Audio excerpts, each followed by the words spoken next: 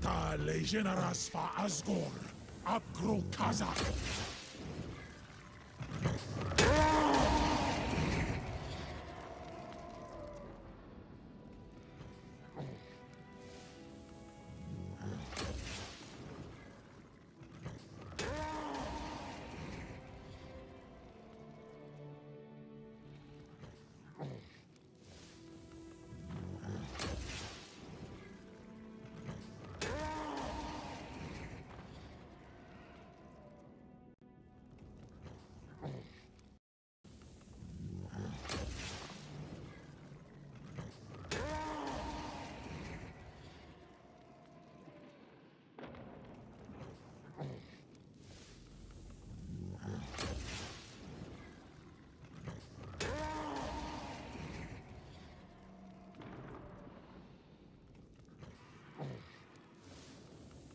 Hello?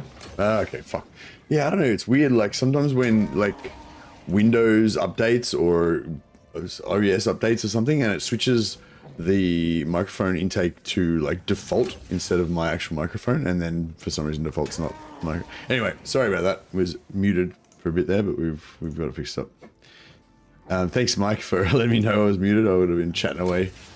But yeah, okay, so... I don't know, I was basically talking shit about the different Chaos Dwarfs, but who gives a fuck? Let's just play Astrogoth. Resets the in and output. Yeah, it's weird. I don't know what's going on with that. Anyway, I won't worry about talking about the other Chaos Dwarfs. We're going to play Astrogoth today. Draz is the coolest. Yeah, Draz was the one that I was initially attracted to, but I think that I get sick of the flying mounts, and so because all Chaos Dwarfs have flying mounts, except for Astrogoth is the only one that doesn't. So I think that might be part of the reason why I like him, because he's always kind of unique, whereas Draz just becomes like, you know, just another flying mount lord. He's just a bit tougher than the others. But yeah, they're all pretty cool. But yeah, Astrogoth's my favorite. I was thinking maybe I should play a different one, because I think I played Astrogoth the last, 3 times in a row that I played Chaos Dwarfs. It definitely seems to be my favorite. But then I thought, don't overthink it. I want to play Astrogoth, just play Astrogoth, fuck it. Okay, so yeah, so Astrogoth, yes, extra conclave influence, he's got research rate, control all provinces, makes it a bit easier to control your slave populations if you're trying to maintain high slave populations, which I tend not to in the early game, but it is what it is. He's got his mechanical overdrive ability, he's got extra replenishment. Extra replenishment is kind of cool, I guess, actually, as well. If you want to take a lot of casualties a lot, then being able to replenish a lot is good. 15% ward save for Bull Centaur render units in Lord's army, so the natural kind of doom stack for him is buffed up Bull Centaur renders. So I wouldn't mind trying to get that happening actually a little bit earlier. You don't really need a full stack. If you have like 3 or 4 of them, that already can be like a really powerful wrecking ball in your army. So that's pretty cool. But really, it's nothing to do with like none of these abilities here really move the dial much for me. Really, for Astrogoth, it's just the actual character of him. Like, he looks cool. I love him running around. He's like a kind of a tanky little block in combat. He's got high mass, so he can push out of infantry and stuff. Can cast spells on himself, on an infantry blob that he's tanking or whatever. And his map position. I just really like his map position. Zatan is kind of safer, but he's up in the corner. Probably, if you want the easiest one, Zatan's probably the easiest, I guess. He's got kind of the safest position with his back against the wall, and you can kind of expand out from the north. But at the same time, he kind of feels like he's at the edge, and he's kind of relegated to the sidelines a little bit for me, and it takes a while for you to get anywhere, and you kind of feel like a bit stuck, like you don't feel like you've got as many options and stuff. I don't know. Draz is cool, but he's sort of like, he's got so many enemies everywhere around him, like I kind of get confused about which way to go, and no matter which way you go, you kind of need to go the other way as well, and it's a bit more stressful, it's not as quite as relaxing, you know what I mean? Whereas I feel like at Astrogoth, it's like, he's got a kind of a nice position, he's got a kind of a nice opening start that's kind of comfortable, and he's really close to Zarnagrund, which means 2 things. He can set up a raid farm there, like just with the raiding army there, to give you a little bit of slaves, which is kind of fun for free. And he's close to Grimgor, and if you don't kill Grimgor relatively early, generally he'll start killing your caravans. So if you want to have caravans running throughout the mid game and stuff, you kind of want to kill. Yeah, you kind of want to kill Grimgor early to make sure they're actually going to be safe. So I feel like he's the one that's best set up to do that. So that's probably one of the main reasons I like him as well.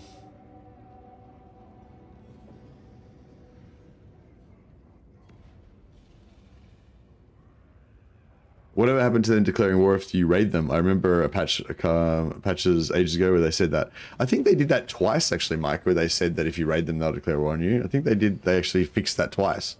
And yet, still we raid them. Pretty sure they still don't attack you. But we will test that theory today. But yeah, so we played Astrogoth not too long ago. And we did the kind of normal thing of rushing Grimgor, but like, and it worked fine. Like we took him out pretty early. I think we took him out like turn 10 or something. But like I stuffed up the turn 2 movement. And so I was like, I kind of felt like I was one turn behind the whole time. And so, yeah, I don't know if it actually made any real difference. Probably, certainly after turn 15, it probably wouldn't be any noticeable difference. You know, Grimgor's dead, still in the same strategic situation, and everything. But it just kind of irked me, you know, like it just felt like that start just wasn't quite right. So I just want to do the first opening like 2 turns slightly better than last time, just for my own personal peace of mind. As always, pretty much as always these days, I always really want to get Chaos Warrior allies for my Chaos Dwarfs. I really like that idea for some reason. Love to get some of them. Form the Astrogoth Girl Alliance. The Astragoth Girl Alliance, yeah.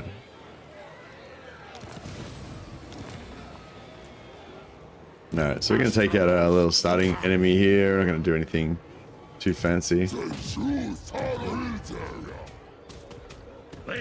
I wanted to do a nap until you are streaming. Oh, that's all right. You've seen the first few turns a few times, Wolf's Paul. Why don't you just have a nap? Just turn the volume down, but leave the screen on with so the light will like keep you company. And just have a little nap for a few hours. Just check in later. You got to look after your health. You got to heal up.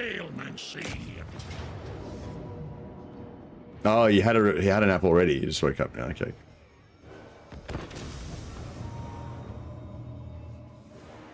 Hey, lately.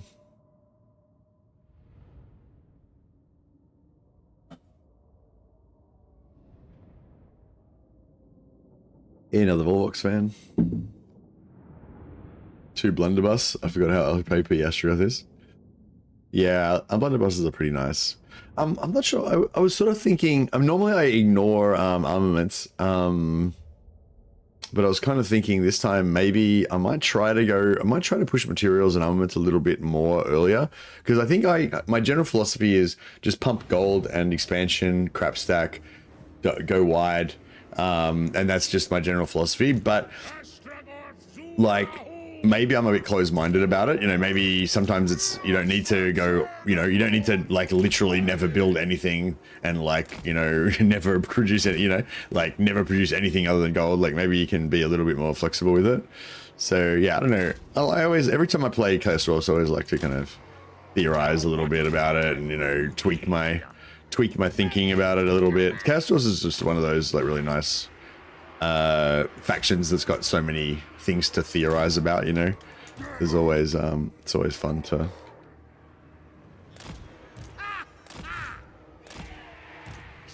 think about it.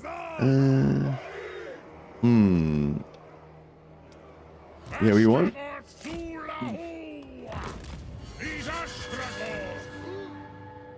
to be able to shoot well. This isn't really going to do it for us. If we can set up that way and have these guys over here, that would be ideal. We'll try and pull out the Wolf Riders first and kill them.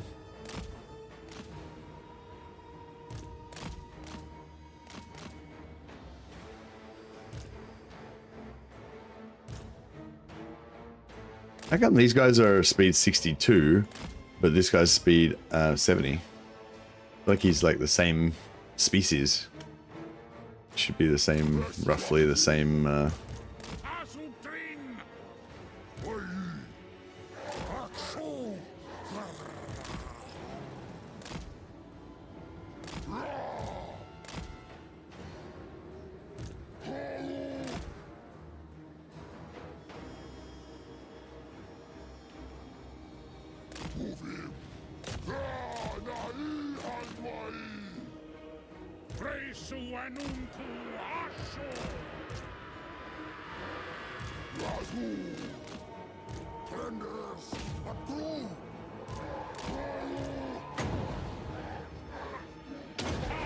Spell wouldn't want to cast for some reason. I'm not sure what happened there. Didn't really work at all.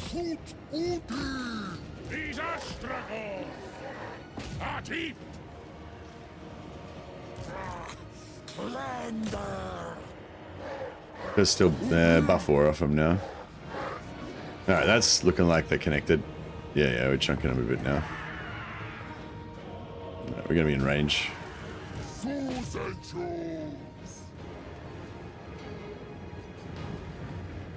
Some fucking route or what? Alright, get out of the way from those Black Orcs.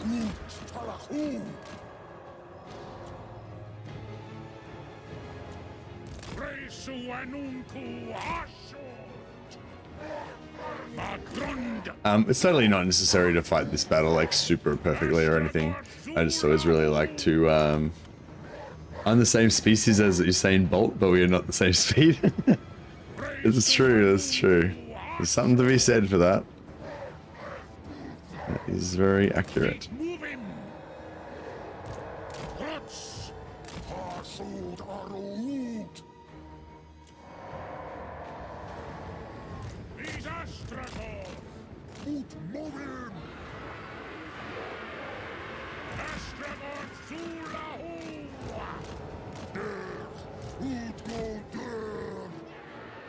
Hey, hello Indonesia, hello from Melbourne.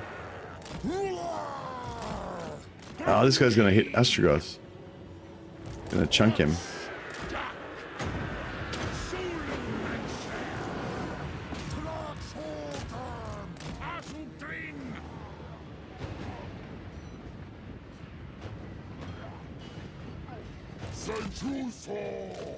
Try and... yeah, that's what I was trying to lure him away from the renders so they could do a bit more damage.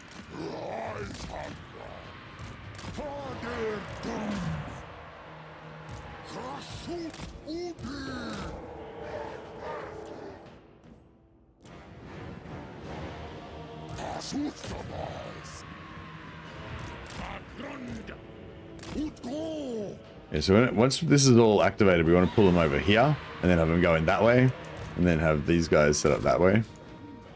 So hopefully we can pull that off.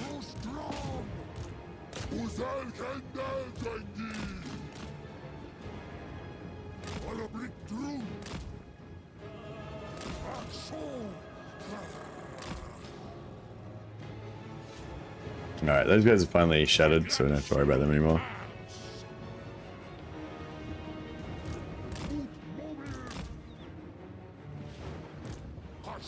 I don't think they're... oh yeah. I think they are actually activated now. Alright, it's not...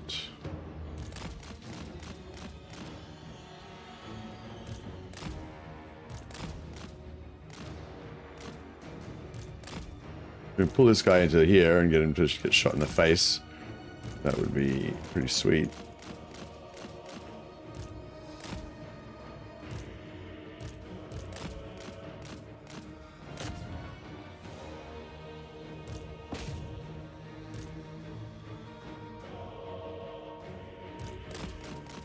Oh, they got shattered straight away. Fuck, that was beautiful.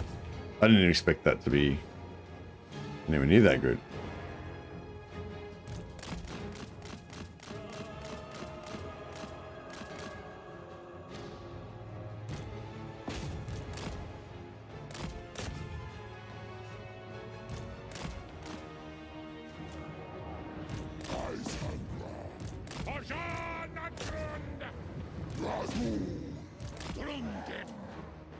Just run around and like dismantle these guys because we've got the mobility advantage now. Well, we do now that we got rid of their wolf riders.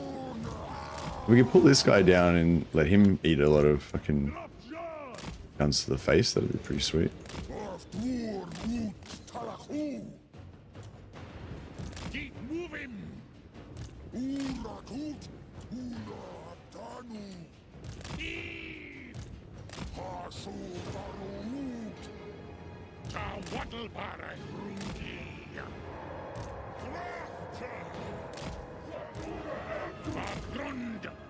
All right, here it is. Let's do it. Let's do it. Come on, give it to him. Give it to him. Oh yeah. Oh yeah. Glorious.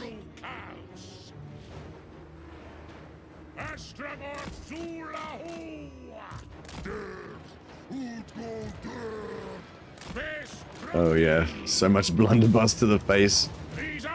Glory.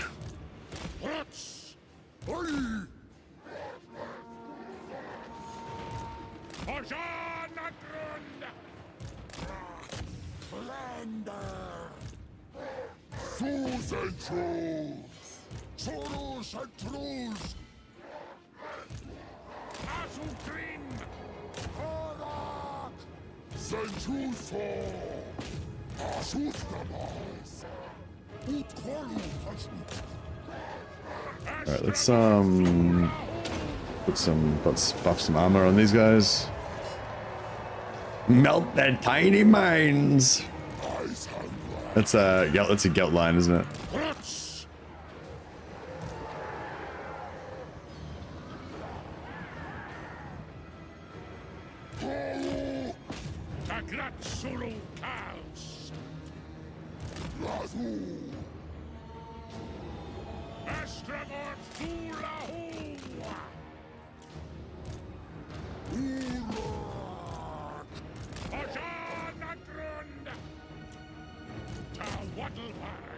Yeah, now we do actually get captives out of this because it's field battle.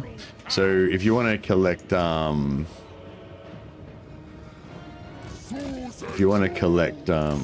this guy going to catch Astragoth?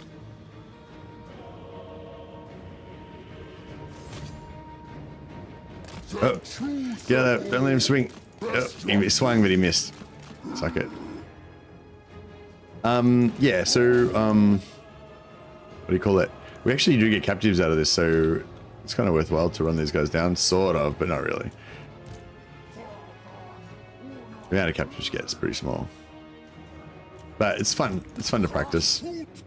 Run down them captives. 16 out of 16. We haven't actually lost an entity of our Bull Centaur renders yet, so it would actually be nice to keep that. Keep that going.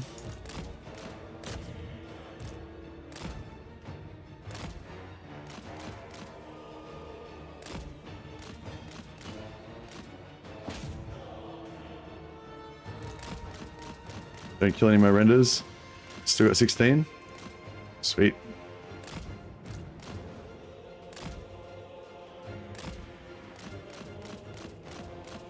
Oh, fuck.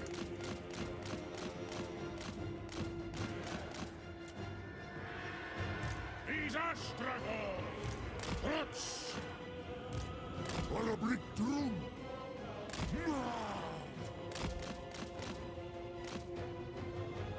All right, 8 shotguns to the face.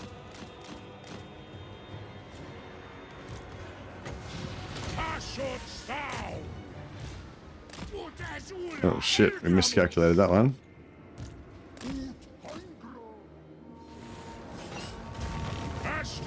Nice.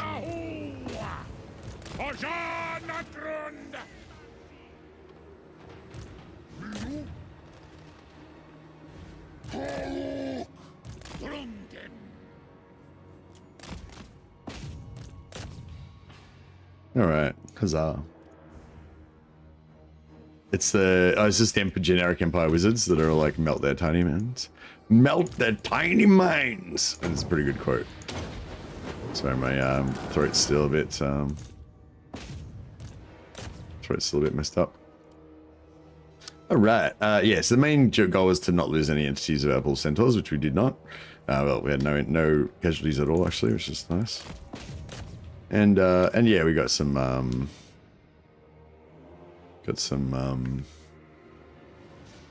captives, but yeah, it's not totally required. It's Gelt that says it, I'm pretty sure. Melt their tiny minds. Oh, unless I could be the Shadow Wizard, actually.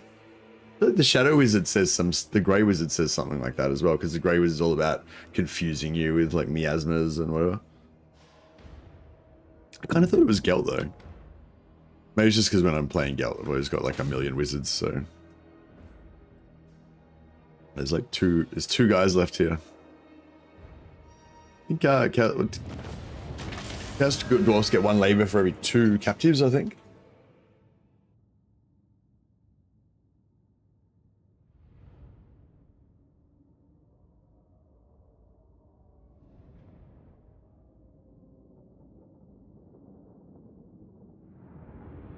So yeah, so the first turn's straightforward. Just take out that settlement, take out that guy, take out the settlement. The second turn though, I think you've got to like sack the settlement, then ideally try to backspace as well, but I don't think it matters.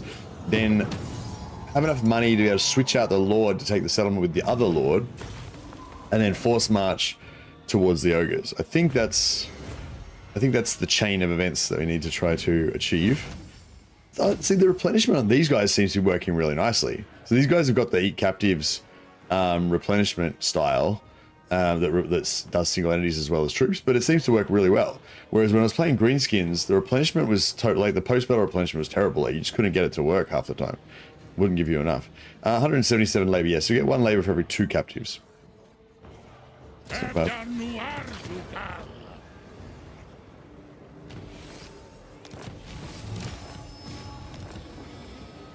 Astragoth. Yeah, I always have to remind myself. And do we get captives from the settlement?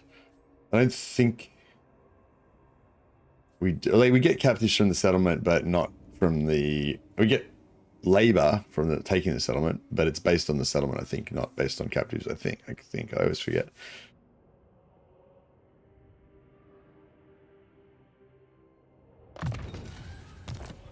The number is relative to your whole army, but the army is fine. The Lord's damage can heal way more. Yeah, no, I'm not talking about the mic. I don't know if you watched the Greenskin streams the other day, but we were doing Greenskin streams. We clearly had multiple dudes damage. We were taking heaps of captives, and it was just giving 0%. It was just saying 0% replenishment, but it wasn't that 0% replenishment where you still get the replenishment. It was like you actually don't get the replenishment, and yeah, it happened. It was happening all the time. Not all the time, but it was happening a lot. And also, when we were getting replenishment, it seemed to be quite often like a lower than expected amount. Like, it was like you're getting like 3% and shit, like shitty amounts of replenishment, or either shitty amounts of replenishment or no replenishment. And it was happening a lot. And yeah, it was just really weird because greenskins are supposed to replenish from every battle against any race, doesn't matter what. And yeah, it just wasn't working. I don't know why. I think, yeah, so one theory we had was that there's maybe some sort of bug to do with squigs, because I was doing a squig only kind of campaign, and just say maybe there's some sort of bug relating to squigs, and they don't, yeah, the replenishment doesn't work on them or something.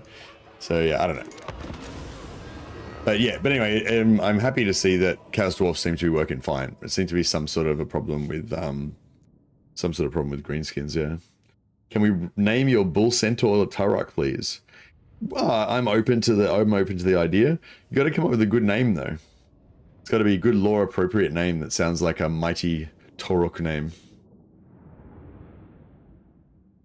We were doing a bit of renaming when I was playing Mordheim the other day, yeah, not like when people like do a super chat and I do a rename usually to honor their sacrifice, but just more like collaborative, like, you know, as a team, we're just like making up names for our characters kind of vibe.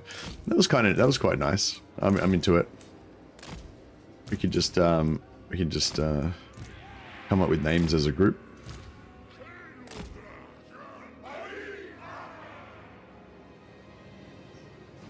Let chaos reign.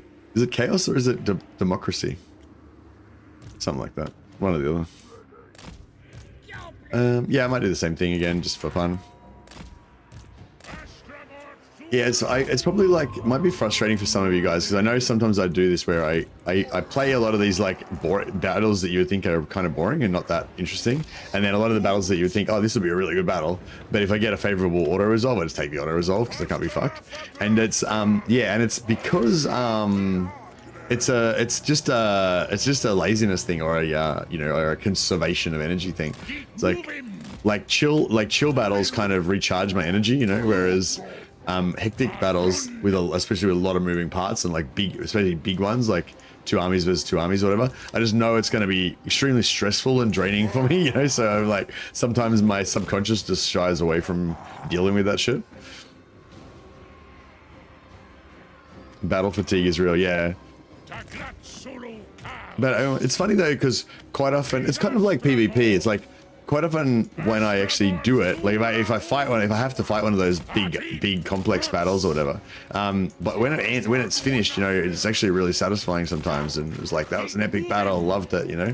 But yeah, quite often my you know, subconsciously or whatever, I'll just not want to do it because I just don't want to have to deal with the you know, the sustained tension and stuff of having to concentrate and worry and all that.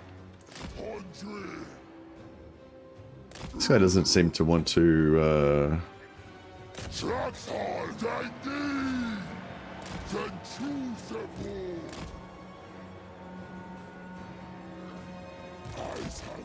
yeah, he's not, I think he's not going to get hurt too much by them because they're really shit and they just can't do any damage essentially, so he should be okay, hopefully. I'm gonna buff the armor piercing on these guys and just stop these guys from shooting my centaurs. Yeah, this is nice. This is really nice actually, because we can kill these guys and then we can drive these archers away and kill them as well, so it kind of works out double good. This is cruisy as fuck. This is what it's all about. What I hate is battles where most of your force is reinforcements. I hate those battles. Yeah, I had one the other day where I only had a small force and I had a whole army, a whole stack of reinforcements, and the enemy army attacked me straight away. Didn't wait for the reinforcements. Like the reinforcements came on, and it was just like the whole battle to it. Like instead of being all organized and chill, it was just a complete mess. But it worked out. We won. We still won. Yeah, so I don't think we need to worry about captives. Every time, I always have to remind myself at the start of the battle, like at the start of the campaign, how things work for factions, because I get kind of so confused. There's so many factions, I get so confused after a while, like playing them all. But yeah, I'm pretty sure we don't get captives from this. Keep buffing those guys. Yeah, that was really bad. It takes a while for them to take damage, like to actually lose an entity, sorry. But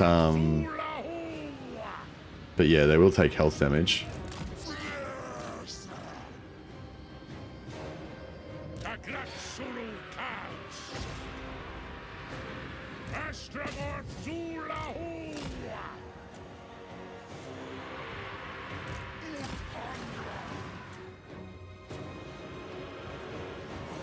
I wonder if we could chuck out some spell damage here. Get him out.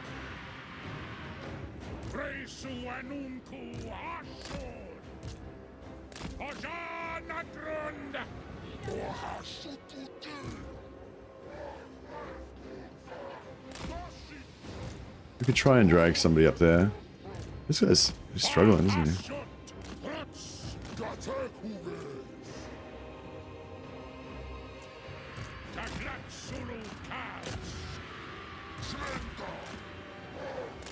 Come on. I got back. I was getting hit a little bit. Alright. We need to try and set this up.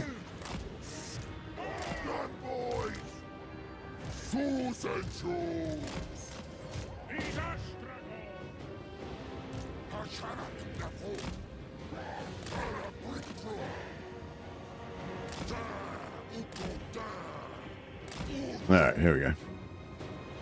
Hopefully we don't get crossfire and get shot in the back here. Unleash the pain. There we go. Glorious.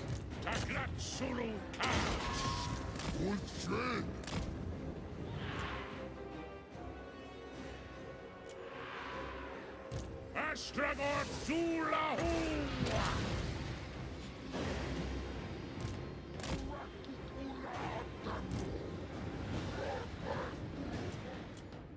Trying to get Astrogoth out of here. He's pretty tanky, but he's gonna get good damage if he just keeps.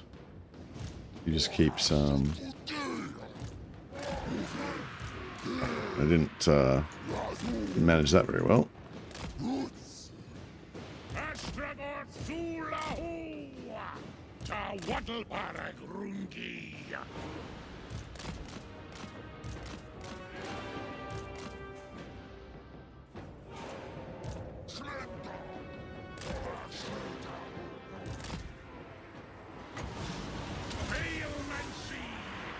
What's going on here?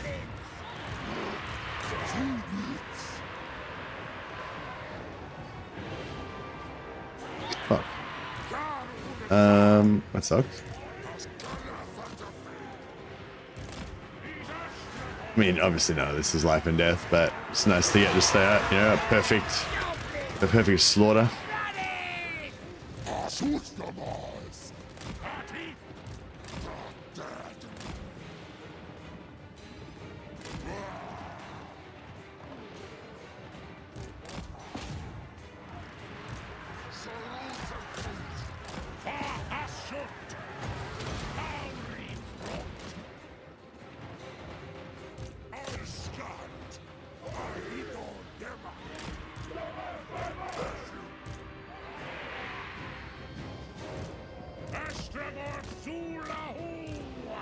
Break. There we go.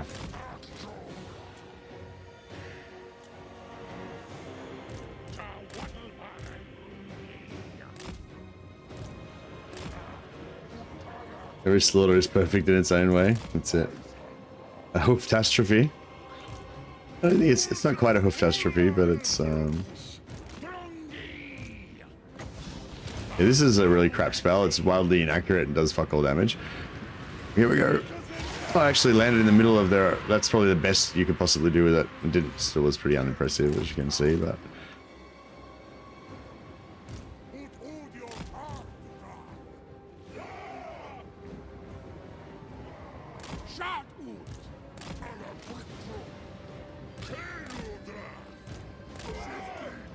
And maneuver these guys around.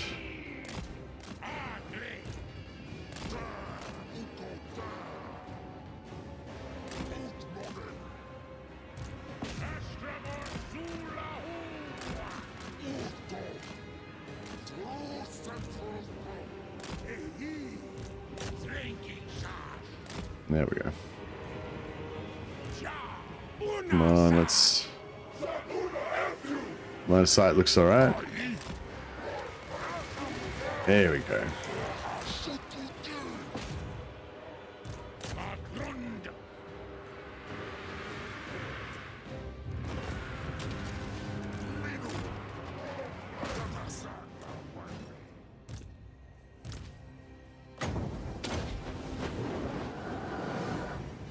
Good thing the other spells in the lore for shoot are really strong. Yeah, if you overcast it with the triple, when you do the triple, like three projectiles, and if it's a big blob, and it's a short range, you know, then it's actually not bad. But yeah, the non-overcast version, especially at long range, is super inaccurate. I think it's the short range is really accurate, pretty accurate.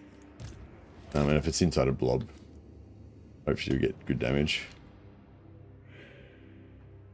But yeah, it's nothing to write home about either way.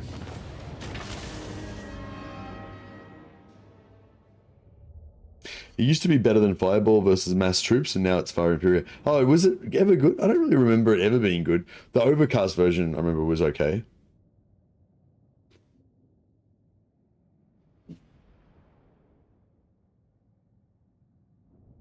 But not great. Yeah, the non-overcast version, definitely nothing to write home about. Even the overcast version, you know, by the time you got that, you already got higher level spells that you'd rather use. And yeah, I think we're just gonna go outpost.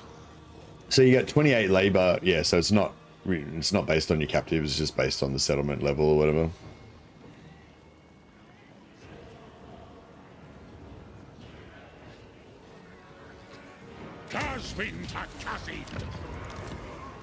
All right.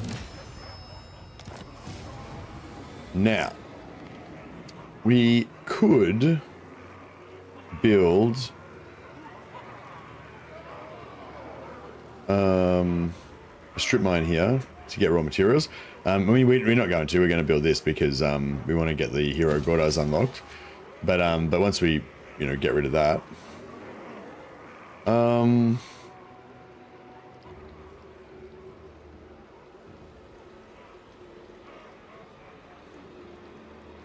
what do you guys normally build here? You normally build I normally build the ash level so I can get a Castellan hero.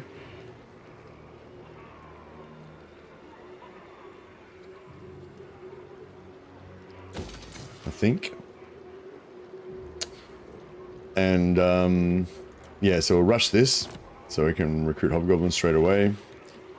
And yeah, I think we rush this as well. And we recruit Astragoth, recruit another lord. Needful lords are good for magic item drop chance.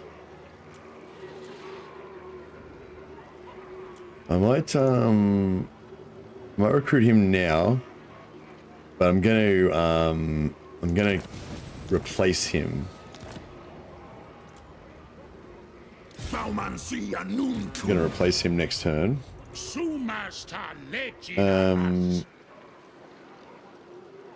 The Great Taurus is actually pretty useful early on, but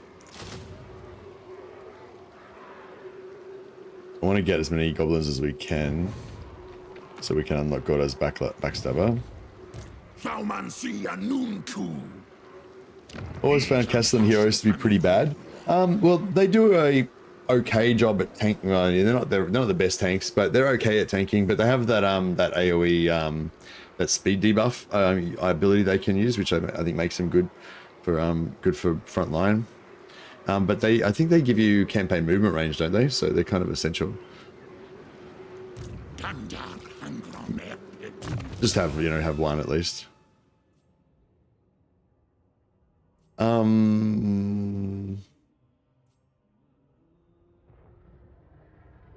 Yeah, so this is actually, you would think, because you're really obsessed with getting more labor, more slaves as Chaos Dwarves, you'd think this is really important. But labor gain post-battle is just the instant labor that you get straight after the battle before you choose. But where you get the really big labor is from when you get a lot of captives and you use the post-battle option. So this does not affect the captives. This is just the instant post-battle. So it actually doesn't really have much. This 15%, it doesn't increase your amount of labor by 15%. It increases it by, maybe 3%. It's not very impactful. Hey, Hybrilis, how you going, buddy? Haven't seen you for a while. But I mean, it's not bad. It's not a bad skill. It's still good. Post-battle loot's good as well. But yeah, I used to think that was like a must-have, but now it's like, eh.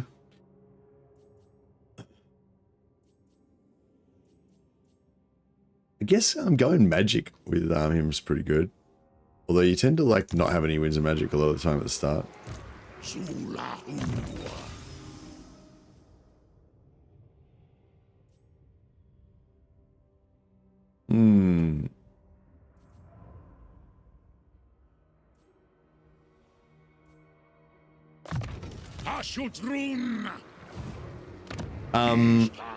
And yeah, I'm gonna rush that as well.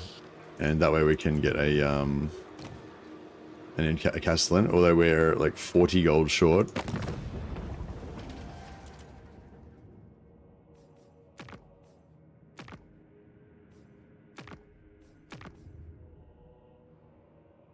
Dissenter Lords of Jinsen. Fetch the little cleavers. This meat won't take long to prepare. The hunger. Go after them. Rock Skulls are at war with Azag. They're going to get wiped out pretty quick, so we can go to war with them. A little gold.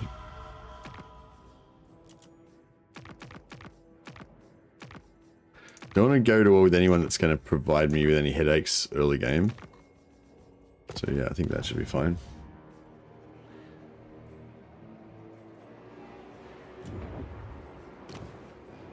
What do we got? Callus. Yeah, see again, it's like income and post-battle loot, but that and post-battle labor doesn't actually really add up to that much. Hubristic ward save. Ward save's okay, but yeah, no, I think we'll go for the Callus. That's kind of cool. And yeah, these guys have increased mobility.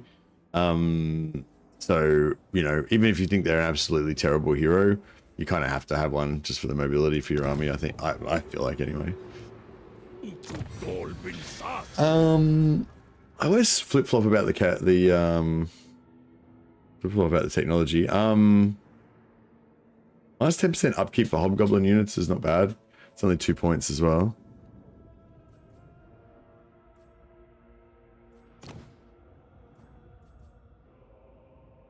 Labor game post-battle, again, not a big deal. You want captives. Yeah, you want captives taken, but there's nothing that increases that in the tech tree, unfortunately. I don't think. I thought there was, but maybe there isn't.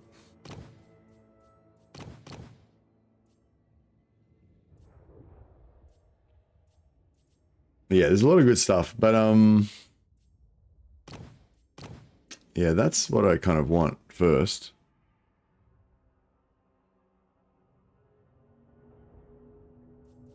That's what I want. I want as a priority. All right, I think we're good for the first turn.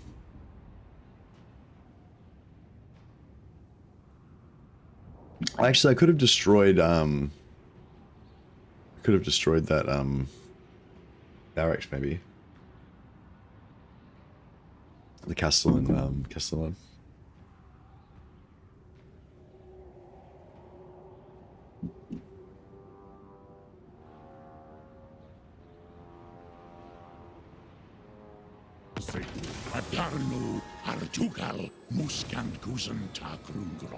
Right, 3 battles. All right, guess we can do that. Yeah, so he's currently got 115 movement.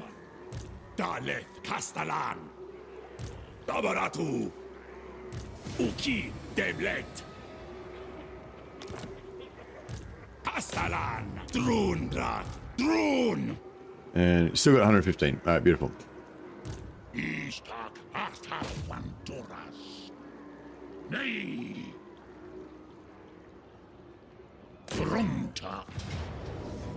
All right. So yeah, so we want to backspace this guy. Asumor Angas Lock Atadoxdog Up Astrogoth Arax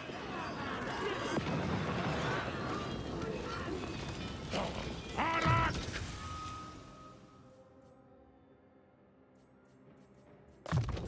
Some more speed. Alright, so I'm going to try and backspace this after the round. I'm pretty sure I put it in slow mode, but yeah, sometimes it's hard to tell.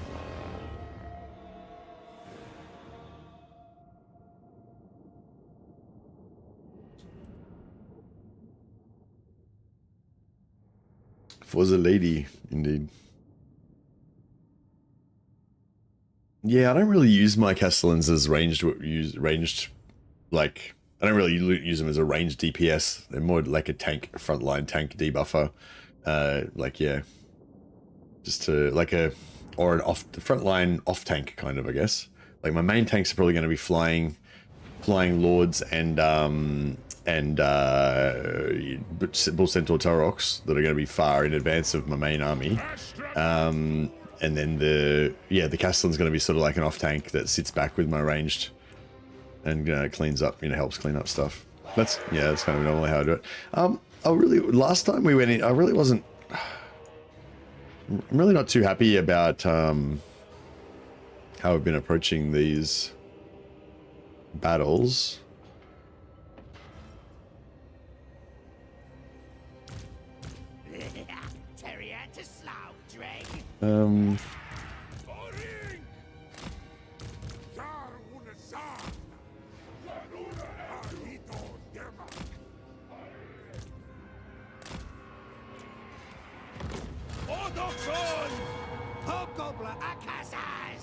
This was boys.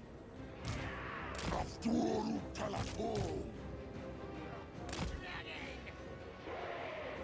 it fast.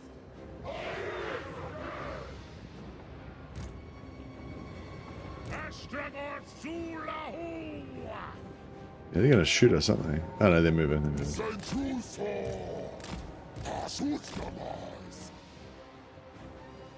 As well as truly the best race. They're pretty good. They're pretty good. I think we get super close and shoot this like point blank into them. That might be alright. Zulu Manser! Wonder why he did that little. That was interesting. Astragoth! I tried to shoot sideways through, but it didn't penetrate, and so it sort of did fuck all. Killed 2 of them.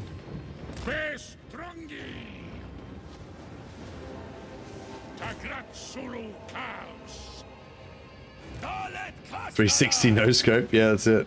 Just freaking nailed him. He's Astragoth! Ashot's thou! Ola, move him. Marcus Grunzen. Oh, that was better. Still kind of missed though. Astragoth Zulahu! Askazar Bakus! Ula ut Adugal Faudu! Udi Aske! Lefro! Hey! Giffen! Ut Hanladish! Ta Waddlepara Grungi! Tauri Rot! Milton! Here we go! Yeah, it's just like it's awkward getting in here without getting shot by a lot of stuff, and yeah, I don't know. I guess I could send this guy in to terrorize these guys. Might be the way to go.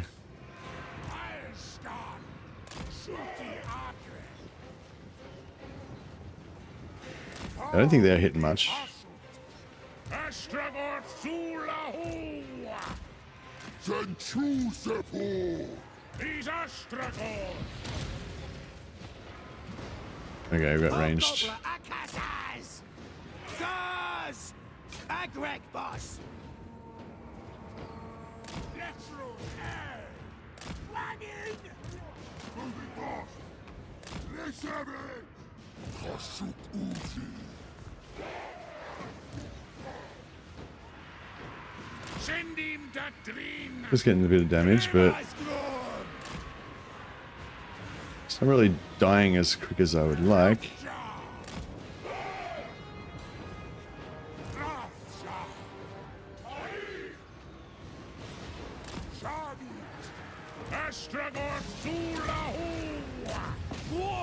Okay, this is looking good.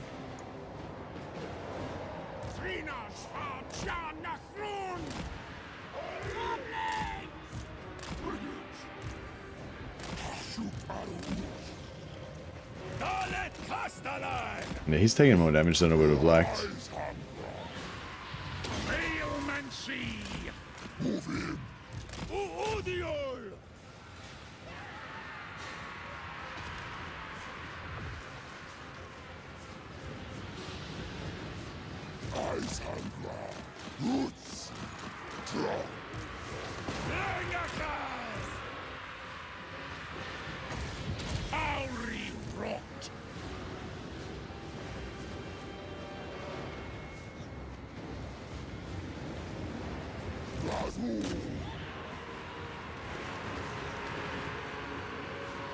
Right, fuck it, let's just get it happening.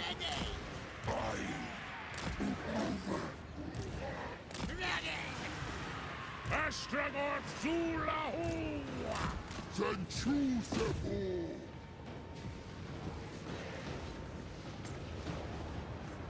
Resu Anunku Asho!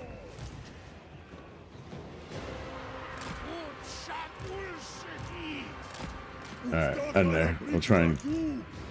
Yeah, it's just awkward, like, to try to do it perfectly without taking a lot of damage, you know? Yeah, I haven't really figured out. Want some? I don't know. I guess I don't play him often enough to really perfect it. Hobgoblin attack! Shruggy, boys! Goblins! Stab 'em! Bestrangi! Astragoth Zulahu! Ashut Sarasho!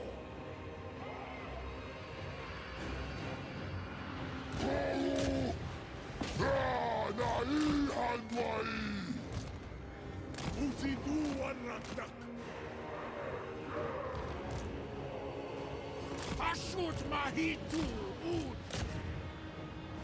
Magrund Zulu Manser! Alright, I can... okay. Ish. Takalongs, boy! Nash back low! Dossitso! Mushtak! Yeah, Vela sweetak, aye? Vai Sautu! Pondri! Bestrangi! Tadertu! This isn't good. Getting, orc. Getting bashed by orcs.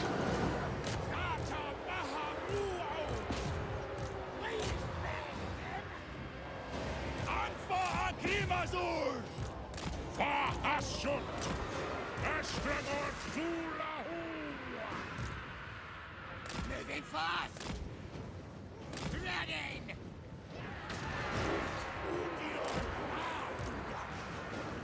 The lads are ready! There we go. Moving fast! Oh, come on, blunderbusses. Oh, stop, don't stop moving. Running! Now, these fucking goblins are in the way.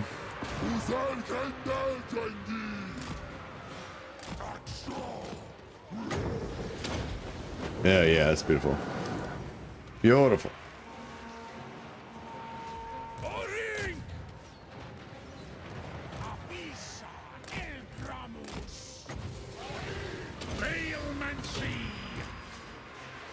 It's like, even now, there's still a fair bit of stuff left. It's like,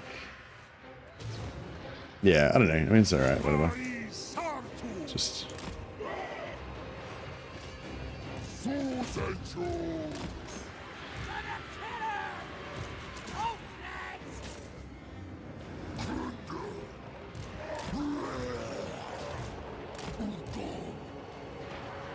Yeah, it's nice.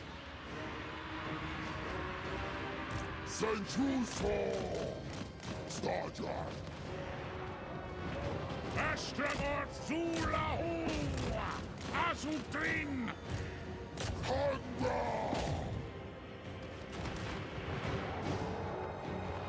Officer Irgramus! Waddle! I don't really mind if these goblins take a bit of damage. Want some? Ah, cows or goose gates?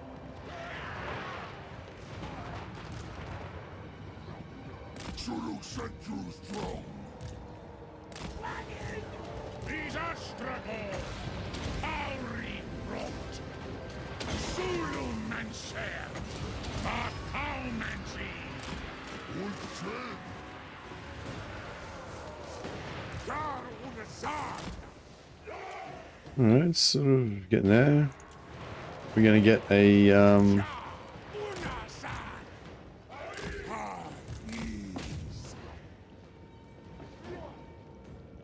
Magrund! yeah, there we go. Annihilate them.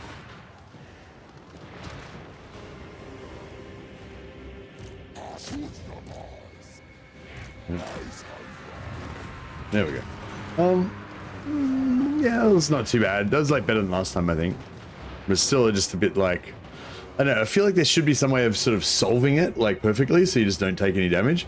But I mean, they probably, maybe we could have pulled some stuff down and I don't know.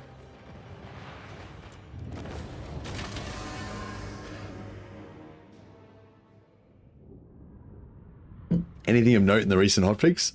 Or if you're already on the 6.0.3 beta, it's just the same as that.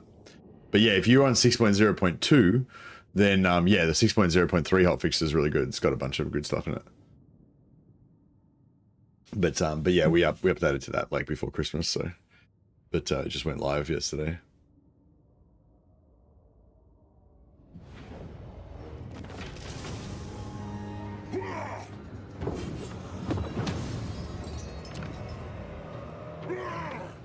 Yes, that 98 that we got instantly, that's the one that gets buffed by all those skills and stuff. And yeah, this 270 I think has nothing to do with the captives, it's just because this settlement was a bit more valuable. Hey, Endless Orbit. Curious, do you agree with Legend of Total War's difficulty tier list? I haven't seen the video, sorry, buddy. But if there was anything particularly topical or interesting in there that you want to discuss, lay it on me and I'll give you my opinion. But yeah, I haven't actually seen it, sorry. Was there, yeah, were there any hot takes in there that you thought were a bit contentious? Oh, okay, so we want to sack it. And yeah, this is what I didn't do last time. I'm gonna sack it and then backspace if we can. Oh, yeah, that was not a bad backspace. So normally when you don't backspace, they'll retreat to about here. So I mean, ideally want to stop him like right here so he doesn't move at all. But that was pretty good. He didn't fully anyway.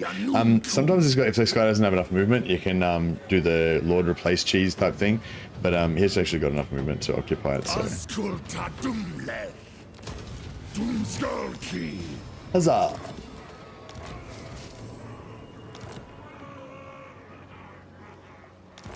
I upped to the new beta patch and it worked for a bit, but now I'm back to constant crashes. Okay. Yeah, I haven't had any problems with crashes at all. I wonder what that's about.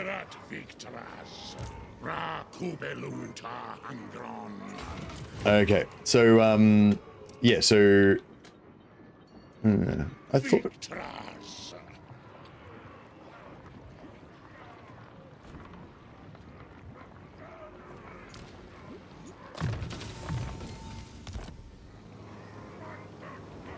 Astragoth is Victraza.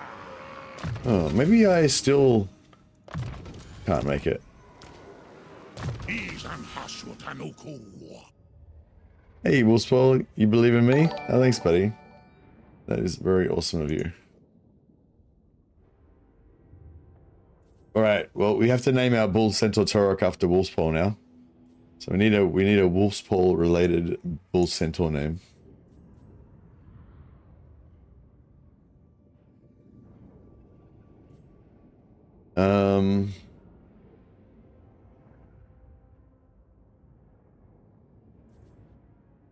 I'm kind of thinking of just going after the magic and just getting, you know, getting the hammer and dark sacrifice as soon as possible.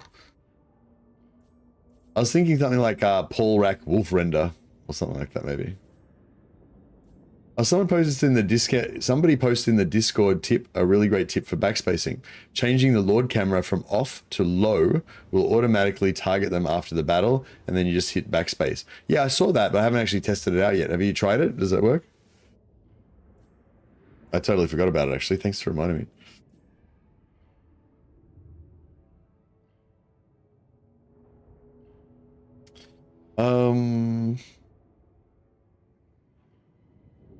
Just the annoying thing about this is like, the annoying thing about going spells is that there's no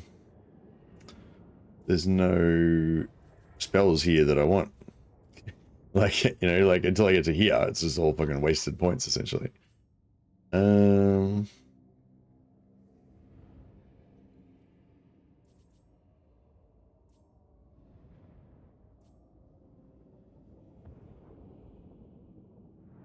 I guess Flaming Sword of Ruin is pretty good for our archers. Nah, Ashstorm I never really like too much. If you've got like heaps of winds of magic, so you don't care about efficiency or anything, it's okay. I like the minus 25% speed.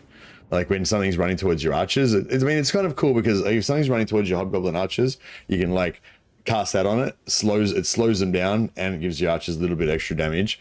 And then if you stack it with another speed debuff as well, it's, you know, it's kind of okay. But yeah, I don't know. I don't know.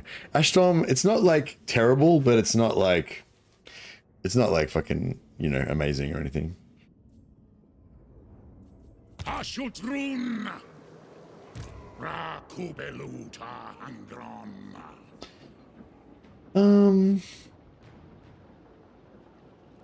Victras. I think,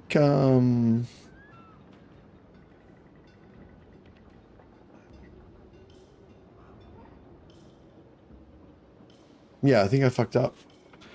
God damn it. I fucked it up again.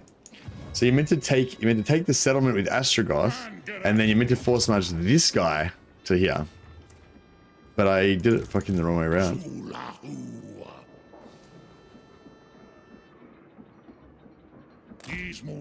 Because yeah, even see he still can't make it there. Oh actually no, I think even if we did it that way it might still not work. Actually yeah, no, it still wouldn't have worked anyway. I think the only way you can do it, I think, is if you build somebody said if you build blah, blah, blah. Yeah, if you build this on turn 1, it gives you 10% extra campaign movement range, then it will actually work. And then you can take this on turn 2, on turn 3. Yeah.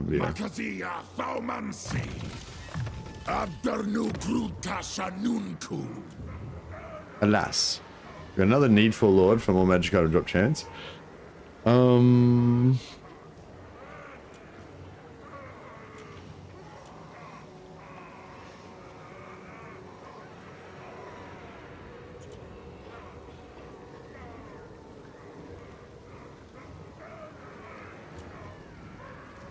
Thirstful's not bad.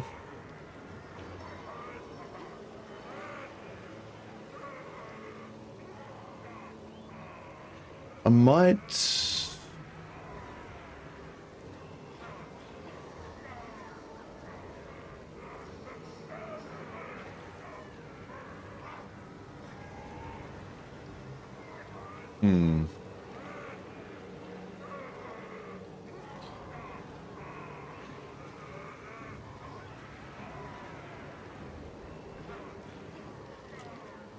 Sotanunku.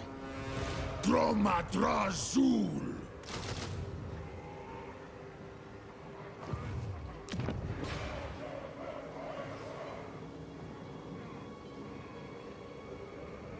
Yeah, I should have got to that last turn, I think. We didn't really need that.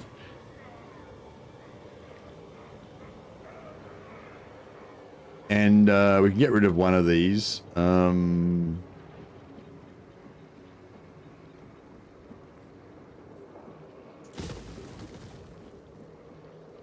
No, we'll get rid of that one.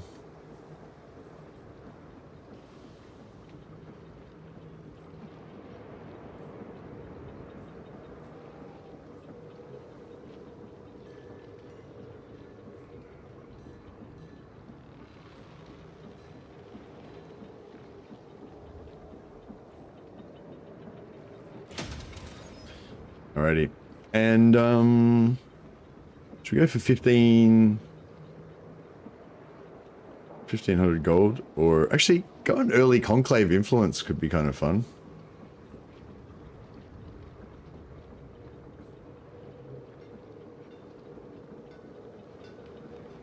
Go money just for safety, because if you run out of money, you know, you're screwed. Hey, Bad Miracles. Cash is king, indeed. Yeah, so you didn't have any, you had no thoughts about the difficulty tier list, Endless Orbit? Nothing you wanted to discuss about it? Yeah, I'm not really into difficulty of the base factions too much. Like, it doesn't really... I'm more interested in, like, you know, making up my own objectives and stuff, which, you know, sometimes are quite challenging. But yeah, like, it's not that difficulties are relevant, but I don't spend a lot of time thinking about which faction's harder than the other ones, you know. I choose the factions that I want to play mainly based on how interesting or fun I think the campaign will be or how different it will be, or how long it's been since I last played that faction, you know what I mean? I don't really worry about whether they're hard or easy too much.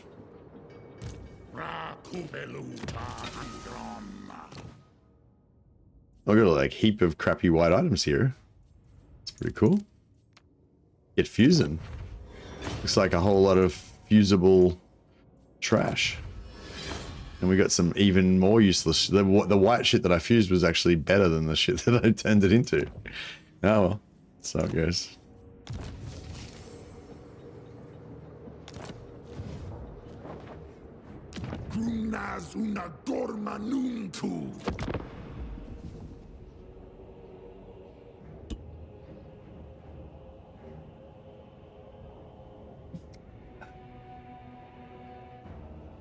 Yeah, I watched a difficulty video that Lady Legend did ages ago, and yeah, I thought it was quite interesting actually. We're not ages ago, like a few weeks ago, or maybe a couple of months ago or something like that.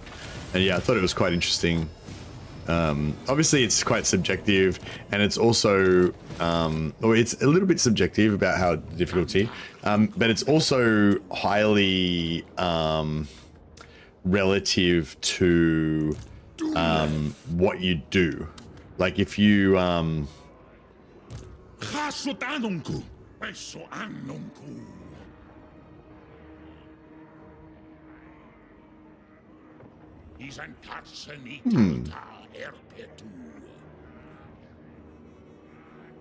Dum thaumancy.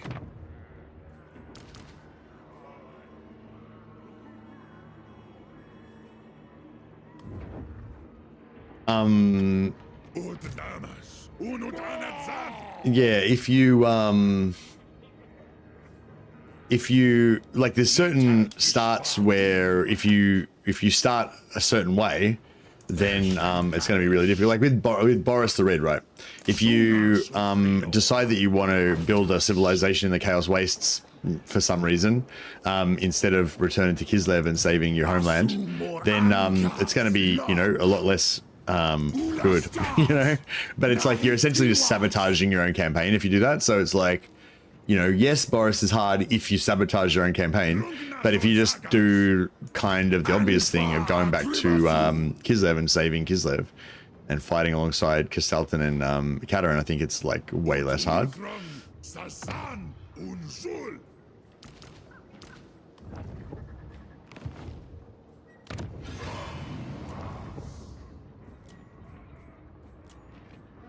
Another needful.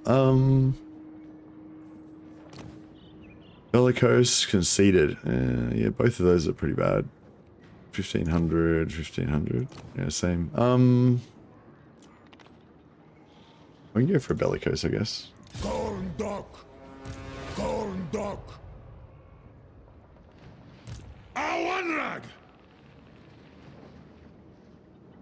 Got Gristas Wanas. Zebartu Tabaras Ahashut.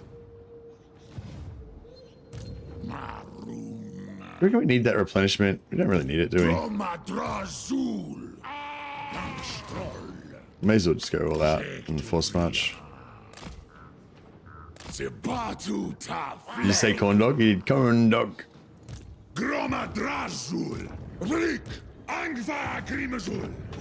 Alrighty. And yeah, so I was sort of thinking, yeah, maybe I could go double money, but I mean, yeah.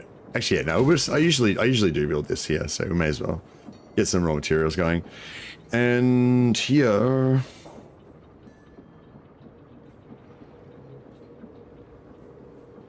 we could build that. Just get some gold flowing. I don't usually do that, but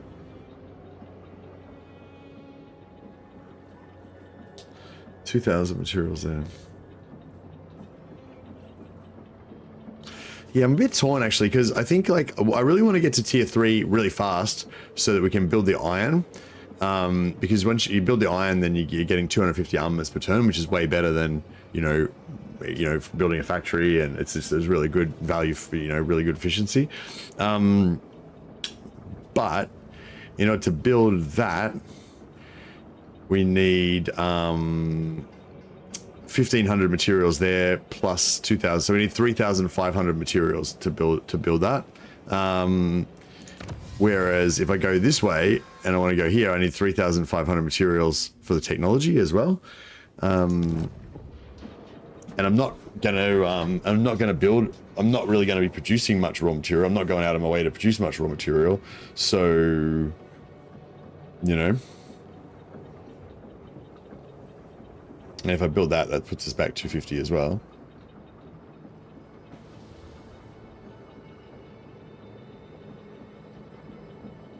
Almost better off building this here maybe, and then deleting that.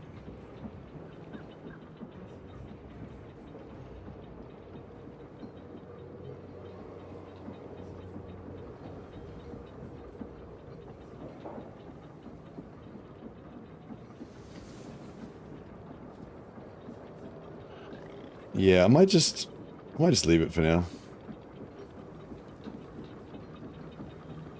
See what happens.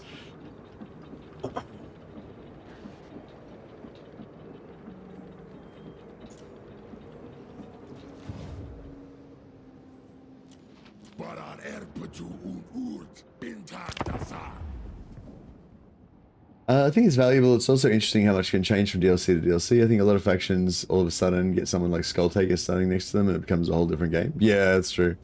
In my opinion, grand strategy games are always as fun as you make them. There's always 1,000 ways you can abuse and cheese the AI. How much, up to the player, how much you want to do that. Yeah, well, I mean, when you first start playing the game, you don't know how to do that, so you don't have the option. But yeah, the longer that you play the game, the more skilled you get at the game, the more knowledge you have about the game, you know.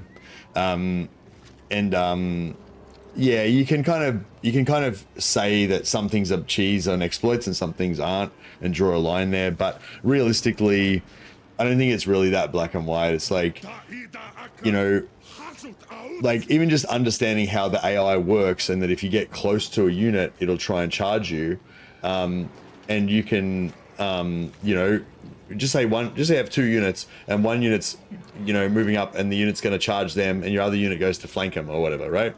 And then maybe they don't charge for this unit because you didn't get close enough or something, and so then you can't flank properly with your other unit, you know. But if you know exactly how the AI like locks on and stuff like that, then you can move this unit just the right amount so that this one will charge it, so then you can flank it, you know.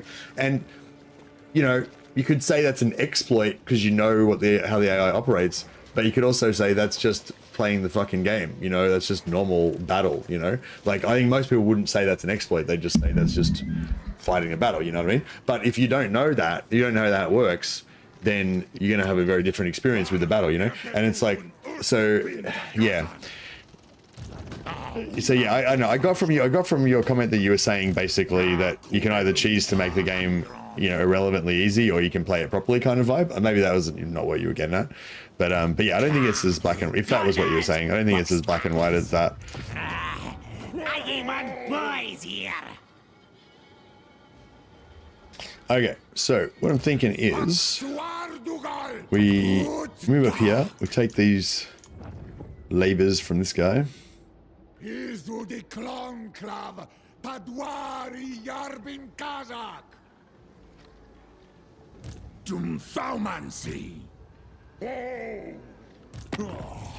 battle might be actually pretty rough. There's a lot of fucking ogres in here, hey?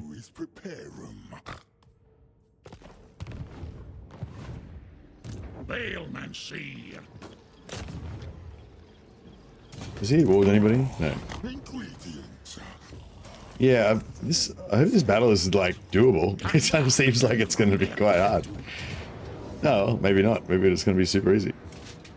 Hardly an inconvenience. But yeah, like I wasn't really talking about how much you cheese or don't cheese. I was more talking about making like house rules for yourself, or restricted, you know, self-restrictions, or you know, or having a particular goal in the campaign that's not, you know, just to get your campaign victory, but you got some other specific goal you're trying to do, that makes the campaign a bit fresh or different from you know, maybe you've played it 100 times before or whatever. That was kind of more what I was getting at. Sometimes that house rule might be not using, you know, no wasting ammo cheese, or no, you know, no blobbing the AI, or no corner camping or whatever. But it might just be something else as well.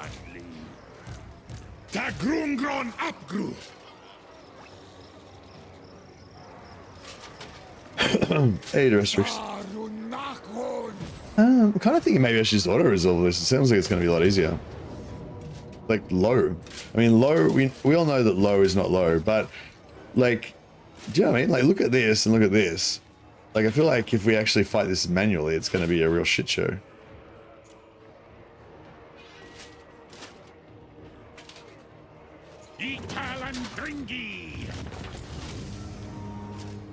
It was pretty convenient. I dig it. All right. Let's sack that. Doomskull key. I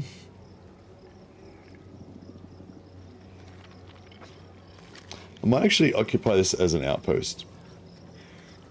I usually always occupy it as a tower, but I don't usually use it as a tower.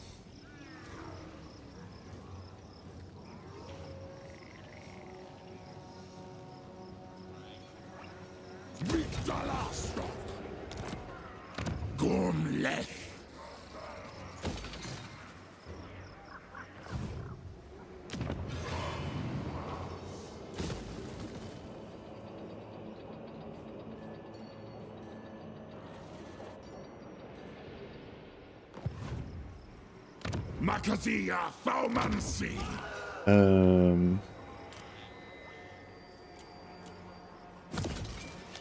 200 gold to transfer there. That way we can recruit goblins in this area. Suna sufrio arnu haltats. Zul unajar. Afsepuzan suminu. And we'll get rid of... How much these Orc Laborers cost? 75. Probably should have used... what's the logic behind not using it as a tower? Because a tower doesn't provide me any economic value. Whereas if I build this, then once I replace this, I can replace this with this basic gold building. That only costs me 750 gold to build, and it provides me with 150 gold per turn. So it's a very low investment, and it'll just like give me a good economic return. If I build a tower there, it'll give me basically no economic return, well,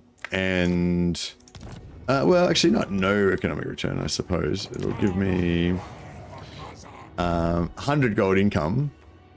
Actually, maybe, I suppose, well, actually, that's 100 gold income with no investment versus 150 versus 200. Or you get 50 from that. 200. Yeah, 200. So 200 gold with 750 investment, or 100 gold with no investment. I don't know. Yeah, I don't know. Maybe you could argue either way.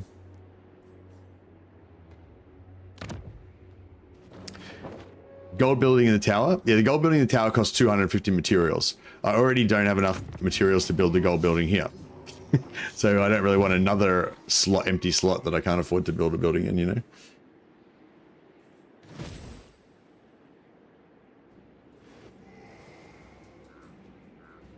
Yeah, it's 250 materials.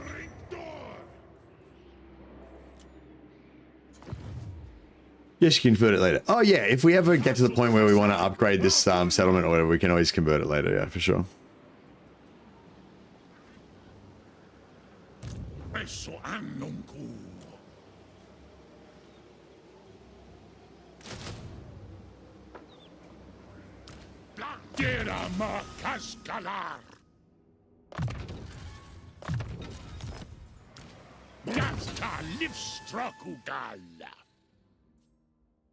Yeah, it's funny, like the complete, like basically the thing I like about the Chaos Dwarfs is that there's an insane amount of complexity to how you can strategize their campaign and their economy, but there's also, but you can also just not worry about any of that stuff and play them very simply. You know, you can kind of cut through all that and just make it really simple for yourself and easy as well. So it's got quite a cool, excuse me. It's quite a cool duality, I guess you would call it, or whatever.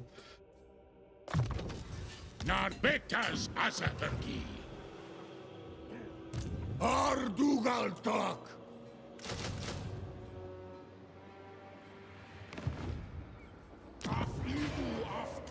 Yeah, yeah, that's it. And they're both like, yeah, that's it. There's lots of different ways you can go, and all of the different ways that you go provide you with good good options, you know, cool stuff that you can do.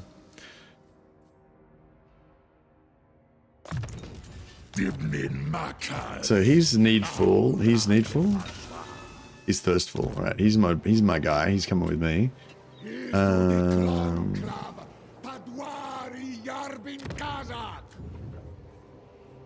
Another needful. Conceded. Nah. We go for another needful.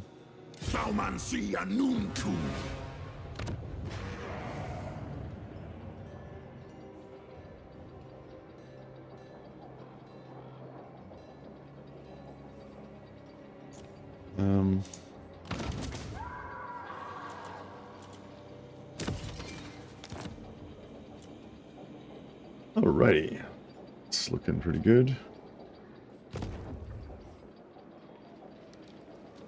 Load population -7. Yeah, it's not too bad, I guess. Actually, we'll rush that as well so we get materials faster. And then, yeah, nice. So we got enough labor to start producing a bit of materials. Very good.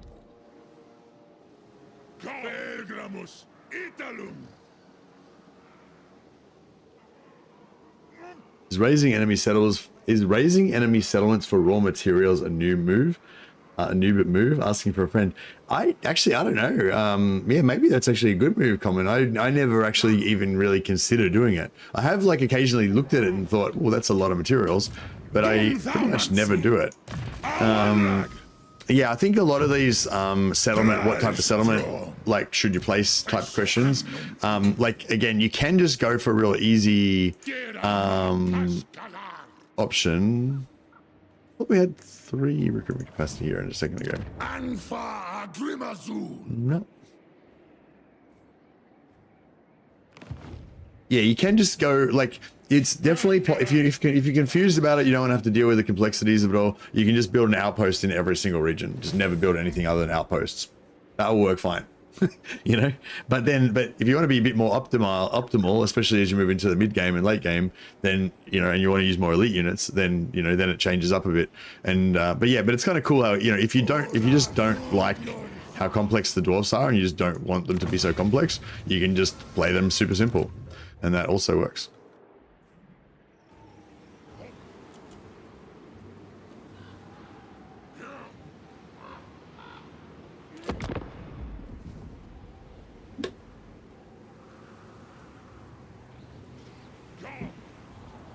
Is Vasily here today?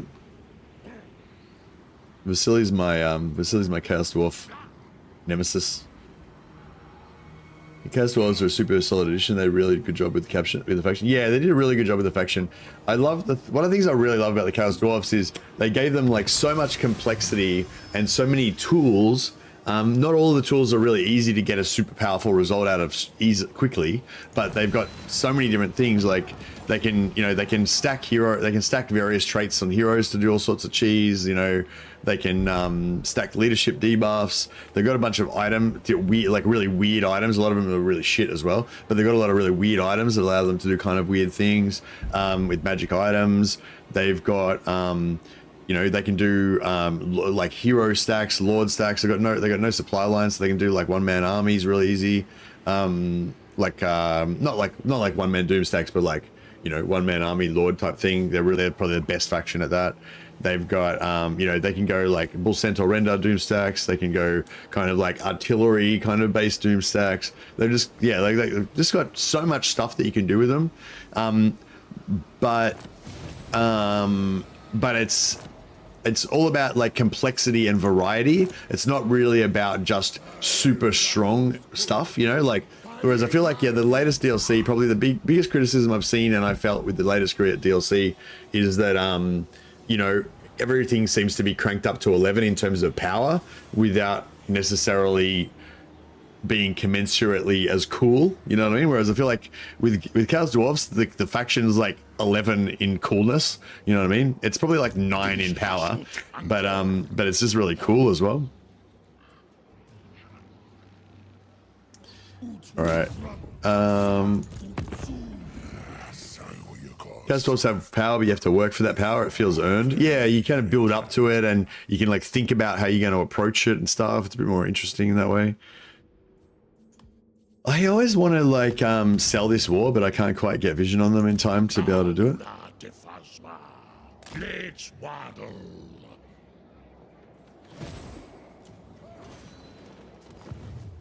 Dumleth! A Kazakh! This is my land. Vaumansi Anunku.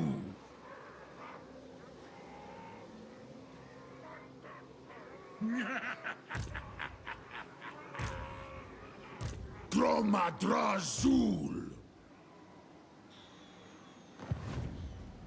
Angva Grimazul. Godakrum. Krumnaz una dormanunku. Karis Khasudzibartu.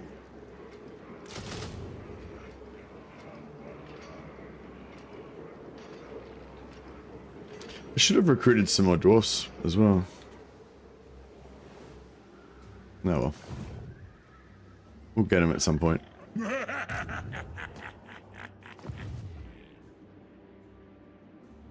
Peso annunku. Forget it.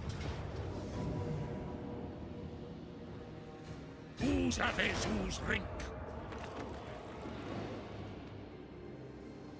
Awanrag.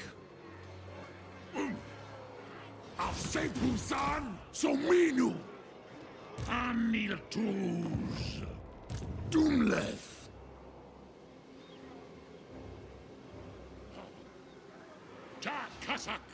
How many troops we got there?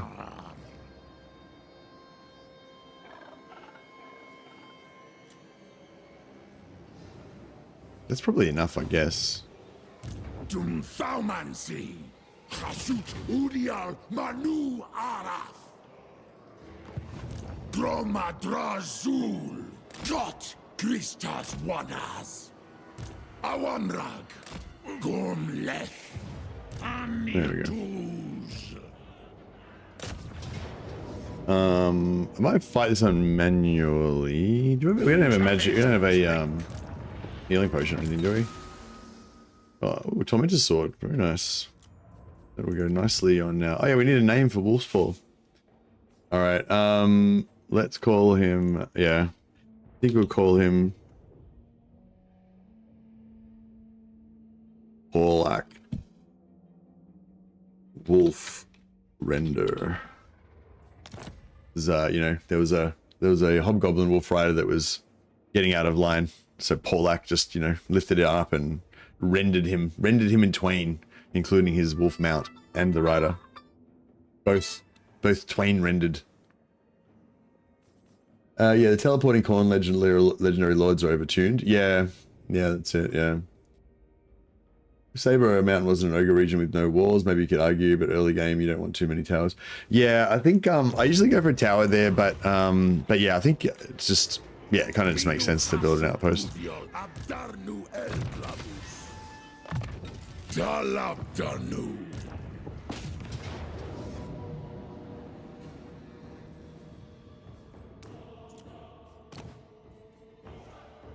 All right, let's see how we go with this.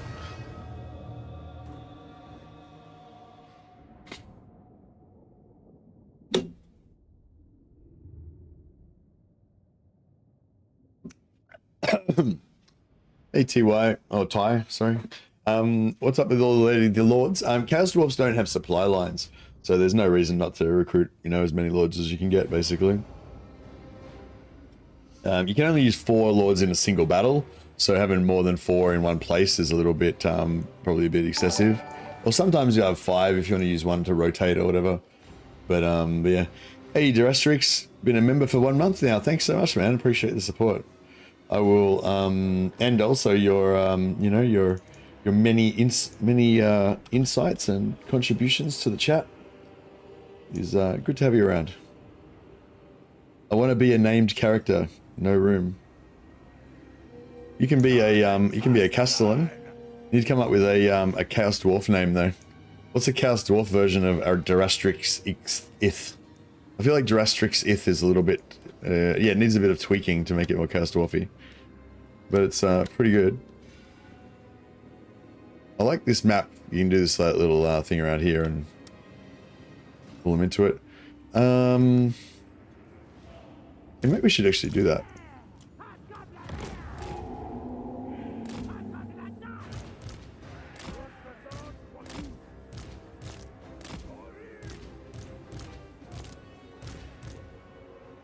The only problem with that is there's no, there's not good line of sight there for your guns. Derastrazar Zithax. That's pretty good. I think more Hermit's on the right track. What do you think about Derastrazar? It just has that more of a Chaos Dwarf vibe to it, doesn't it? And yeah, Zithax, Visavs, Zithaz, yeah.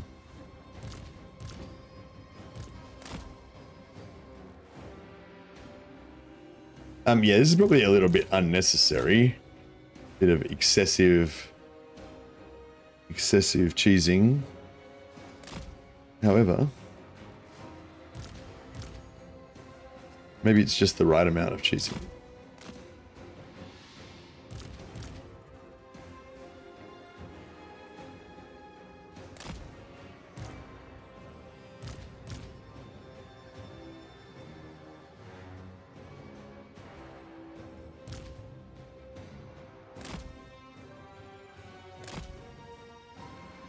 Durastrixen Ithson. I don't know if we want the suns though. I think if it was a dwarf, if it was normal dwarfs like Dowie, then I'd definitely be all about the suns, the suns and suns. But yeah, I don't know if Chaos Dwarfs are into the suns and suns. Certainly not as much as the normal dwarfs are, I wouldn't say. Yeah, these guys have really nice kind of, what are the pistols called? They're not called Drake Fire pistols. They're called something else. There's no excessive cheesing.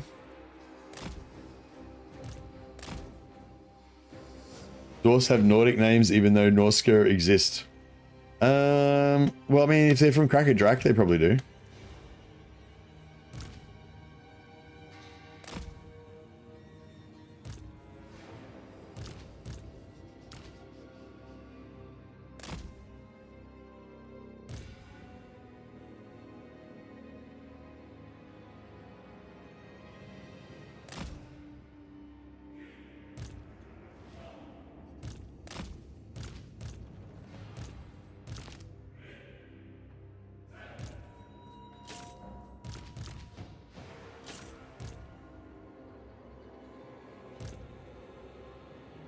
All right, let us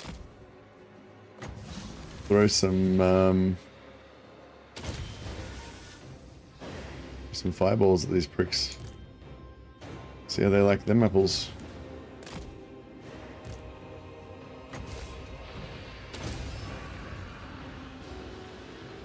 Oh, what turn is it that we get the convoys? Is that turn 5? I feel like it's already turn 5. Is it convoy time?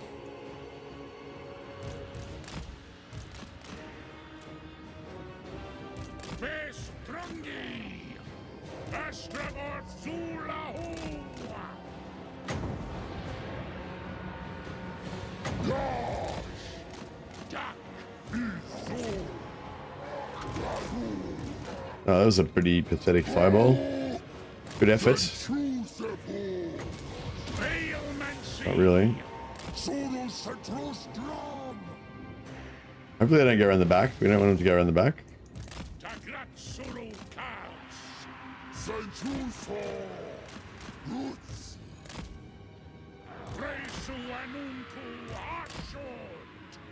Here we go.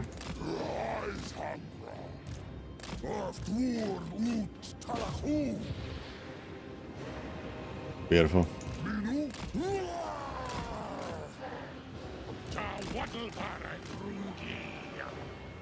Glorious. All right, you guys get out of there. Around. Keep moving.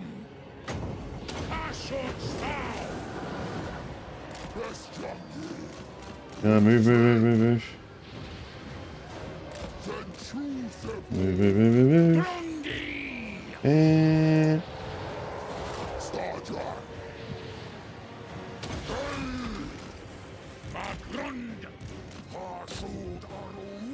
beautiful.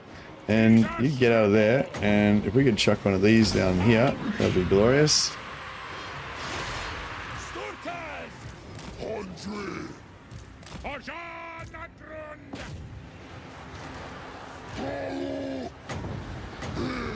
The carnage of the humanity.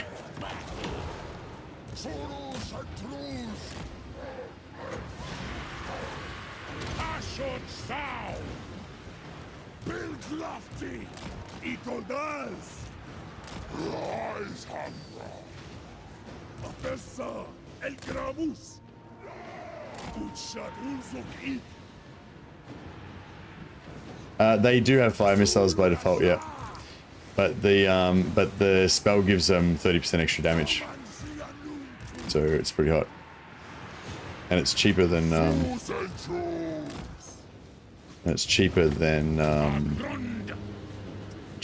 Ash Storm as well.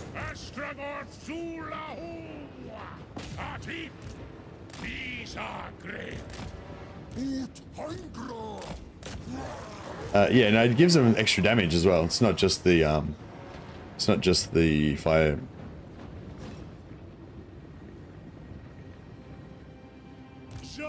Oh yeah, blunderbusters don't normally do fire, but yeah. There's yeah, a little bit of damage on the single entities, but yeah, alright, not too bad.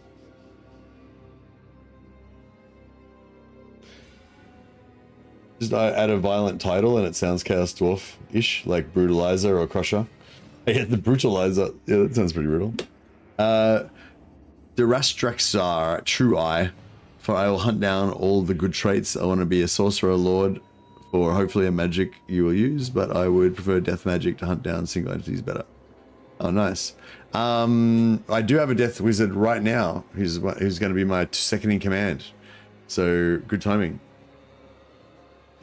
I feel like True Eye is no good for Chaos Dwarf though, because it's too... True Eye is too, like, noble sounding, you know? It sounds like a noble eagle or some shit. It should be like Scowl Eye. Cruel Eye. Cruel Eye would be better. Do you want to what about Cruel Eye? Durestra Iron Will. Yeah, I feel like Iron Will's too, I feel Iron Will's too noble as well. What about Burnt Iron? What about Black Iron?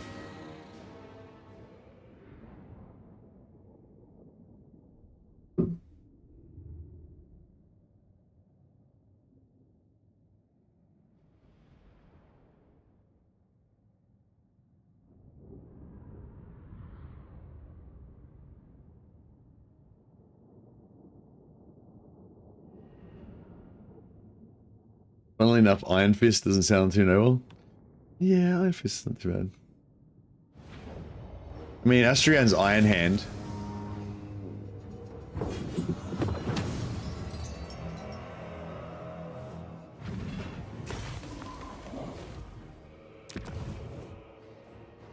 I'll accept Durastrazar, but Iron Will and True Eye are not evil enough.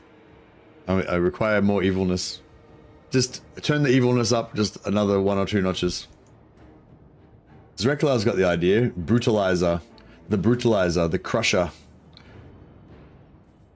Those are good dwarf names. Alright, let's sack it here.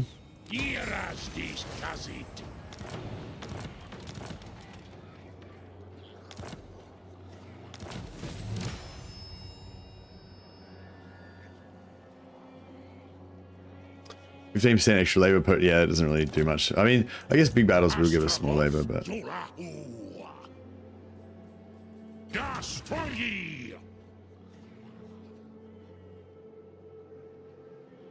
Ashut Turiakats. Hasutanunku. Yeah, we've got Luktaz True Eye. See, his name's already True Eye. True Eye's shit. We can do better than that. That's like the default name. Jar Unkuz. If you're just accepting like the default auto-generated name, I feel like you've basically just given up. You've basically given up. Like, why even try anymore?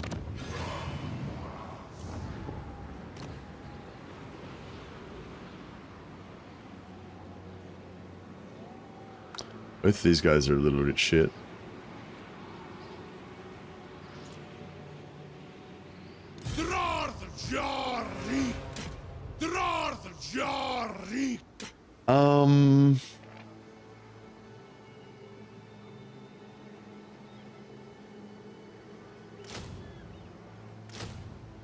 Take some more troops, I guess.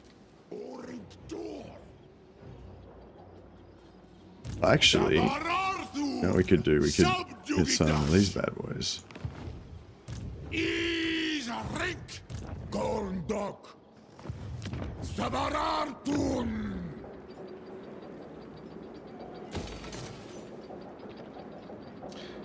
Durastrazar Ruin Tongue. Now you're on my level. Now you're getting, yeah, now you know, now you're talking. I feel like we've had a meeting of the minds, Durastrazar and Ruin Tongue. This is exactly what I was looking for. I asked and you have delivered. Alright, Durastrazar Ruin Tongue.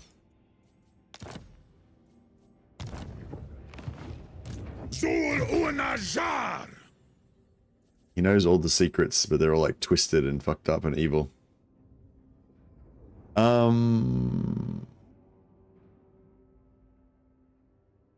Yeah.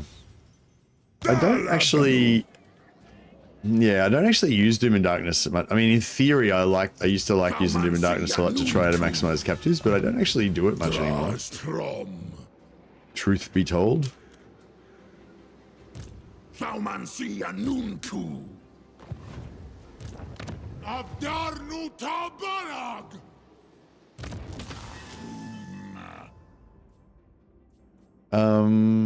didn't mind that ruin, that flaming sword of ruin was actually pretty cool.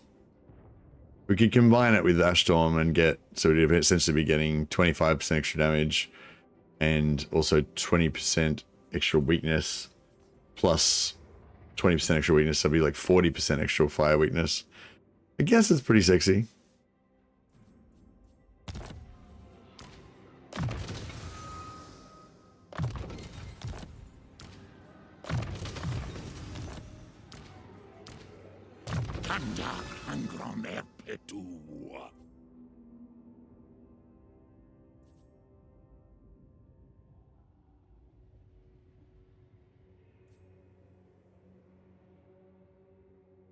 I guess we can get Ashstorm. It's multiplicative. Well, the fire weakness is additive with the other fire weakness, so that's 40%. But the 40% fire weakness is multiplicative with the 25% extra damage or whatever. I guess. So it's like 120.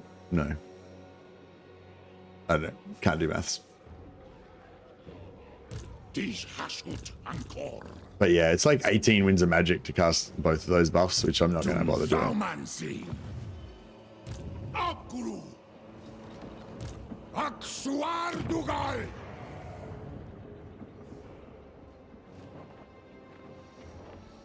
I kind of want to repair this for the public order, but it's 800 gold just feels like a lot still. I'll wait one more turn. It'll probably go down to 500 or something.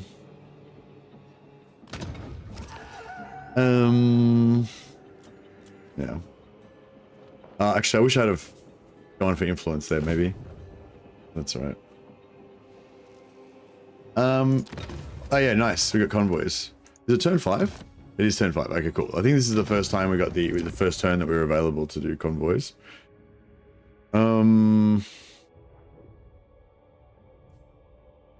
This is a hard one. The monster commander is actually pretty good because having the 2 flying units allows you to like cheese battles a lot better. However, getting sharpshooter, because it's got general bonuses, plus 10% for missile inventory, plus 10% for missile infantry units. Range and missile strength. Which I'm guessing that would apply to other races and stuff like that. So if we get like random, you know, peasant archers or whatever. Oh no, you can't get peasant, you know, whatever, you know, hobgoblin archers or something. That would be cool.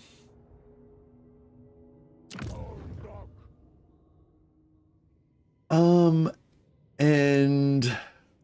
I'll have to look up my own video again because I can never remember which one's which.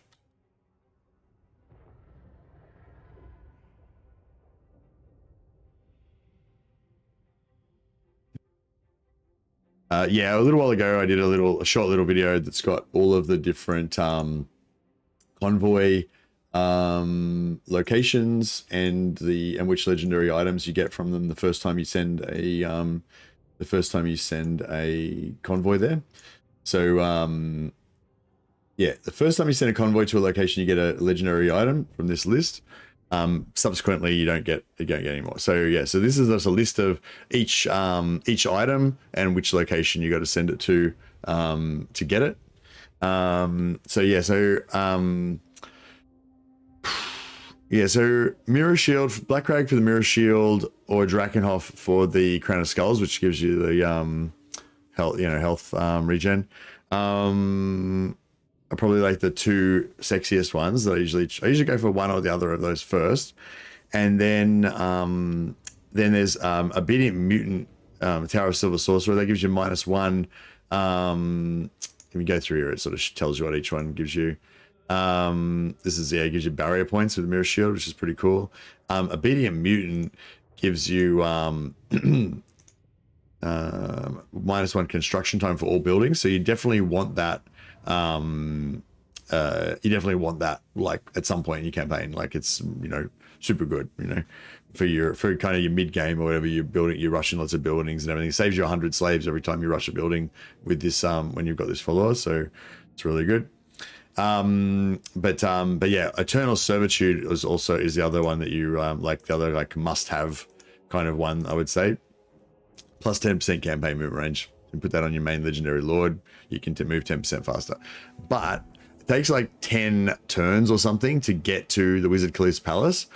So, you know, even that's probably like almost, I don't know, those 4 pretty much. I really want all 4 of those every campaign. I don't want to ever have a campaign where I don't get all 4 of those. The rest are sort of optional to me, but those 4 I kind of must have them. I changed my mind about which one's the most important. You know, I kind of think the campaign movement range is the most important, because it doesn't matter how powerful your lord is or how strong your army is. If you can't fucking reach, then you can't kill, you know? So campaign movement range is kind of really a king stat for me.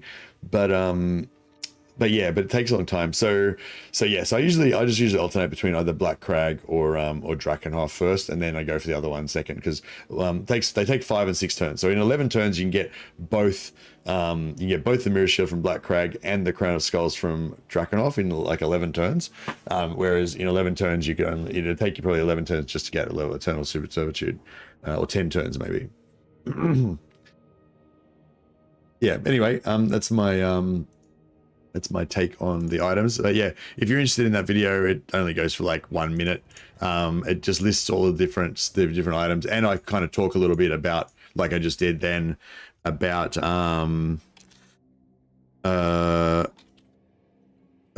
what my priorities are and stuff like that, if you're interested. Most of you have probably seen that video a million times. Oh, well, you know, they've probably seen me advertise that video a number of times now. I try to, well, I usually refer to it every time I play Chaos Dwarfs, because I forget which one's which. But I'll chuck it in chat there if anyone wants to watch it. Yeah, it only goes for like a minute. Cool.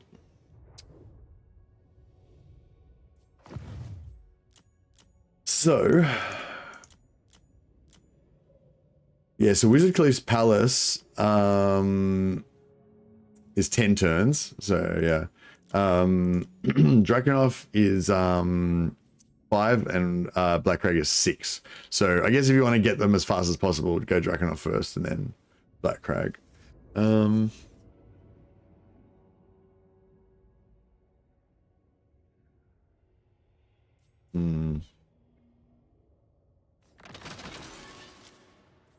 Yeah, I'm just going to send the minimum amount of armaments. I don't want to waste more armaments than I have to.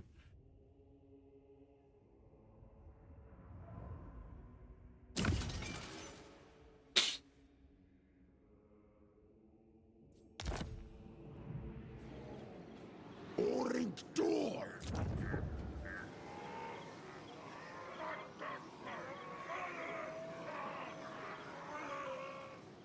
Axo Arduga.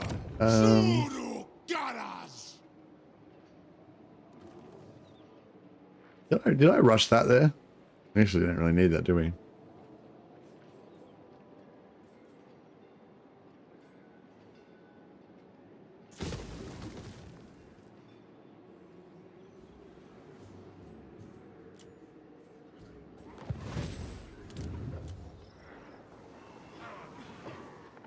All right, I think we're looking pretty good.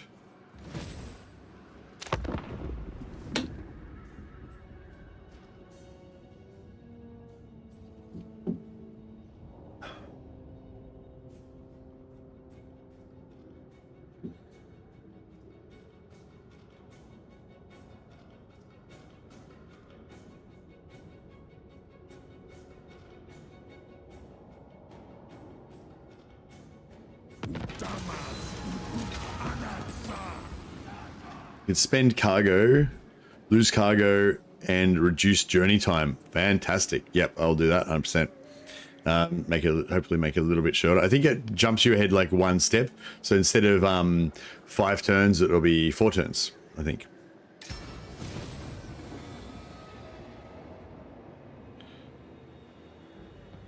Demon Smithy. Yeah. It's going to be a long time before I build the Demon Smithy, probably. I tried out that trick for low camera on Lords. It works for the backspace thing. Yeah, awesome, Hybrilisk. Thanks for that, and thanks again to Anthony for reminding me about it, and thanks again to whoever it was that originally told me about it. Hey, Mr. Phoenix. Yeah, I'll come back in probably 6 hours, and we'll play some more time. But yeah, if we absolutely positively have to do a backspace, we'll turn on that option just for the backspace and then change it back afterwards. That sounds cool.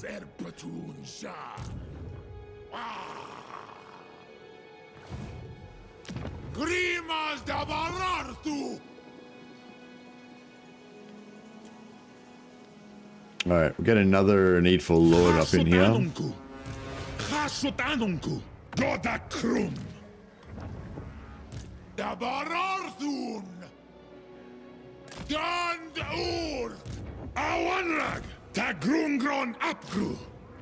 Some more goblins. And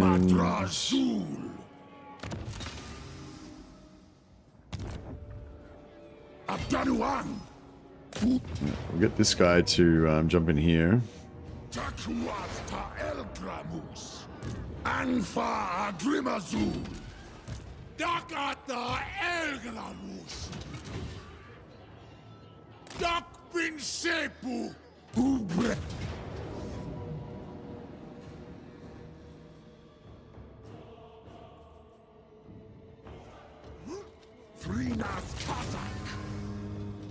All right.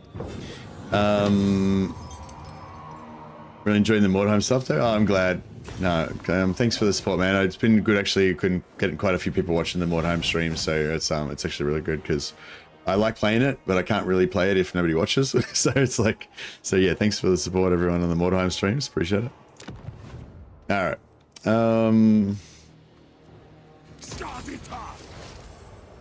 Huzzah. Doomlev. Engaris. Makazia Baumansi. Isarink. Asumor Angas Lock.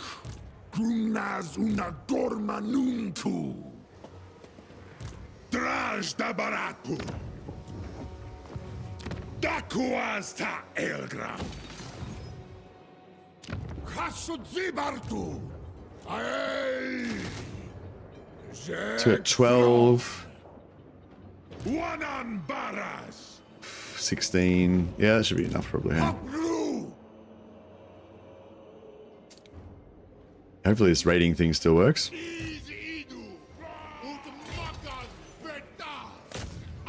Nay. Oh, is that? No.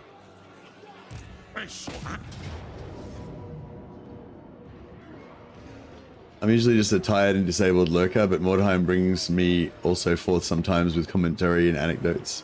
Yeah, nice. Such a great game, isn't it? I was really enjoying the Witch Hunter one last night for some reason. It's so funny how games get me, like the theme or the storyline or whatever, like can make such a huge difference for me. And even though, like, you know, probably to the casual observer, there was nothing particularly exotic or special about that Witch Hunter you know, stream. I don't know, it just made me feel cool thinking that they're going to be demon hunters, and I don't know, just made me get into it a lot more. Yeah, I'm just going to fight this manually just so we don't take too much damage again.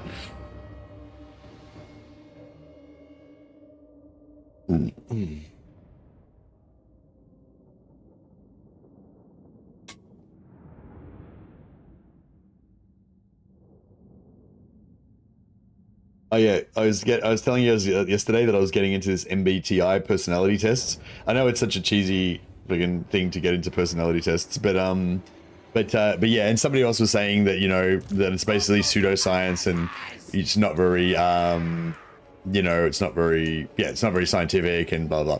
And yeah, I think now that I've gotten into it a bit more, I can sort of see its limitations a little bit more. Like it's yeah, it's a bit like binary, and it doesn't really doesn't necessarily take into account every single personality type and stuff like that, you know. So it's like, but I think even despite all that, I think it still can be really useful. Like you can still get like actionable use out of it, even if it's not like technically, you know, I don't know what you would say, like, even if it's not scientifically rigorous, I guess, it still kind of gives results, you know? But anyway, yeah, so I've been playing around with it a bit more, and yeah, I've been finding quite a few useful insights from it. But I have also, now that I've got into it a bit more, I have also run into a few that were kind of not as accurate, you know?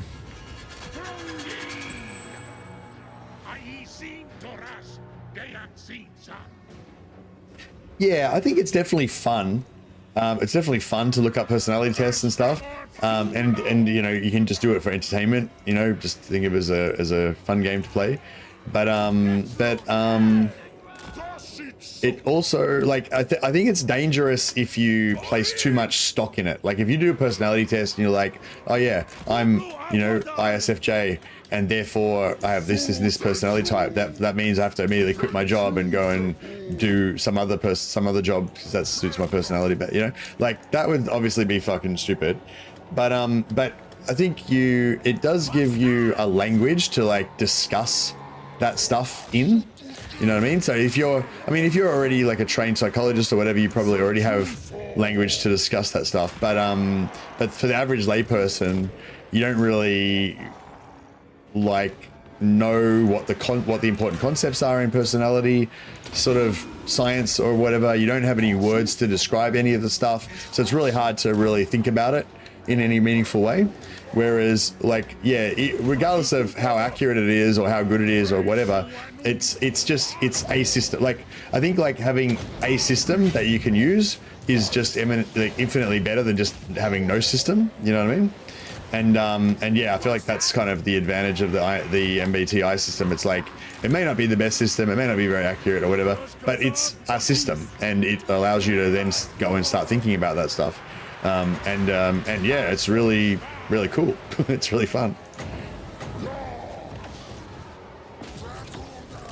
But yes, I can definitely see the kind of, I'm starting to see the limitations of it now. Like, so for me personally, I did the personality test, and the personality type that it described me, my personality type, you know, is like pretty much like exactly spot on. Like every single thing I can find that references my personality type, everything it says about the types of behaviors that I tend to favor and all that kind of stuff, it's like all 100% true. Like I haven't found a single thing that's not like quite right and quite like, you know what I mean?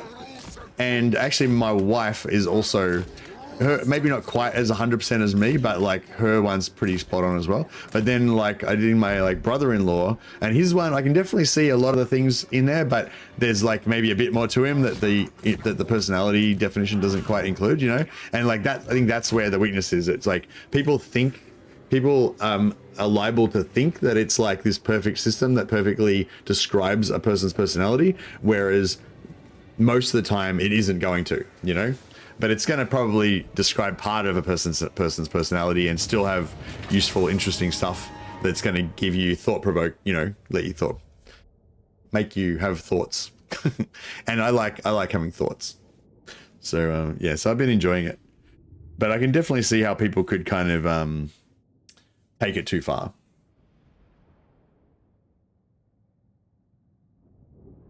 I think the personality test does something called cold reading. You should look it up to get a better idea why you resonate with it. I'm not sure. I don't really understand that sentence. Sorry, Drastrix. What are you saying? What is your personality? I don't know. You can, if you guys want to take your personality test, you can. I think if you're gonna use it like seriously, then there's like a 300 question one that you can do that's supposed to be a bit more accurate. But if you want to do one online, you can just do a quick one. Yeah,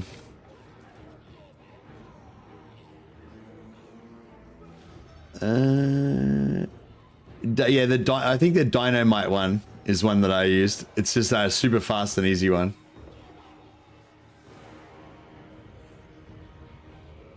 Oh, actually, no, I don't want to. I won't. Yeah. Oh, if you guys want to Google it, it's got. If you just Google like Myers-Briggs test or MBTI test, fastest one, or yeah, Dynamite, it's called. You can do your own little personality test. We can just all be like a bunch of fucking 14-year-old girls here, all doing our personality tests. Sorry, that's probably a bit sexist, but you know what I mean. Whimsical youths.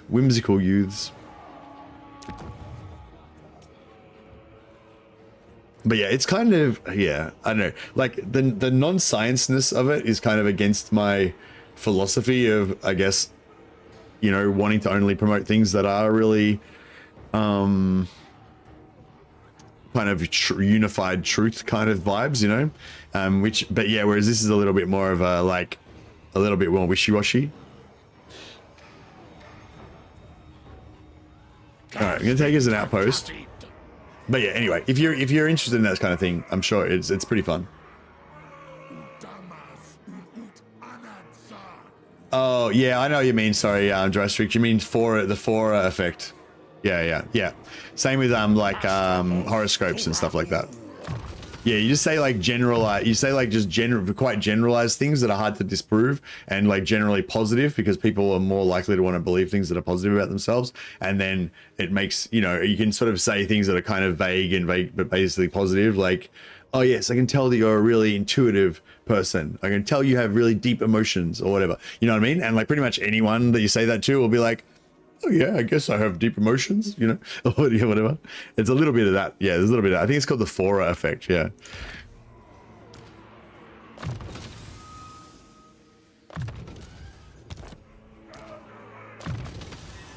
But yeah, but I guess where I'm at with it is I definitely think the Fora effect is definitely in effect there, and I think a lot of people that are really susceptible or really love this kind of stuff will just like look up the MBIT personality test now that I've planted the seed of corruption in your mind, and they'll then like just believe everything they read about it, and they'll just be like a full convert to it, you know, and they'll start like organizing their entire life around the MBTI test, same as people do for horoscopes and stuff like that. And yeah, I think that's a pretty dangerous way to go about it. But On the other hand, if you've recognized that people do seem to have different personality types, and people are driven by different motivations and kind of have different weaknesses and stuff like that, which, you know, if you've ever gone outside your house, you've probably noticed that that is a thing, you know, then having some kind of language and system to understand and discuss and describe and compare different people suddenly kind of arms you with the ability to understand all that shit a lot better. And yeah, there's lots of different personality tests that you could use. MBTI, I think, is just the most popular one. I listen only to the Great Moor. I think you're the wisest of us all, Moor Hermit. You get it. I might sit inside this settlement for a bit so that we can get full replenishment on Paul Lack Wolf Render. Excuse me. We will.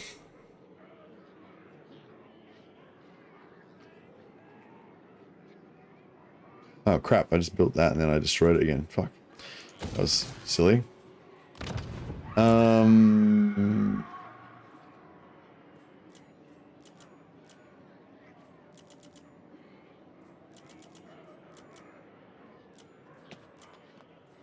right, we're gonna blow up our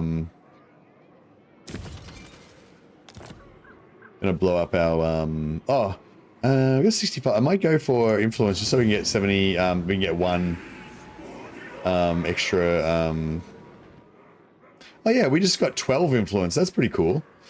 Because it says that Astrogoth gets 10% extra income, extra conclave income for all sources. Yeah, all sources. And so I was supposed to get 10, but I got 12. So I don't know about your maths, but I feel like that's 20% in my fucking language. But yeah, that's pretty cool. I'm digging it. I wonder if it's always 12. It's pretty cool. But yeah, and I'll just take money on the other one. But yeah, that lets us get a thing. So I think I'm going to go raw materials, because if we get raw materials, then we can, yeah, unlock that technology faster, unlock that iron faster, you know.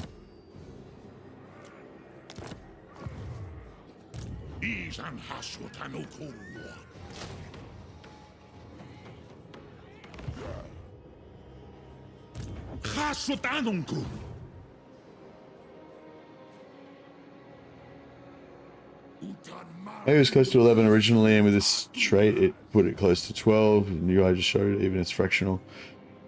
I don't think so, Hybris, because like I get what you mean, like, oh no, yeah, you're right, of course, yeah, sorry, yes, you're right. So yeah, it said we had 75, but we actually had 75.8, and then, you know, and then when we got yeah, the 11 or whatever, it just rounded it up. Yeah, maybe that's probably what happened, something like that. I wanted to recruit another lord here, but we've already wasted our lord recruit over there. It kind of sucks.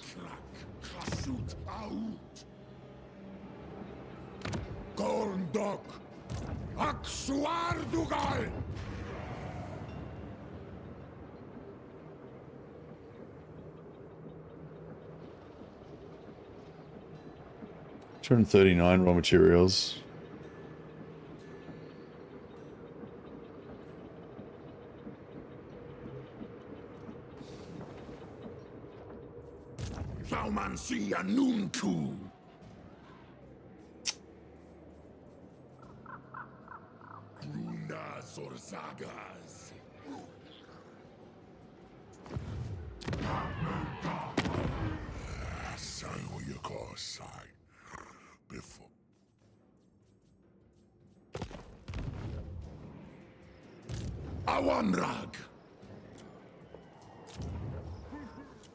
All right, we're on our way. How's our convoy going?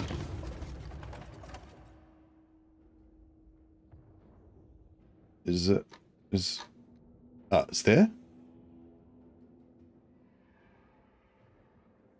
So it looks like it's only 2 turns away. Three turns, okay. Smack off Sepudrek. Awanrag.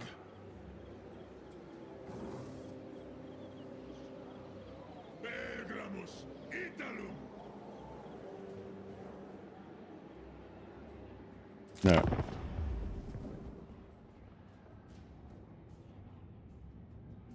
Need more lords. Raw materials equals growth. Yeah, essentially, yeah.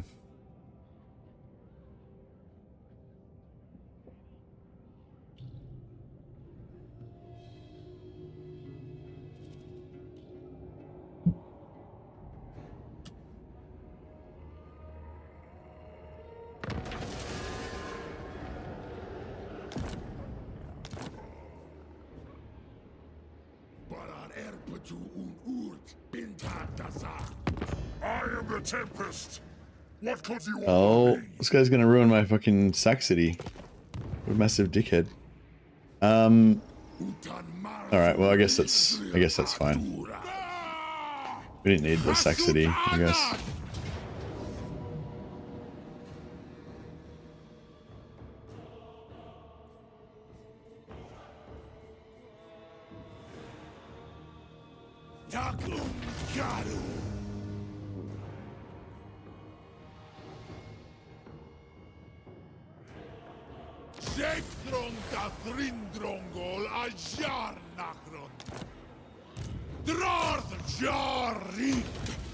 That's right. We can always we can probably always reset up. We can probably we can probably set up Saber Mountain as a we could probably set up Saber Mountain as a sack city if we really wanted to get another one going.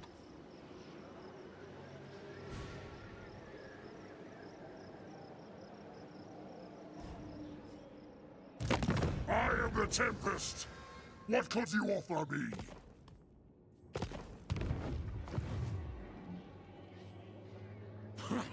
Elgramus Italum.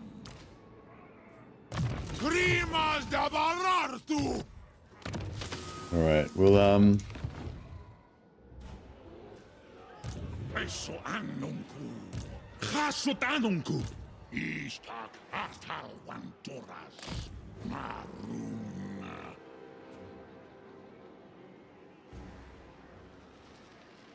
Grungnazo zagas.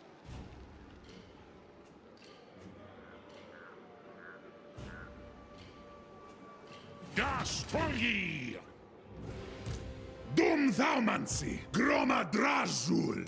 Isan hasutanuku. Isan. alright, we're in force march, so we might get fucking fucked up here, but Stroll. Hurry. we shall see, I guess. Thaumansi anunku. Afsepusan sominu. Abdarnu tabarag. Hasut udial manu araf. Osepu argru. Dumleth. Subjugitas. Makazia Thaumansi. And destruction, exiled, fire. Fire would be really nice, actually. Have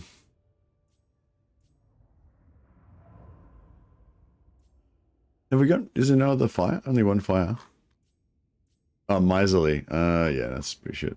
Choleric. I don't want a fire. We got thirst. We could go for Hashut thirstful, but nah. I fucking hate Hashut. It's pretty shit. I guess Hashut's okay once it gets high enough, but fire is really the king of getting captives. Thaumansi anunku. Hashut.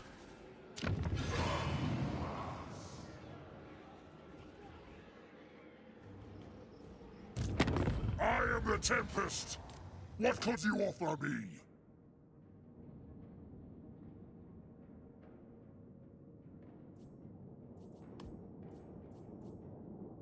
$8.7K. It's pretty hot.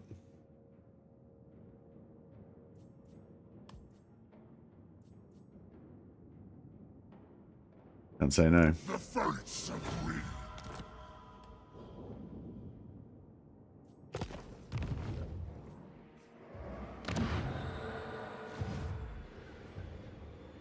Dromadrazul. Oh. Grunas or sagas. All before the mountain god.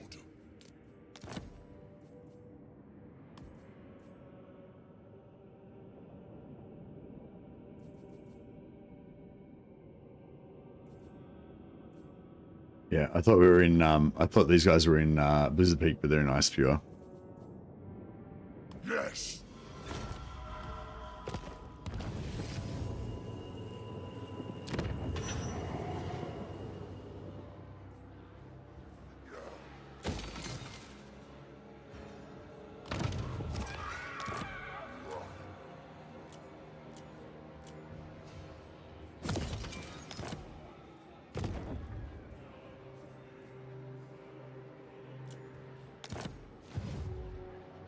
Anfa Grimazul. Da Grungron Apgru. Subjogetas.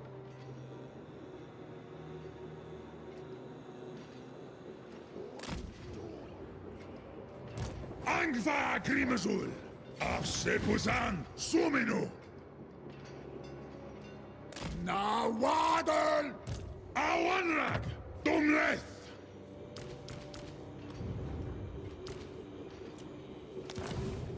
Hapru.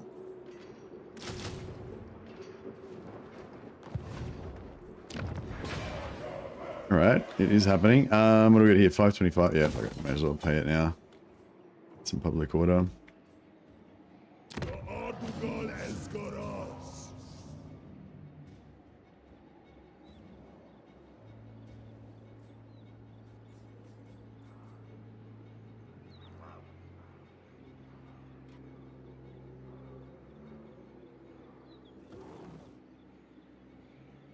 Yeah, whatever. We'll keep that.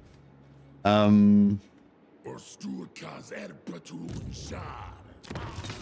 right, we're getting close. Getting close to the enemy now. Things are getting serious. Hopefully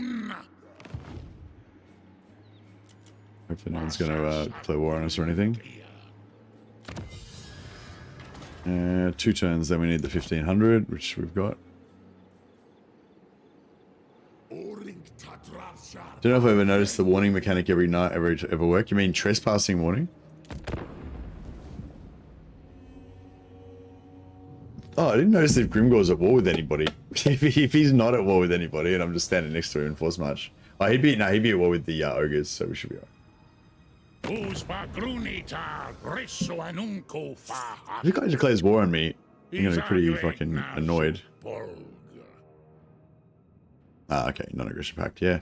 Yeah, man, we can...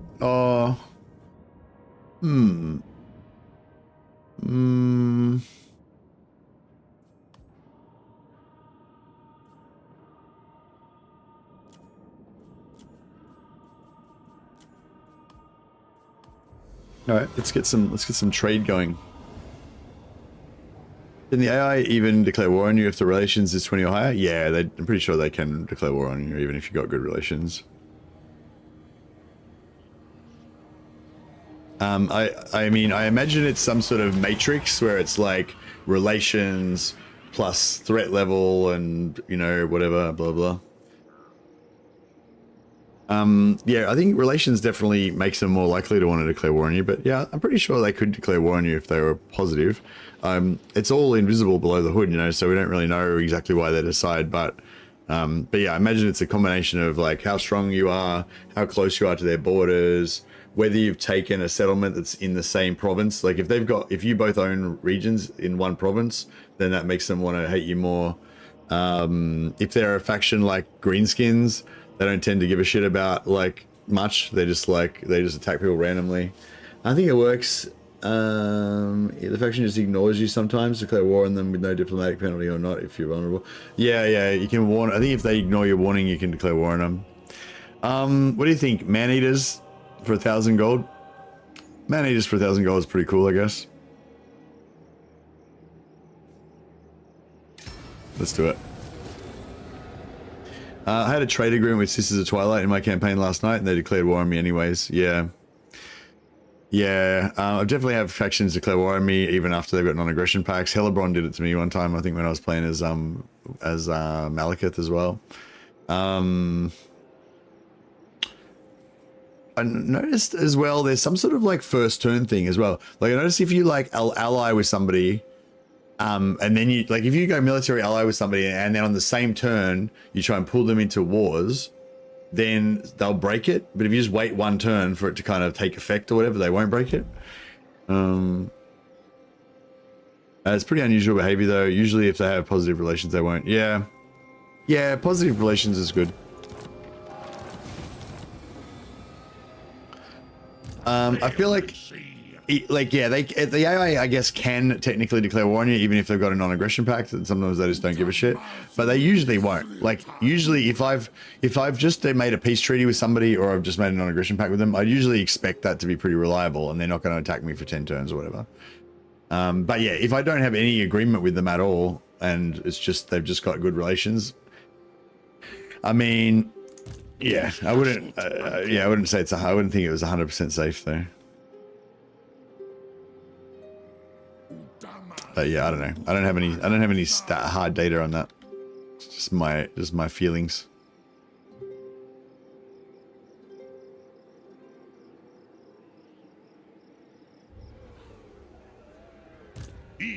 Hashwatanuku. 6%. Yeah, no, it's not gonna work, is it? Oh, maybe. Ashatsan and Baut. Dumthaumansi. Akaza. Asumor Angas. Lock. What's the garrison there? Can we take it? 2. So let's get 2. Just one, 2, 3. Gomleth. I think we might be able to get away with it if we remove this guy. Yeah, that should work. And then can this guy make it? Oh no, this guy can't make it. Well, he can almost make it, maybe.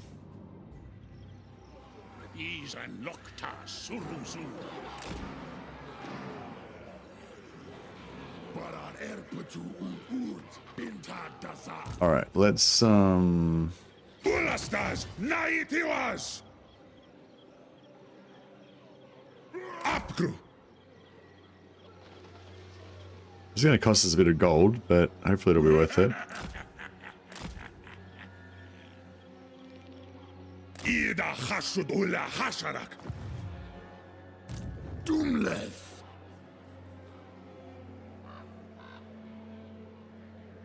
Osturkas Erpetu Unjar. Or Anaf Unmanar. Nice. And Awamrag. Zulahu. Dumthaumansi. Istak Artal Wantoras. Blitz Waddle. all right, glorious. Anfa Grimazu.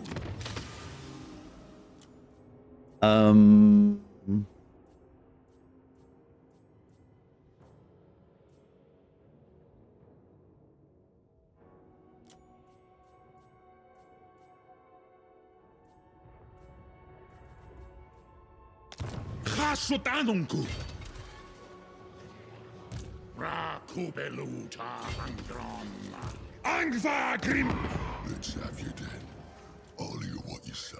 All right, Grimgor, Grimgorsus. Gromadrazul. Let's do this. All right, so we'll fight this one manually. Try not to take too much damage. I hope we can win the other battle. Should be fine. Is there a preference to take certain type of units in the Caravan army, like mostly ranged ones? I don't know. I do like ranged weapons. I guess I still kind of favor ranged weapons just because of you know, Warhammer 2 days when range was king. But yeah, I don't know. When do you get? You sometimes you get a choice between melee and ranged hobgoblins or whatever. I'd probably take the ranged ones. I know. I generally like to take a lot of. I like to generally have like 50 to 70% ranged, I guess, and the rest melee. So most of the time, you know, I would choose range so I could get that. Like most of the units you get are going to be melee. So if you get the opportunity to get, if you get a choice between ranged or melee, I'm probably going to choose ranged just because most of the stuff is melee.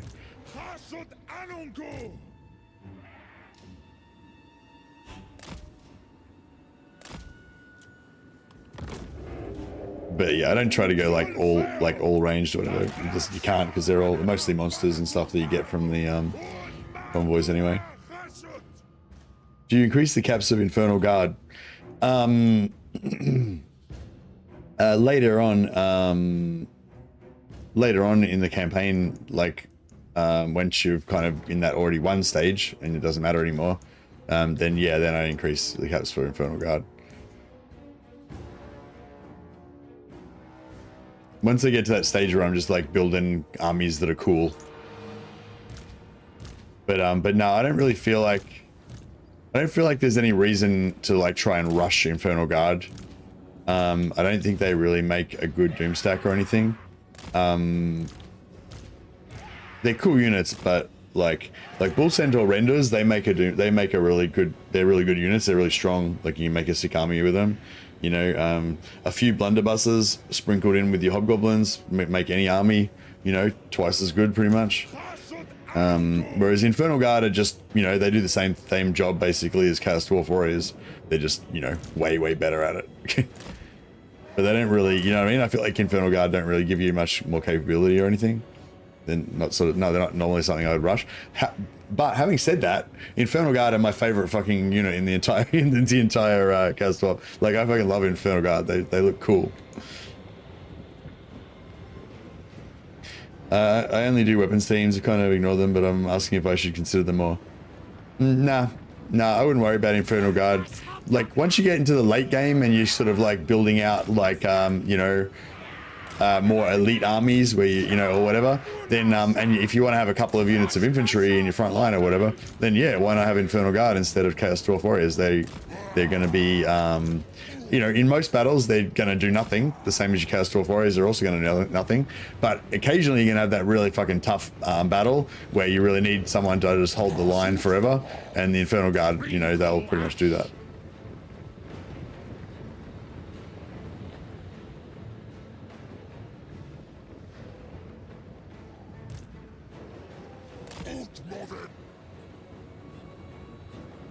I prefer Infernal Ironsworn personally, they're so much better. Are you saying that you prefer the higher tier version of the unit because it's stronger than the lower tier version, Durastrix? If so, I don't know, I mean, that's a bit of a hot take.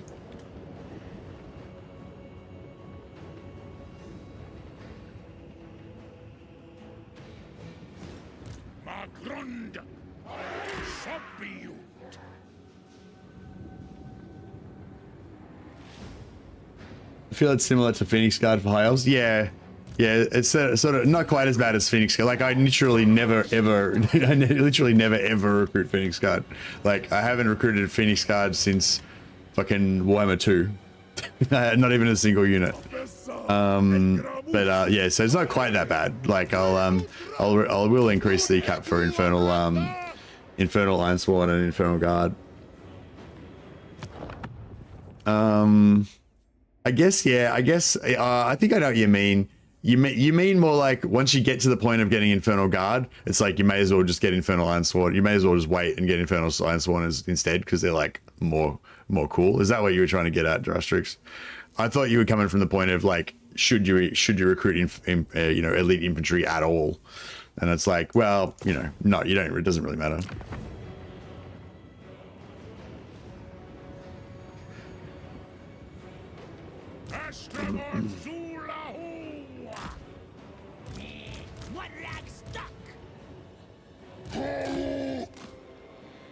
I feel like I've gone to way more trouble than was necessary for this, but we've got this really nice hill here, and I just can't be fucked. Like, coming over here and ruining my glorious hill spot.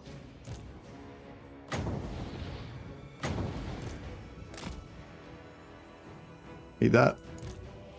What do you think about them apples?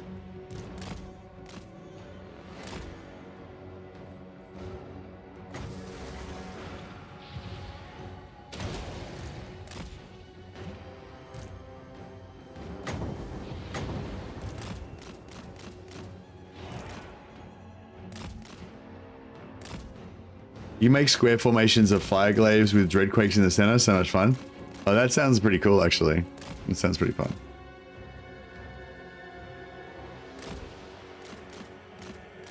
Watch out. Don't get shot. Don't get friendly fired by the... Oh,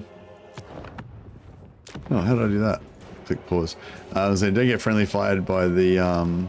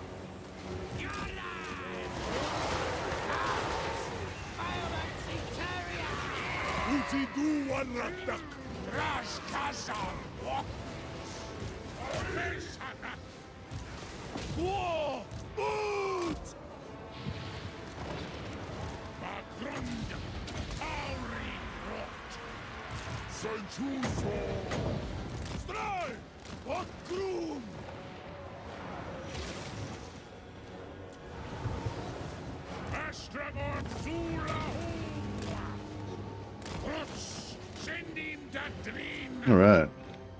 That was pretty good. It's got a little bit of damage on our Torok again. Poor like Wolf Rinder. I like the idea of making square formations of fire glaives with dreadquakes.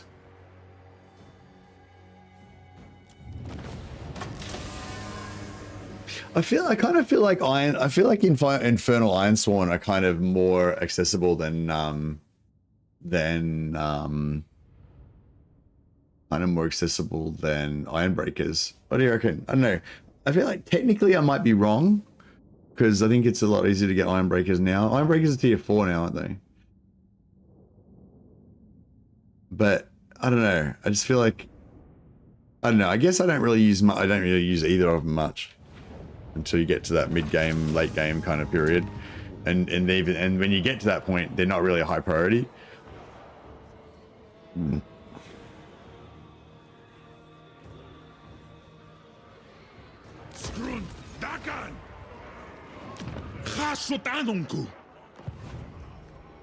Astrogoth. Alrighty.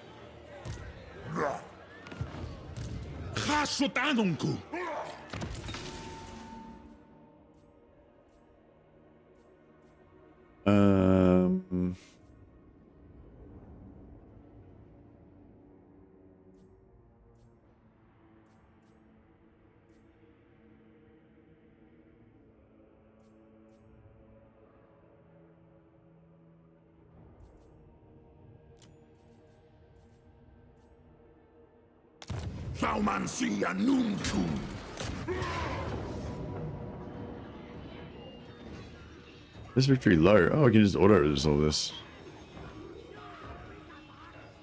Oh, yeah, that's fucking epically brutal, as I should have probably expected it to be.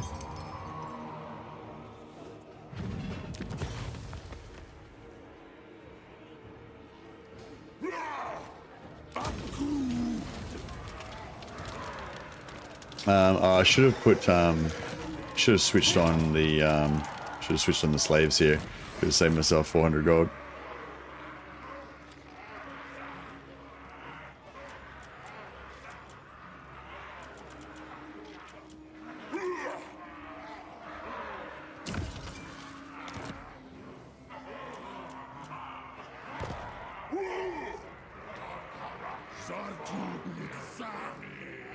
How do you pick which territories are outposts and factories? I pretty much just go outposts everywhere at first, Riz, because it's the least amount of investment, basically. So yeah, if you're a bit confused about what you should do, or you don't want to have to think too hard about it, you just pretty much just build outposts everywhere, and then I basically just build outposts everywhere, and I just build this basic gold building in each one. So you're just getting 150 gold from every outpost, 2 plus 50 from this, and I'll build a materials building in like once in each province, and this is like a very wide going wide and focusing only on gold, basically, for the early game. And then I usually don't worry about factories, but I look for stuff like this iron that gives you really efficient armaments per turn, and when you find like iron or marble or whatever, you kind of try and build your empire around that. Marble gives you materials, but yeah, so you can just go outposts everywhere, basically, to start with, and then eventually, once you've got a massive big empire of just outposts fucking everywhere, then you go back and pick out like which areas are going to be more efficient to have more factories and stuff like that. But yeah, when you come to that part where you're like picking out where to put the factories and all that kind of stuff, it's very complex. Like there's a lot of stuff that you can take into account, but you don't really need to take it into account either. Like you can think this like Uskalak might be a really good place to build factories, because iron gives you plus 15% armament output for the whole province. You know what I mean? So if I wanted to have a really efficient factory place, this could be a good one. I could make both of these factories, and then have this give it 15% extra to both the factories, and it would be great, you know? But the thing is, I'd be pumping out heaps and heaps of armaments, and it'd be great. But the thing is, I maybe don't really need armaments at the early part of the game, you know? So even though that might be more efficient, I don't need it. So it's not really efficient, because like, who gives a shit, you know? Like, pumping out heaps of armaments that I'm not using for anything, you know? So it's like, yeah, it kind of gets complex in that way of like, a lot of people get hung up on like what the most efficient, most bonuses added together type of thing is. And that's a cool thing about Chaos Dwarfs, because you can deep dive into that, but it's also a bit of a trap, because from moment to moment in your campaign, your priorities are going to be changing. And so, like trying to maximize your armament production or maximize your material production or whatever, it might technically be the most efficient way to do that, but it may not be really the thing that you need most at that time in your campaign. You know what I mean? Yeah, but anyway, long story short, I was going to say a simple way to do it is just go outpost everywhere, and don't worry about it unless you come across a province that's got either obsidian, iron, wood, or marble. If you have one of those, then have a think about what you might want to put into like boost it, or whatever. No, I'm getting confused. It's so complicated. Sorry, you can basically just build outposts everywhere. The only things you need to worry about really is going for these materials, because they give you a really big boost, and if you can get to tier 3, it's worthwhile taking it. And the other thing is, if you're occupying a settlement that's at a higher tier, so if you're occupying a like if you take in a tier 3 settlement and that's going to become a tier 2 settlement, then it's a bit more of an investment to convert it. So you might want to just think, later on in the campaign, do I want this to be a factory, or do I want it to be an outpost? Because it's going to already be tier 2. So if you build an outpost, everywhere, and you get a tier 2 outpost, but you actually want that to be a factory later, you're going to have to bust it down to tier 1 and then build it back up again. So it's going to waste a lot of points. So yeah, so basically you can just kind of go outposts everywhere. Yeah, and the only time you really worry about it is if you have a special resource, or if it's a high tier building that you might want to keep. Then you might just want to think whether you want to have. But usually, if it's tier 2, I still just build outposts there anyway, in the early game.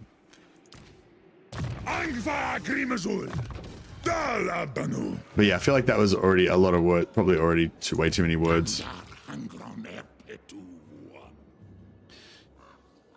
I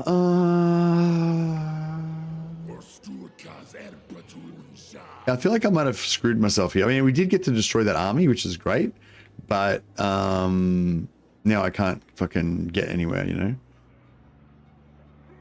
What about if I go here, can I jump? I can jump over here, can't I?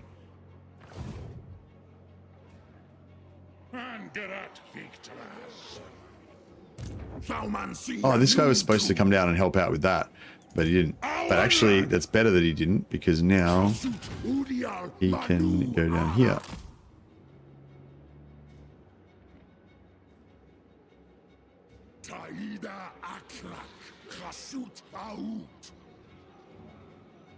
Oh, shit.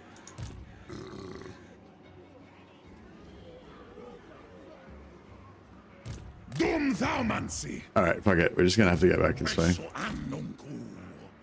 Just gonna have to go back that way.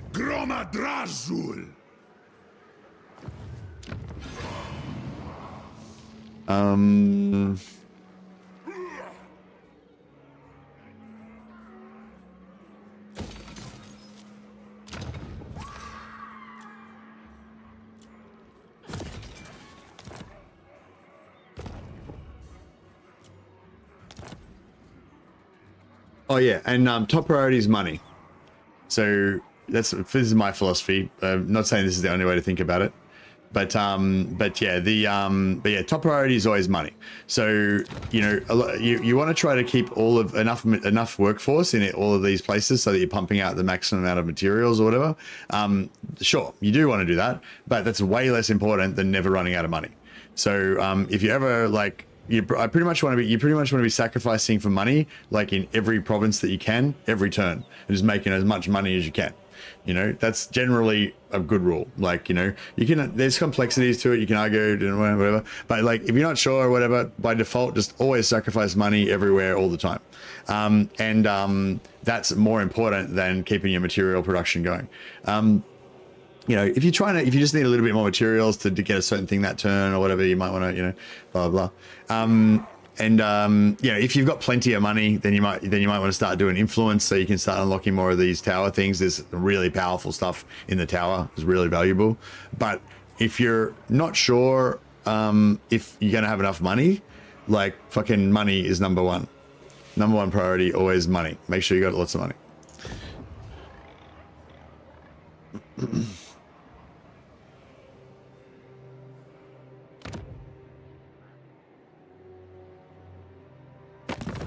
Before the mountain god.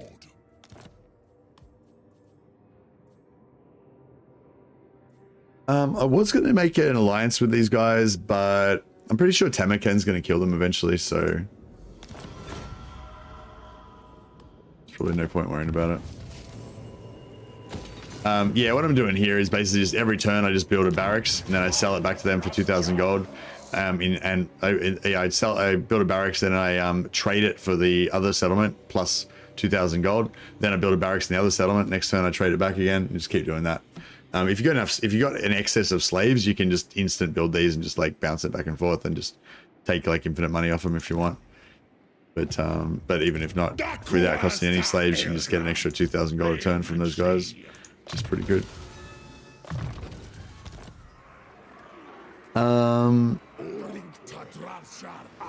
Front lines are better for factories. 3 to 4 regions in a province is potential. 1 to 4 post province. It only has 2 regions in province. I do factories versus towers. Well, oh yeah. So what Durastrix was talking about there, as I said, there's lots of different theories about how to do everything, and I'm not saying my idea is like the only way to do it. It's just like that's just my way to do it is just an easy way to do it, and it's an easy way to understand it for new people, especially.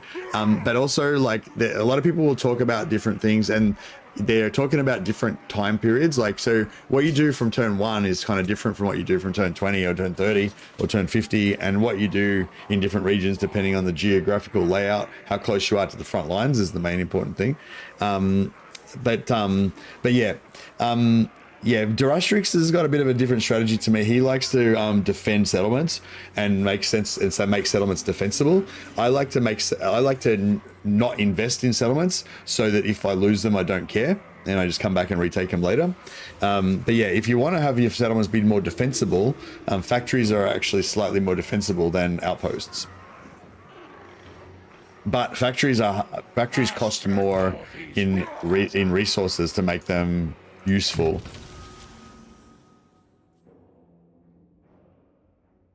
So if you don't want to invest, then they're more of a, they're more of an investment sink.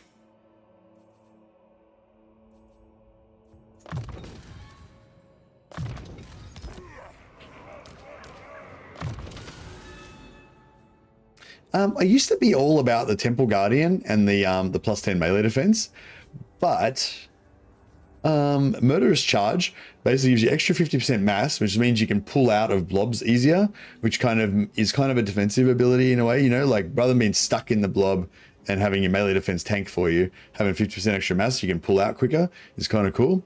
And plus 40% charge bonus, plus 30% speed, and plus 20% acceleration for 25 seconds whenever you charge. It's kind of cool. Like it's a fun, like this is kind of feels safe and reliable. 10 armor, 10 melee defense feels good. But this is like my dude runs really fast and smashes shit. Wicked.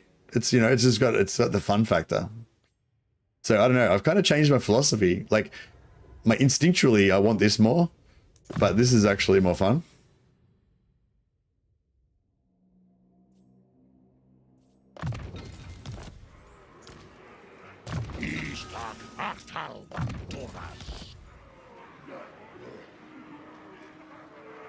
Only bad thing about Murderous Charge is that it recharges when charging. It recharges when you're in combat. You're saying it doesn't recharge while you're charging? What? I'm confused. It says it recharges in combat.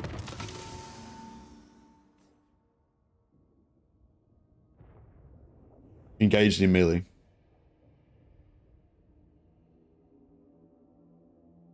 Oh, so you're saying it only... Oh, okay, yeah. No, it activates when you charge. So you can move around and it won't activate, and then as soon as you charge, it activates, and it lasts for 20 to 25 seconds. And then but it doesn't recharge unless you're in melee.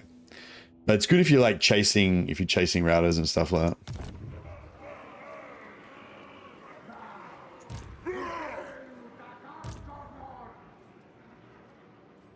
Angva Grimazul! Shar un Kuz! I don't know if we might have to sacrifice. No happening. Asumor Angas Lock of Sepusan Sominu. Dum Thaumansi.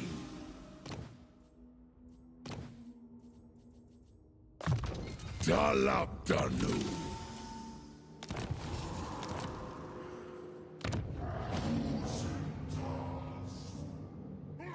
Eso Annunku. Anfa Grimazul. We need a Gondok. Gondok. Sanaru. Sumazana.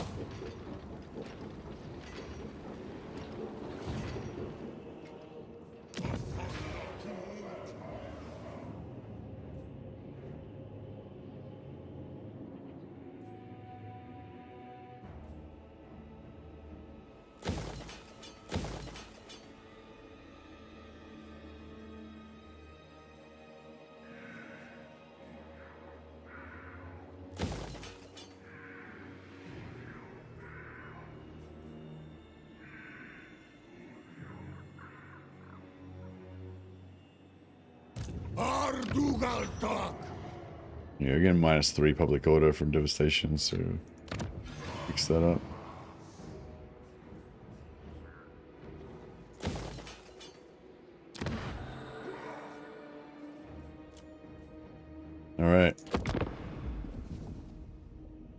Grimgor hasn't wired yet. Yeah, I wonder if normally he was before we managed to kill him. But yeah, I don't know.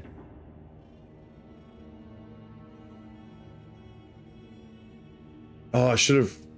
Fuck, I forgot. I should have recruited another lord at the at Gorge of Rock. I forgot.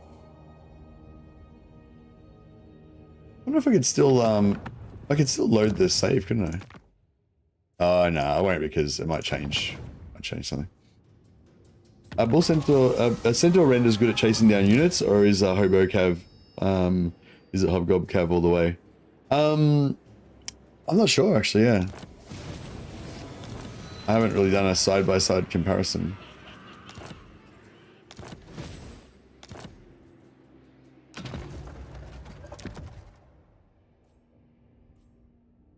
Ogre Controller.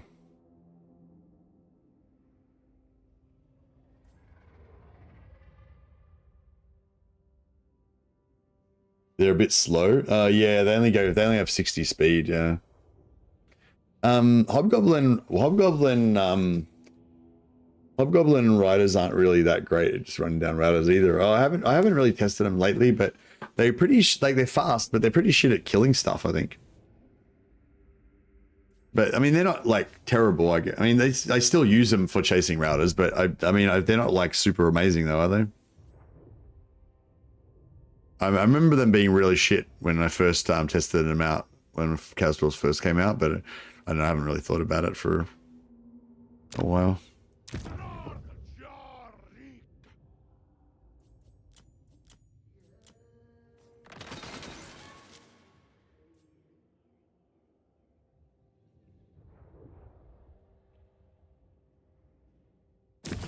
Yeah, we'll get Black Crag. It's, you know, it's only 6 turns, so we get another get something out of it relatively quick.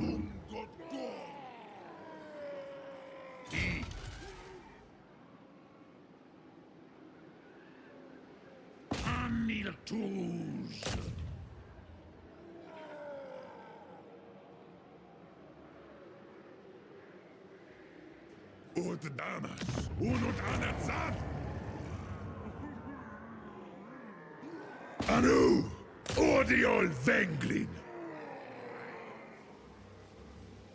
Dalf Unbar. Abdanuan. Gata Krum. You need cavalry, go Centaurs or Fireborn. Oh yeah, are Fireborn good at chasing down routers? They're even slower than Centaurs, aren't they?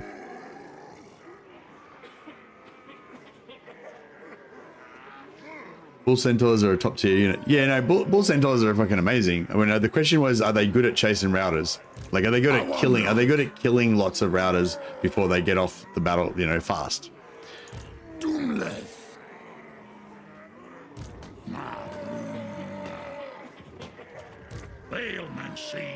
Fireball are terrible at chasing down enemies. The way they scatter the unit and then bug out themselves when routing splits in 2 directions. Oh, okay. Yeah, I think Wolf Riders are probably the best option, but I do remember the Wolf Riders. They didn't. I don't think they seem very killy, like especially not the ranged ones. But I feel like even if you get the melee ones, they're still kind of not that great at killing routers. But I don't know. Do you guys find they're pretty good? I mean, maybe they're better than I thought they were, or maybe they got buffed a bit or something. I just remember being unimpressed. I suppose they're probably okay versus non-armored units.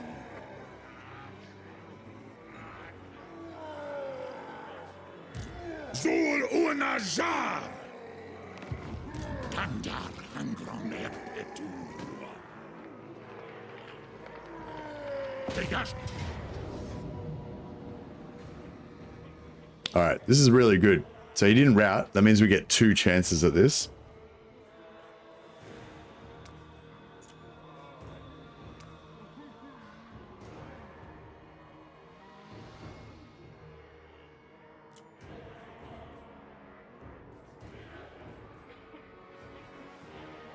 I should put the armor piercing on the renders maybe, but like speeds.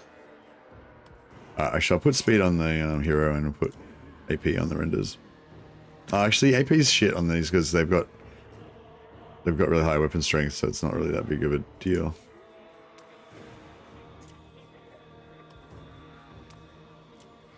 I'll put the AP on the dwarfs and...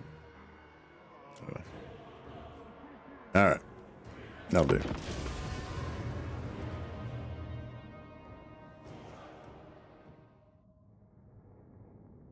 You can always get more use out of another unit than a wolf rider, except in God as a army. Well, I think that I think with Chaos Dwarfs, because chasing routers for open field battles, like right now, this battle right now, I badly wish that I had some wolf riders, because we haven't got anything that can chase the routers down.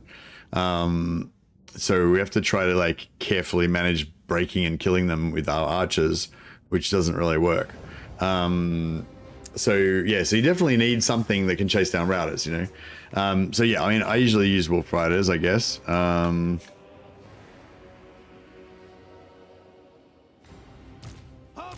The wolf rider ROR is amazing. The wolf rider ROR slows enemies, so you can just use them to like slow everything down, and then use your other characters to get them. Where can we maximally put these guys into like a pillbox and get lots of...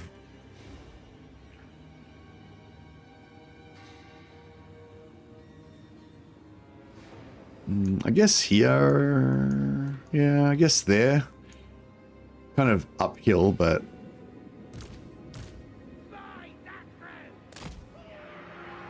kind of works, I guess. We're gonna have our shooting a bit obstructed on this side.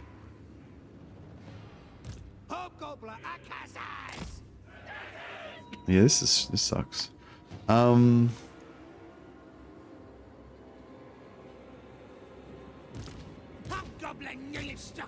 What if we go here?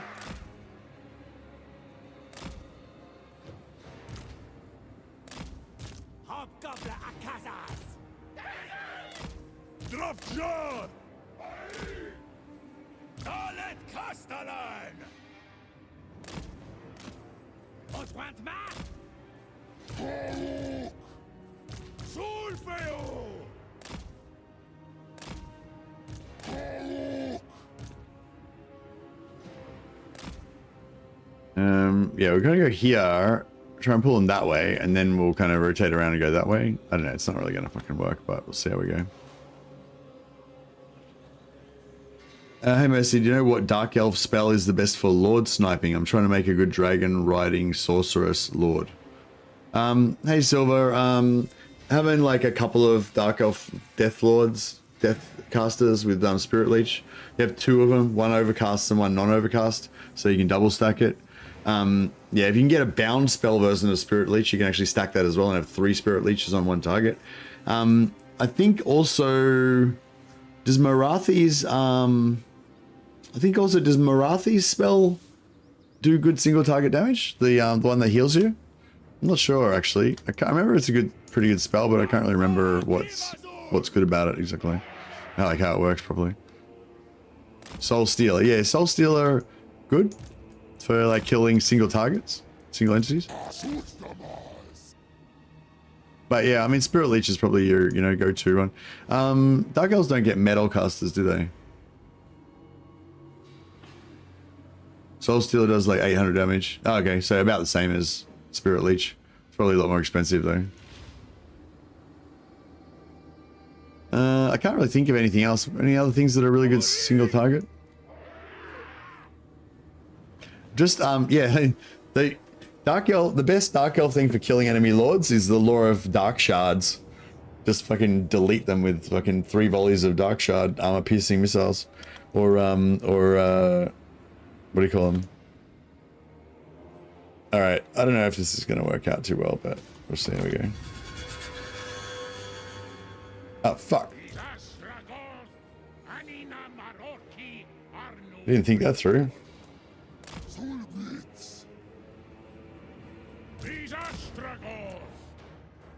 Shades, yeah, Shades. The lore of Shades.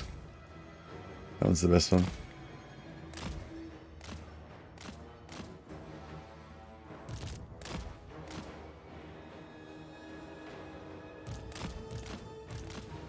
Oh, I didn't put the mirror. I didn't put the mirror shield on. I mean, I didn't put the Drakenhof blade on. Should have done that.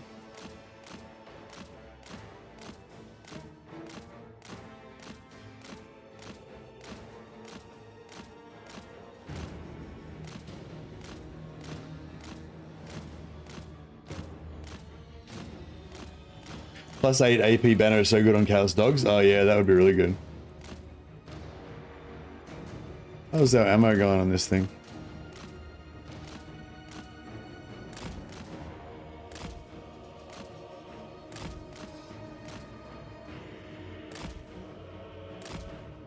I don't really see if they're shooting me or not. Oh yeah, there they are.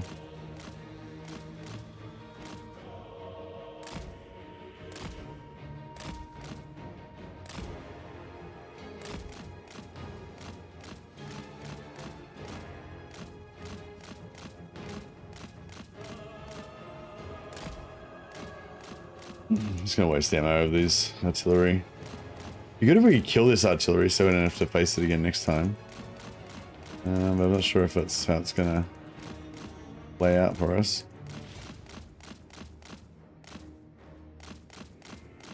We got another. I suppose Gorda's.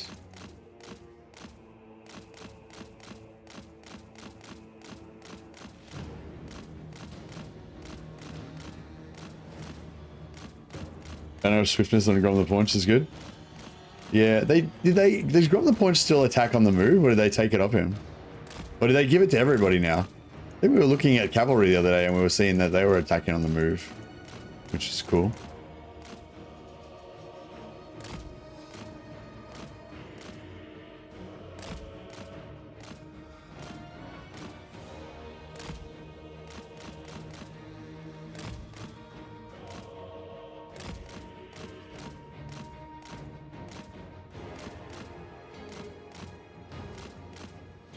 Yeah, no, he has collision, but he used to like attack in melee, like just like you just like ride past things, and he would just swing at him with melee attacks. Pretty sure in Warhammer 2 he was like unique because he was like the only unit that did it. But I thought somebody told me that they stopped him doing it now.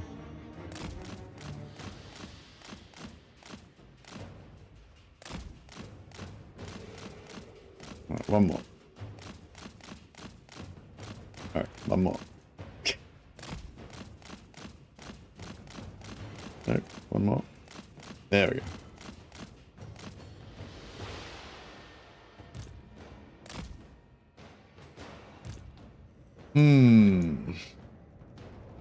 There's a lot of crap over there.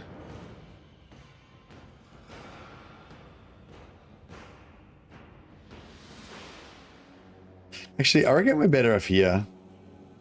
Actually, I might just put it over here instead.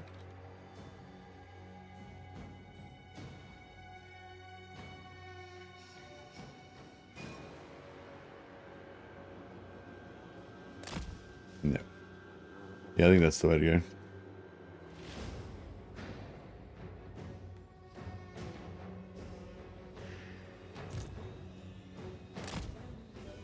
Yeah, no, he's still good. I think he used to do damage with moving melee attacks, and then somebody told me that he doesn't anymore. I don't know, maybe that's not true. I don't know, yeah, I'm not sure.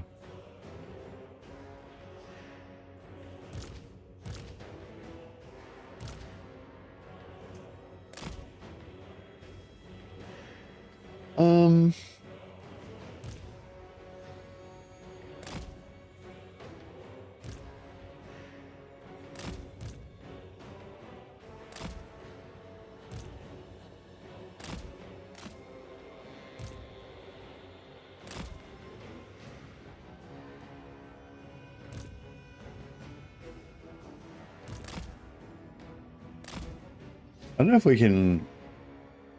I don't know if we can fireball shit from here. Oh, it might be. Yeah, we can probably fireball shit from here.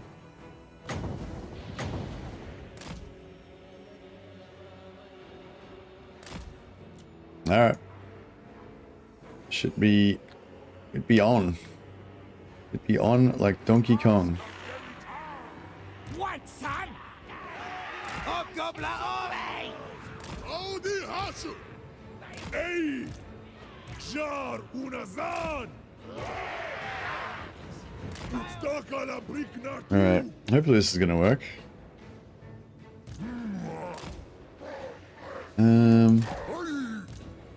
Yeah, he's got like, his health is really low, which sucks.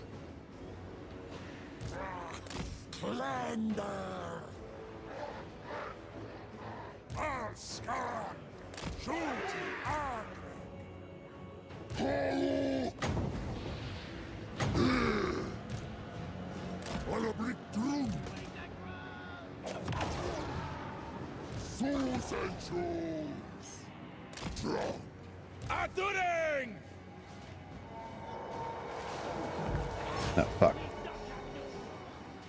What? Fuck.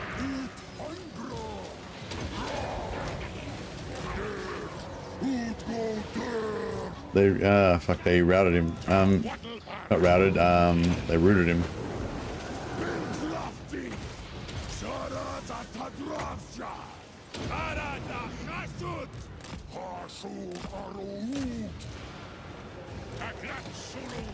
He needs to get the fuck away from Grimgor. You need to get the fuck away from everybody. Get the fuck out of there. Run away.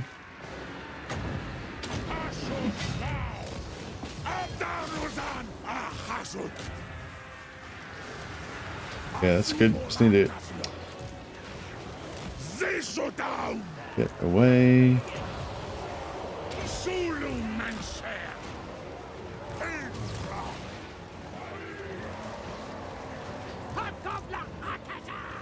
Alright, you need to get away from Grimgor. What the fuck's this guy's problem?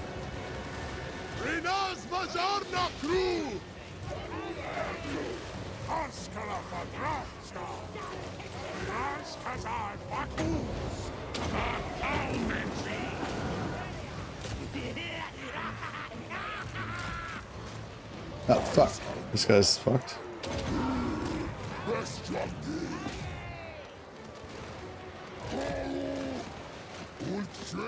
Let's get the fuck out of there. That's good. Glory, you need to try not to die. You need to go get some fucking routers. Okay, everything is looking pretty good. We get.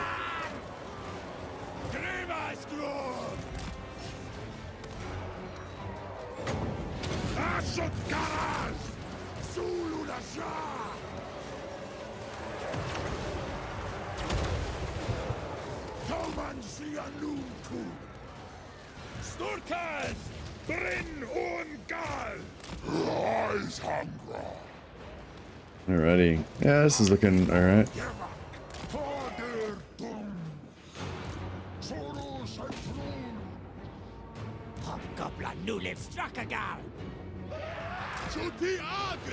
Yeah, you need to get out of there.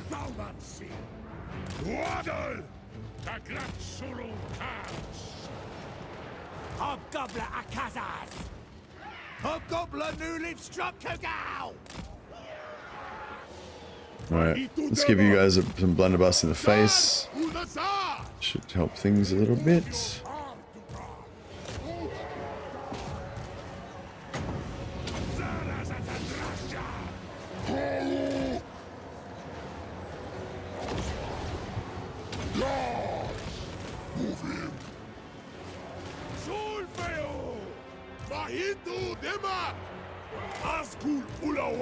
Alright, we'll give get Grimgor. Fucking bit of a crack in the head. Oh, these guys got wrecked.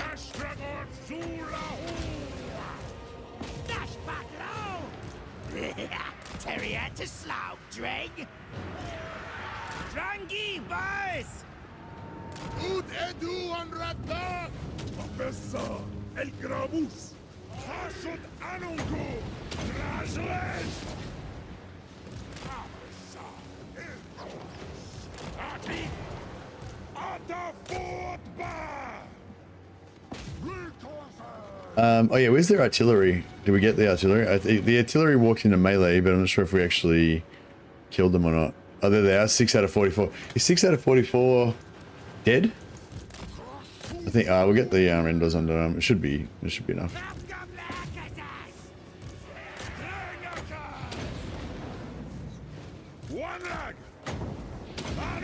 Yeah, it's all captives at this point, so just want to get as much stuff as we can.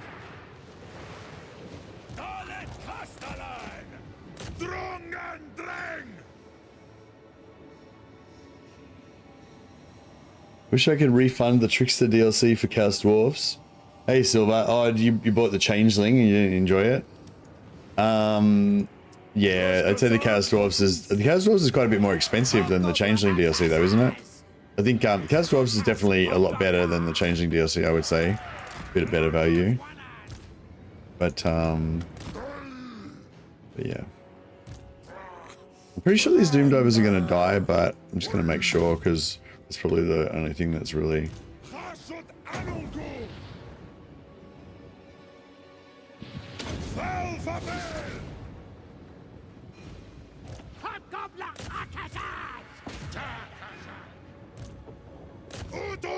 Got him? Yeah, we got him. Cool.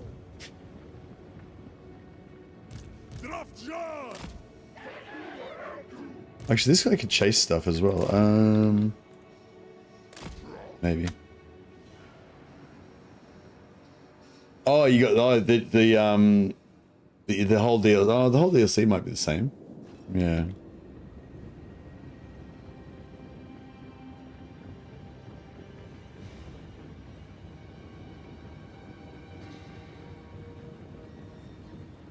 Shadows of Change. Yeah, that's the one.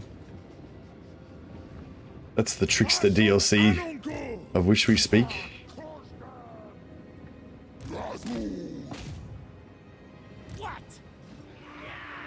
These guys aren't going to catch shit. Leave them out of it. Oh, magic.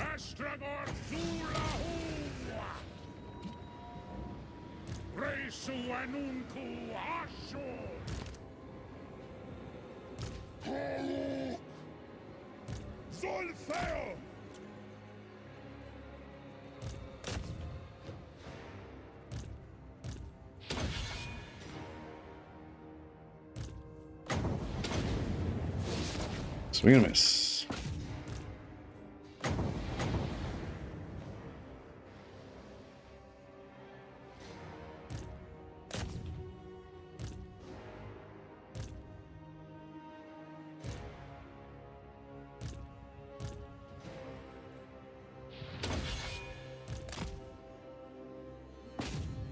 No, I think that's about it.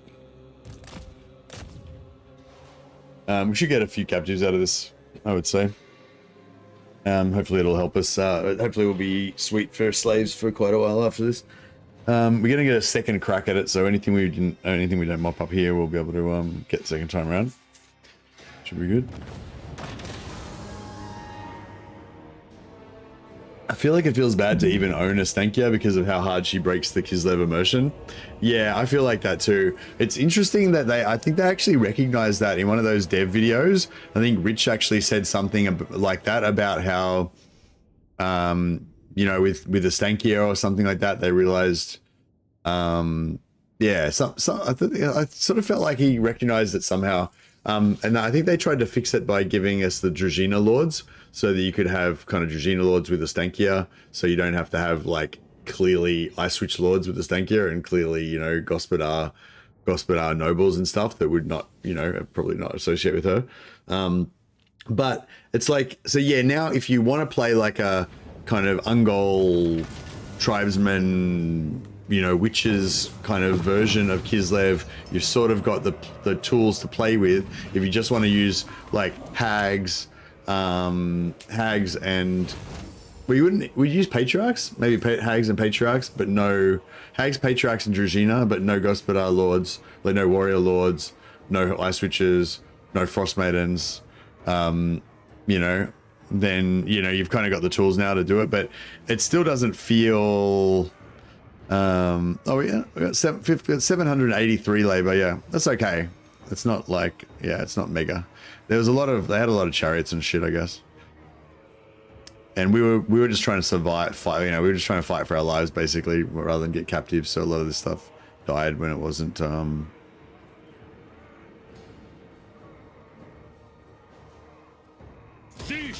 lot of this stuff died when it wasn't routing, unfortunately.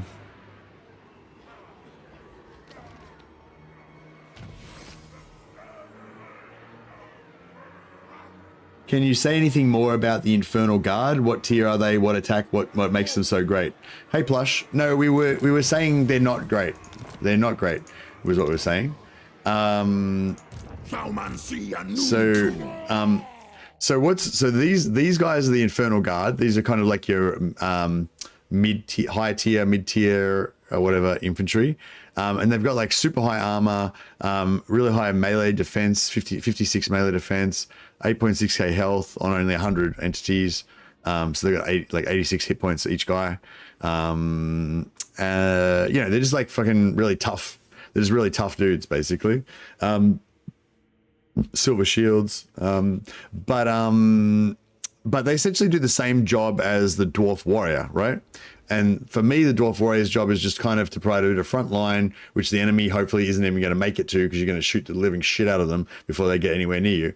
You just got some Chaos Dwarf, infantry at the front as kind of like insurance, just in case something survives, which, you know, ideally they don't really. And then, but yeah, these guys are like a slightly tougher version of these guys, basically. They've got a bit more armor, a bit more melee defense, you know, but they essentially do the same job, you know? So I was just saying, like, there's not really, like, what's cool about them is they look fucking really cool. They're just like really cool. They're badass. And I just love heavy infantry, and I love elite heavy infantry, you know? They're just cool. They're Chaos Warriors. Yeah, they're basically just Chaos Warriors, yeah. Or Chaos Warriors and Chosen, yeah, I guess so, whatever. Yeah, but anyway, but the thing about, like Darastrix was saying, is the Infernal Guard are even less relevant, because if you get to that point where for some reason you want to spend more and have a more expensive front line than your Dwarf Warriors, then you may as well go all out and go Infernal Ironsworn, which are like the top tier dudes. They've got even more armor, even more melee defense, and they've got the satchel charges, kind of like Ironbreakers do. And they do magical attacks as well, which is pretty cool.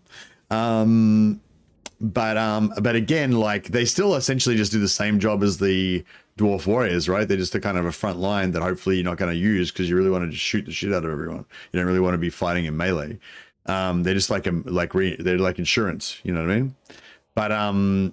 But having said that, they're good insurance. Like, you know what I mean? If you have like 2 or 4 units of Infernal Guard at your front lines, and you have like a real bad battle where it all goes to shit, and like their cavalry are running all over your archers and stuff, you can't shoot anything, fucking dudes are dying, your artillery is getting taken out and all that stuff, like, and you lose control and it all gets fucked up. Potentially these Ironsworn are just going to survive and just never ever die, and eventually just kill like, you know, just keep holding the line forever, you know, and save the day, you know. So they're like the Triarii. But yeah, they're not really, yeah, I don't know.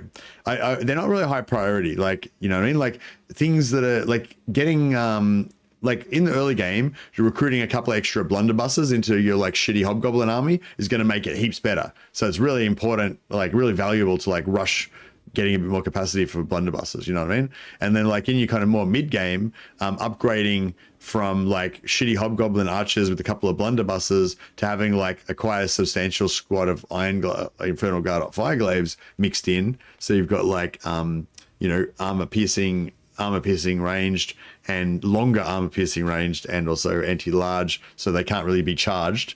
They're kind of like super sea guard or something, you know, like they're like archers, but they're also spearmen. Like that's kind of like these guys. So they're kind of cool. So that's another thing that's good to go for, you know. And then you've got like your you know, different artillery that can be really good, and Dreadquake mortars that can be really good. So all these things are kind of things that you might want to kind of rush towards, because it's going to, like, you could substantially increase your firepower and your effect, like you substantially increase the capability of what your armies can do. Whereas I feel like Ironsworn, you know, they're more like just insurance. So you don't really want, they're not really a primary thing that you're going to be using to like win battles. So they're not really, they're never really a priority. You know what I mean? That's kind of my attitude to it. But yeah. Infernal Ironspawn are a legit doom stack if you get a full stack of them. One of the only melee infantry doom stack material. I mean, I guess they'd probably be a pretty good auto resolve doom stack. But yeah, I don't know if I'd like, and anything that's all infantry is quite susceptible to getting the shit shot out of them. I mean, they do have silver shields and a lot of armor, but yeah, like high armor piercing range damage and area of effect would mess them up a bit, I would imagine. But yeah, I haven't tried it out. That'd be interesting. Definitely the sort of thing I'd love to. I'd love if it did work, because I love fucking heavy infantry. Astrogoth,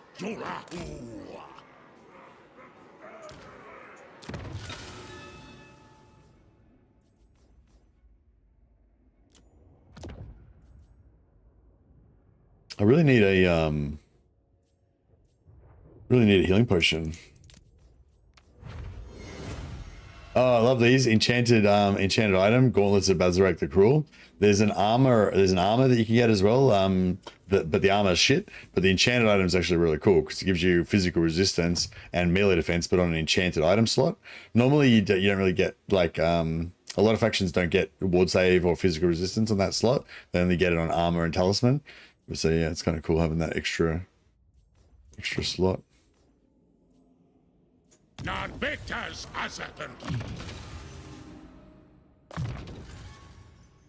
Actually, no, we want to go.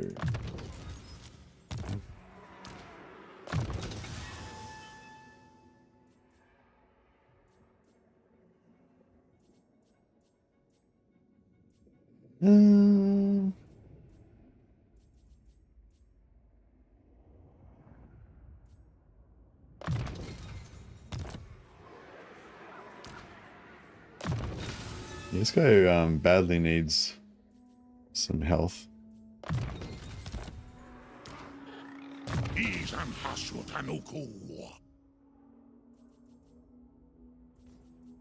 Hell hammer. Bow, bow.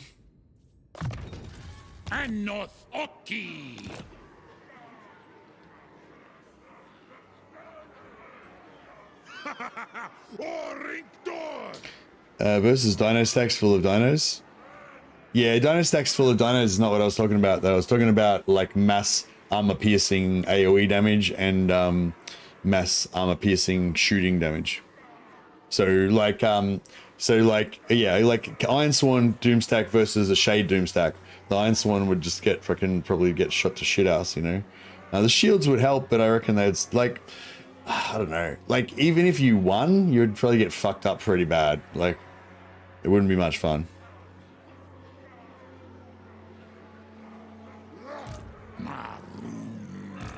Or worse even, actually even worse, just Ironsworn Doomstack versus just a crap stack of Dark Shards. You know, that would like probably mess them up pretty bad. Because they're slow, you know.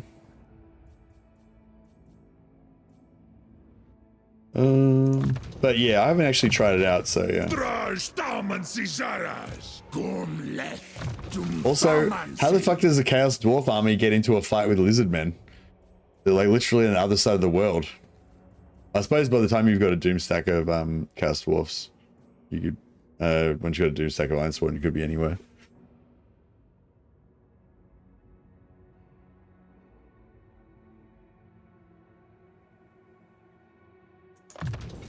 Drastrom Dandar Hangron Epitu Draj Dabarapu Doomskulki Afsepusan Sominu Groma Drazul. Yeah, they got nothing. We'll just get some magic item drop chance, I suppose. Tag.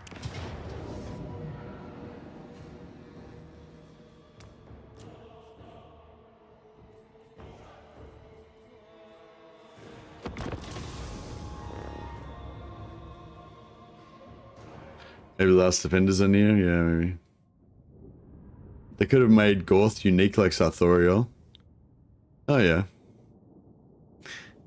I feel like it'd be pretty easy to make a Bull Centaur Torok Legendary Lord. They could just kind of get a Bull Centaur model and like stick a Chaos Dwarf hat on it or some shit.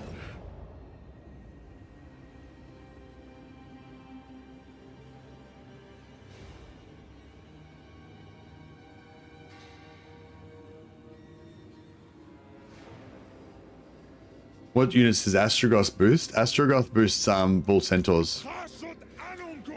That's his Doom stack. It gives him like 15% extra ward save. And I'm not sure if he has any special... I'm not sure if he has any special skills that boost him as well, maybe.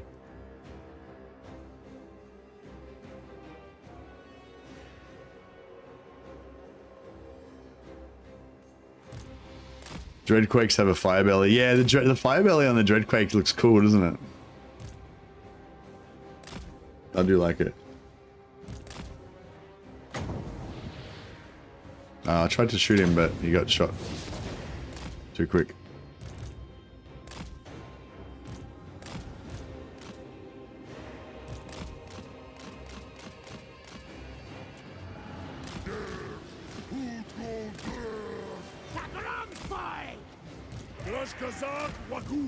Hobgoblin attack! Drangi, boys! Zisho down! Drafjar! Drafjar! Ut movim! Donskalki! Alphabe! Urakut! Ura abdanu! Alablik through! Zanu us! Action!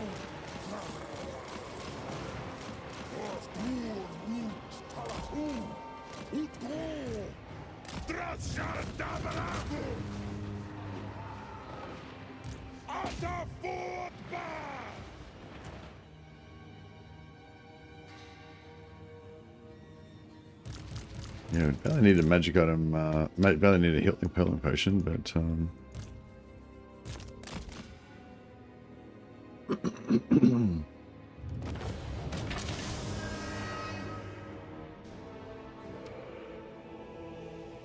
there's a workshop mod for Goth. Yeah, I think I saw that. I haven't tried it out, but I think I saw that it existed.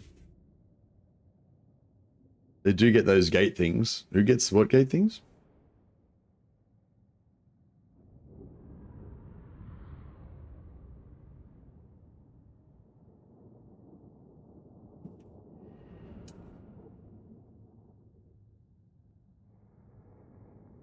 Does the campaign feel easier with 30 more Hobgoblin archers per unit? Oh, I actually totally forgot about that, Zubix. Yeah. So what exactly was the update? So they increased the unit number by 30, but they reduced the damage of they reduced their range damage, didn't they? So, but they didn't. But it still was like the total damage was still higher, though, right?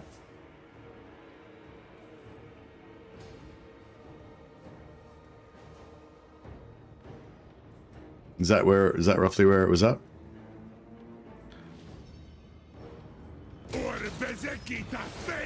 All right. They also increased the range on the unit, did they? 140. No, I think it was always 140. Astragoth is Victraza. Missile strength 14.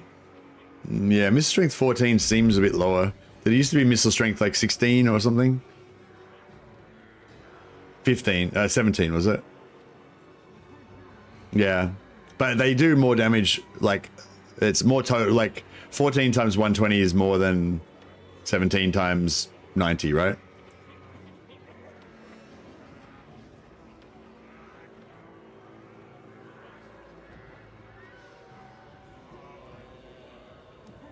Hobgoblins were 115 range.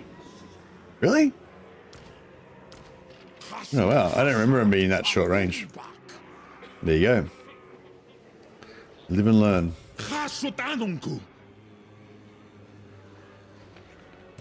Astragoth,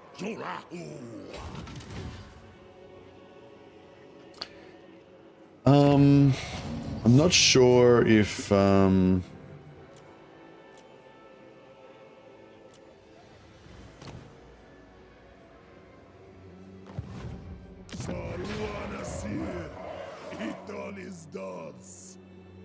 Festival's okay. Order.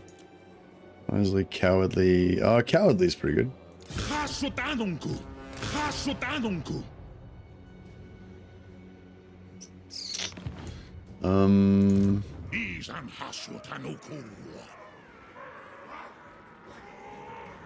Yeah, I don't know. I feel like.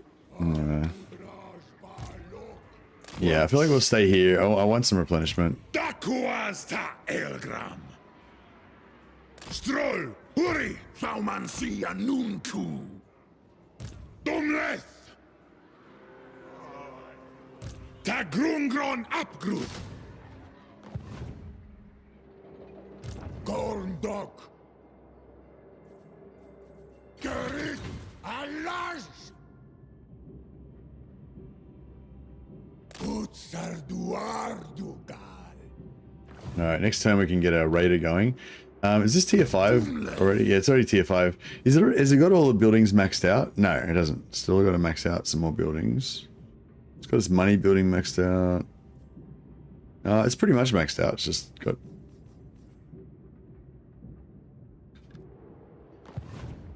Make you want to play some Chaos 12s? Nice. Yeah, honestly, like, when, yeah, occasionally somebody will say a comment in chat saying that I, you know, they, you know, saw me playing such and such and then inspired them to start their own campaign, or they saw me using a particular strategy that I hadn't thought of before and that made me want to make them want to play, or, you know, that kind of stuff. Yeah, I love hearing that.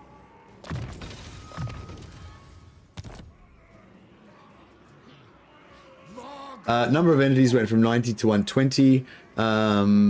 Base missile damage went from 12 to 11. Armor piercing went from 3 to 2. Okay, so it went from 15 to 13.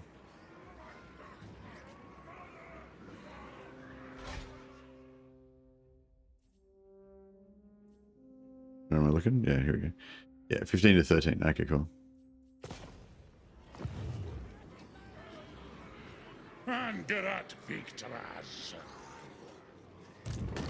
Yeah, anyway, I don't know, I can't say I've noticed much. Can't say I've noticed much difference.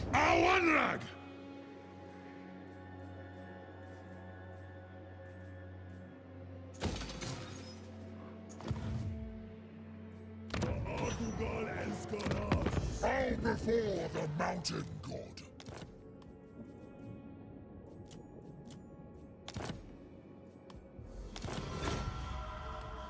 I watched to get new ideas for campaigns as well. Vanilla goals are kind of meh after this long playing.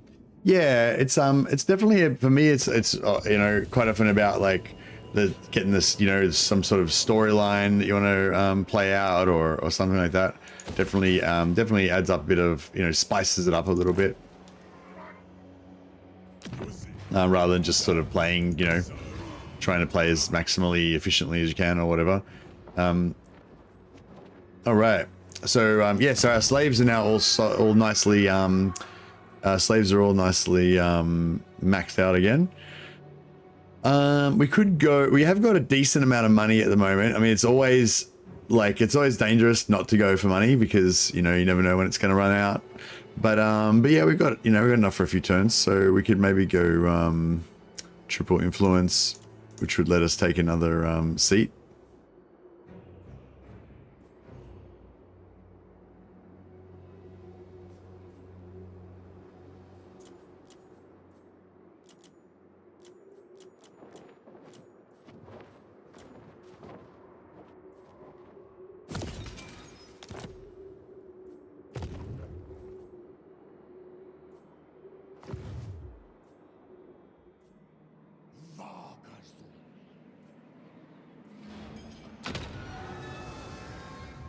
Watching your streams inspires me to get back onto the attempt of getting my endgame goals for Bretonias going again.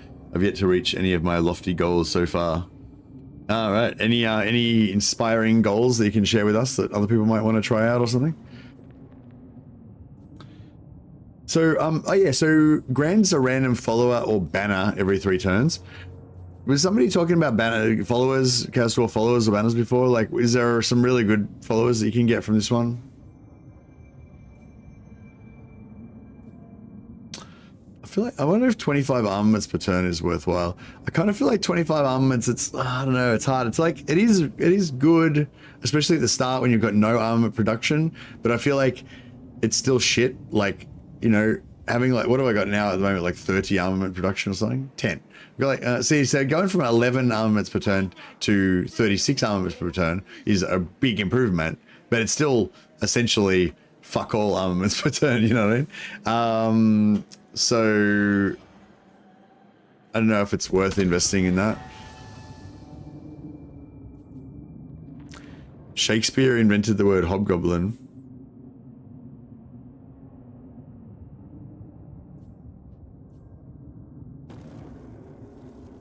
I kind of want to get the magic reserve. I like getting this early as possible because I find once you get this, you start getting actually maxed out magic. Whereas until you get that, it's sort of a struggle. Armor of Contempt is pretty good to have as well.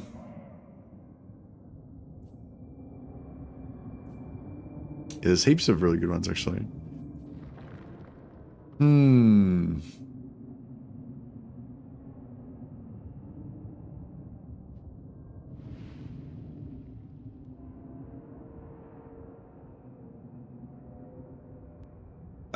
Research technologies early. Okay, what technologies do you need armaments for? Oh, these technologies. Okay.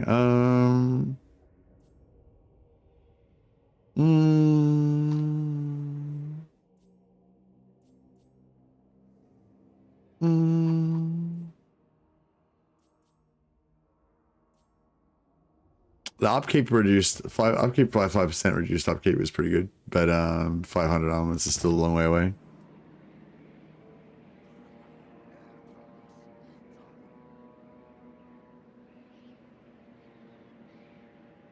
Drazdoth campaign was rough until I confederated the guy in the far north. Oh yeah, Zatan.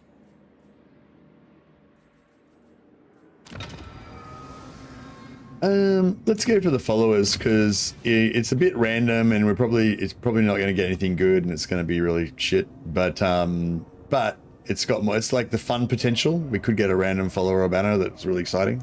So that's pretty cool. Let's set ourselves up for success in funness. Angva Grimazul.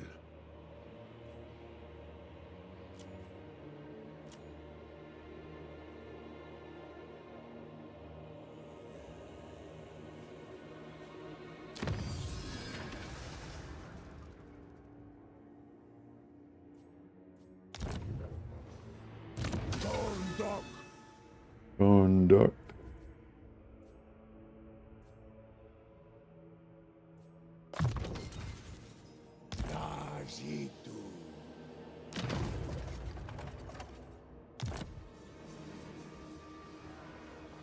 All right, I think we're doing okay.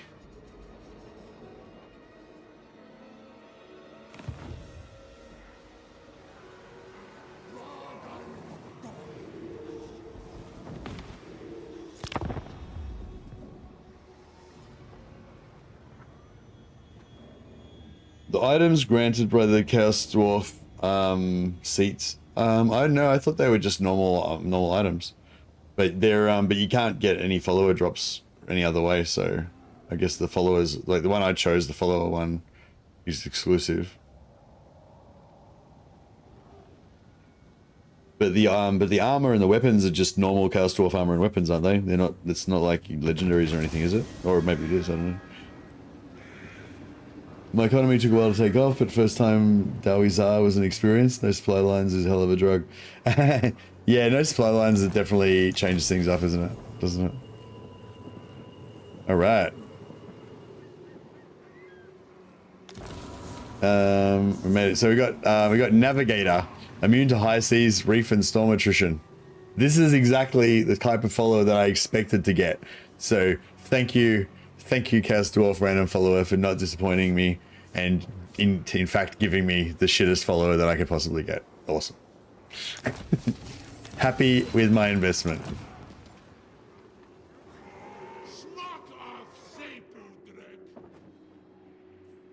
Is that like, what the fuck? High seas attrition for a Chaos Dwarf? Are you fucking serious? Like, I feel like they put that in just to troll me. Like, look where I live. I live in a fucking giant wasteland.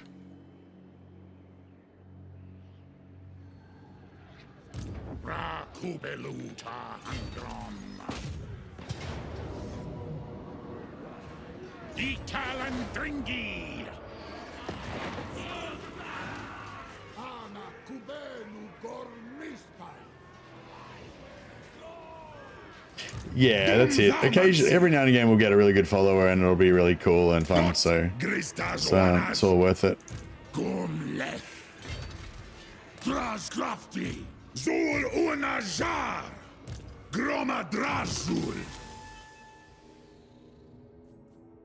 How long till we can get 3 turns till we can get Ruined Tongue back in?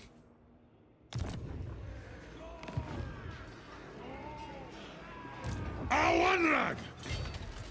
Dumfaumansi! Jar un kuz! Drasgrafti! Goda krum!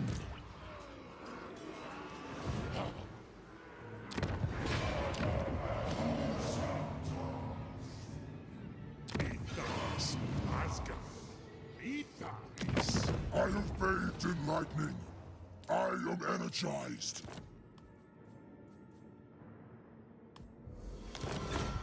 Another 3.6k from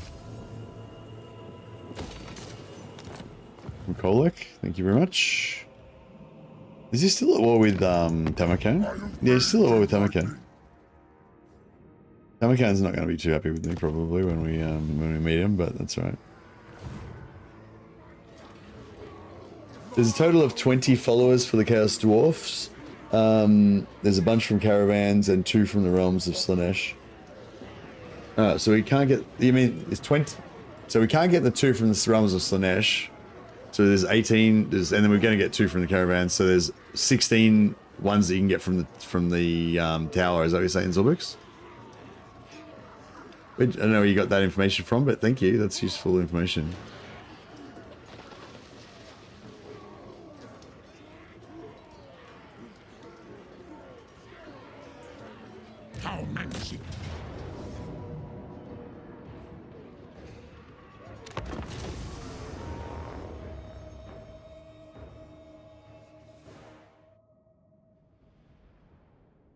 Yeah, if you can. I don't know if it'll let you put links in Twitch though.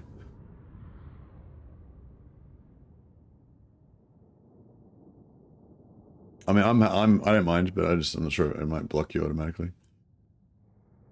Yeah, nah, I blocked it. Are you on my Discord? You can chuck it on the Discord.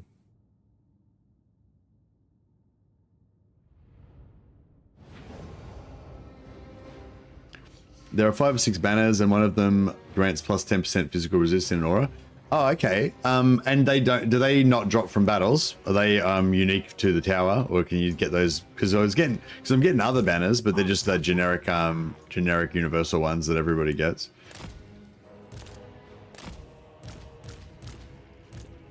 Only from seat. Oh, okay, cool. So there's unique. Yes, right. So there's unique items that you only get from the seat. That's cool. And so there's also armors and stuff as well that are unique that you only get from the seat. I actually started to believe that the navigator is what you wanted until the moment you ranted about it. Yeah, because I did all deadpan and shit.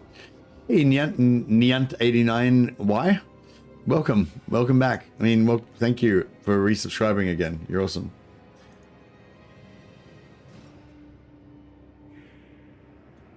Do you know what your Chaos Dwarf name is? I've got a Castellan here that needs a name.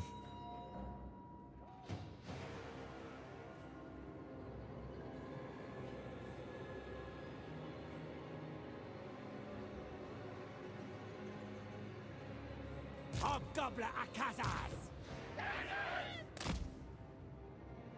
Hobgoblin New Live Strakagal!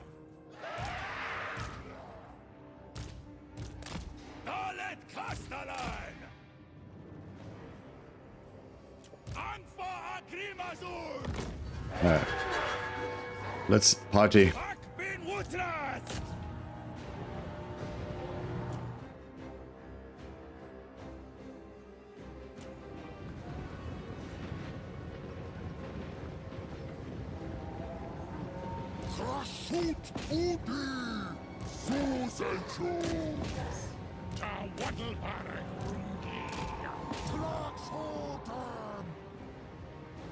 Hey, Dominic. Just been a member for 3 months on YouTube. That was me on Twitch. You can name it Dominic. Oh, okay, nice. I don't think we can name him Dominic because Dominic's not a Chaos Dwarf name.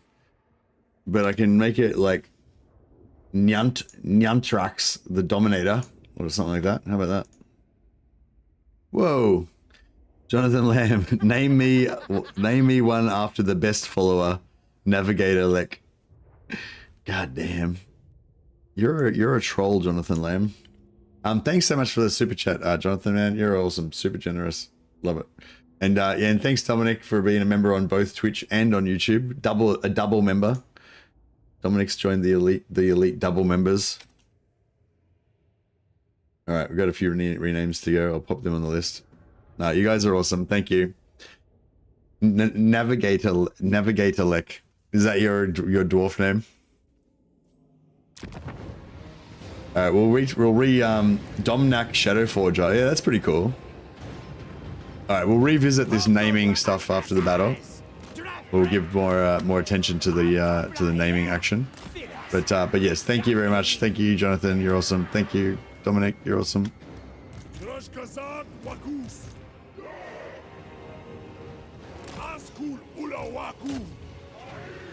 Wouldn't mind dropping the hammer on somebody.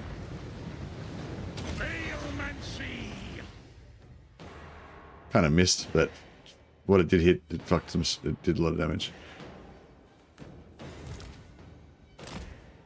Alright, I'm gonna pull these guys out, let them have a rest. I'm gonna pull him out, let him have a rest. And I'm just gonna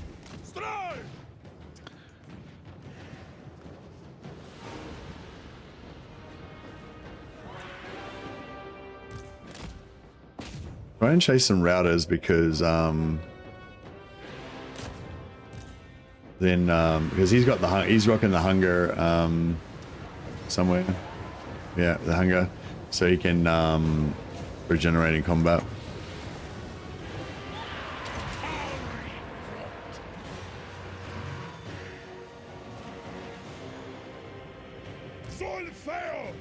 The Navigator Lek, eh? Yeah, that is the shittest follower in the history of the world. You just, considering like Durastrix has just been like amping me up about how amazing these unique followers are and everything, and then I get immunity to reef attrition. Freaking sick. All my dreams have come true.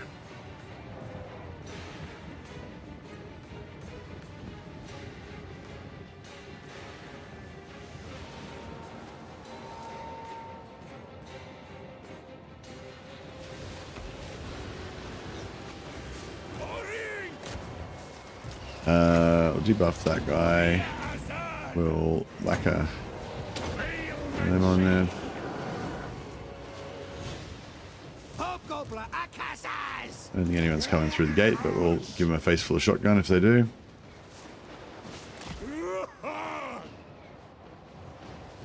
Pirate Chaos Dwarf Pirates.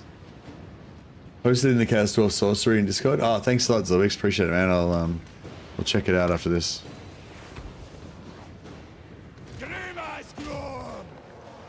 Yeah, if anyone likes to like chat about, strategies or whatever, on my Discord, there's like a channel for each different race, like Chaos Dwarf Sorcery, Greenskin Scum, High Elf Filth, whatever. Just some of them are derogatory names, but yeah. So if you ever like just want to, have a thought about something we were discussing on stream or whatever. Or if you want to share some a fun strategy or a themed campaign or some idea with me or anything, just chuck it in the Discord. Just write Atmos of the Mad, and then I'll see it. All right, let's drop the hammer on these guys again. Vampire Coast nonsense. Boom. Yeah, the hammer's pretty satisfying.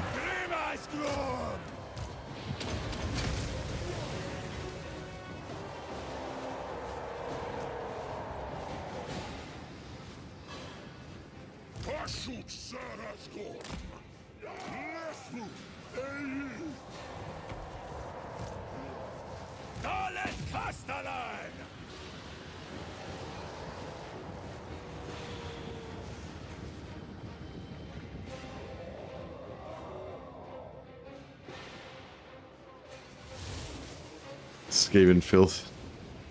Indeed. But yeah, quite often, like somebody will be like, you know, Mercy was talking about blah blah blah.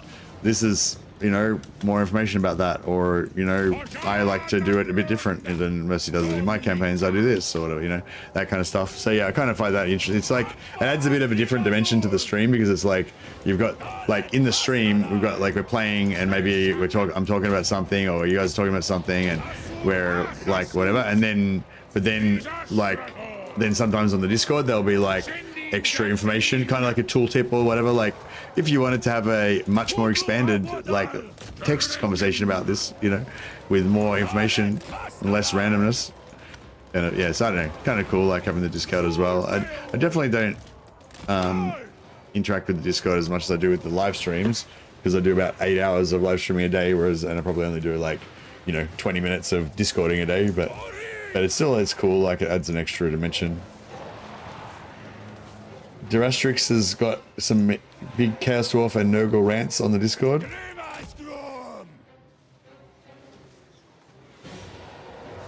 When did CA add the random unique swords? Random unique swords got added in 5.2, I believe, or 5.3. So a couple of patches ago. Yeah, Deathsinger is pretty sweet. You can get there's two of them. There's Deathsinger and Doomsinger, and if you equip Deathsinger and Doomsinger on two characters that are in the same army, I think, then you get a special trait. There's like a special trait. I think it gives you like +10 melee defense, +10 melee attack, and something else. It gives you like big boosts to like 3 good stats. So yeah, it's like a unique trait, but you can only get it if you have 2 of them. I think I actually have an Archaon save that he has 2 of them. But it was from before 6.0, so it probably doesn't work anymore. I feel like these guys should just give up at this point. I mean, come on.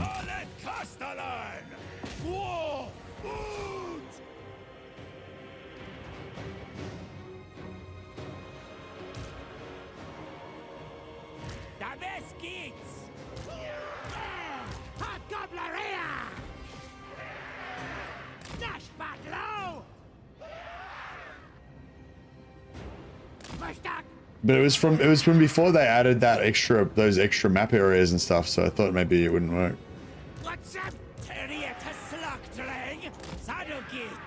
I suppose I could always.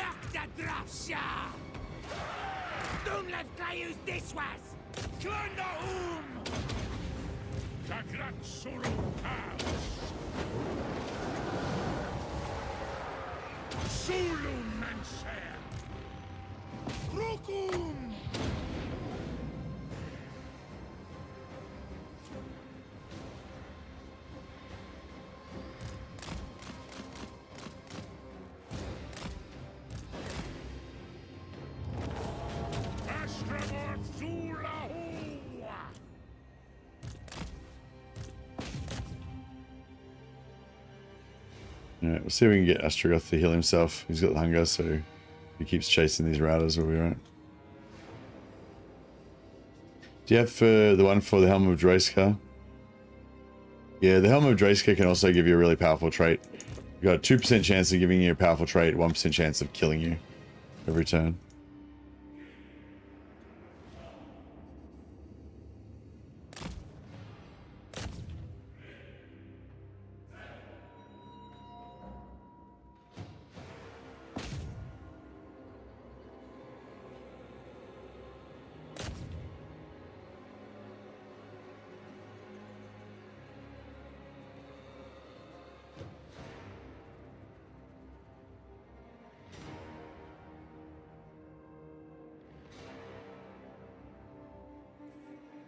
Nearly fully healed.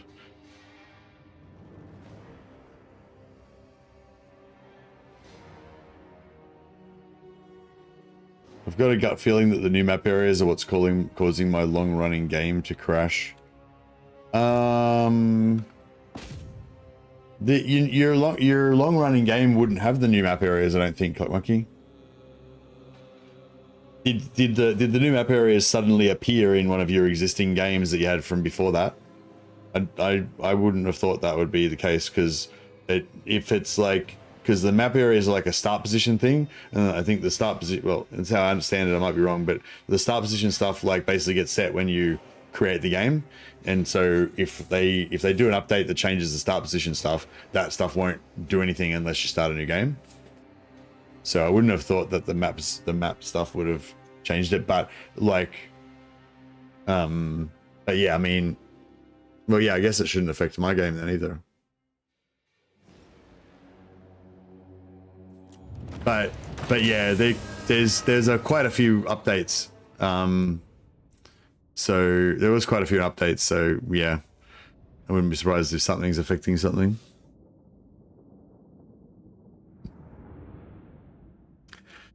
I'm really excited to see what 6.1 is going to bring. There's been no hints at all of anything about it yet, but yeah, that'll be the next major content. You know, will be when they do another update.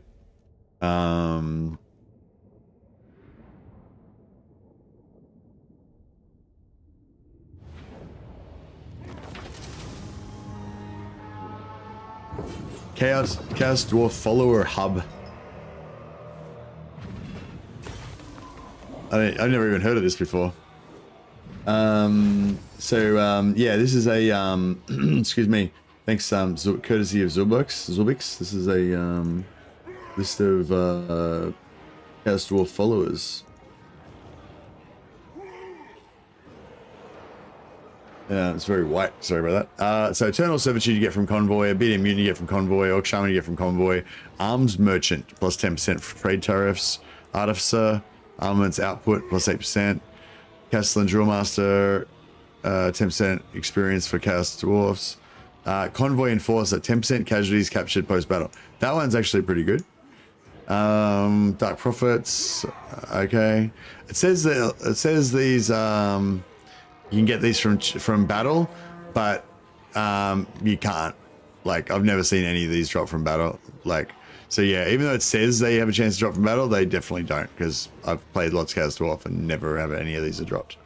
Devoted of a Short, Character Aura, Hobgoblin Scout, Ambush Defense Chance, Infernal Guard, Enemy Success Chance, Unit Experience, Kadai, Action, Immune, blah, blah, blah, blah, blah. Ambush Success Chance. Yeah, these should definitely drop from battle.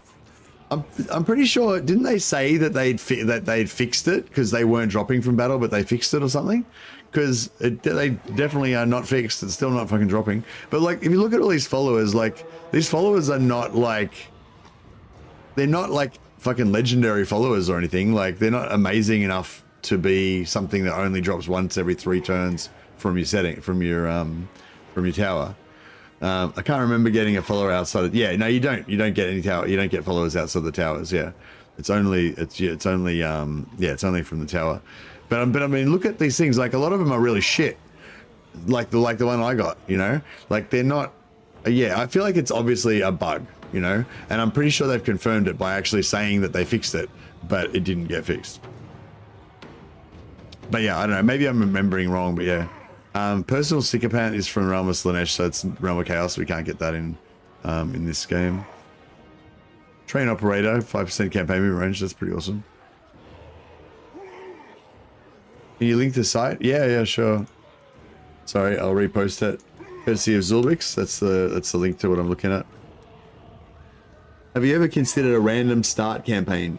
Yeah, I mean, it's been suggested to me dozens of times. Yeah, I'm not really interested though. Anthony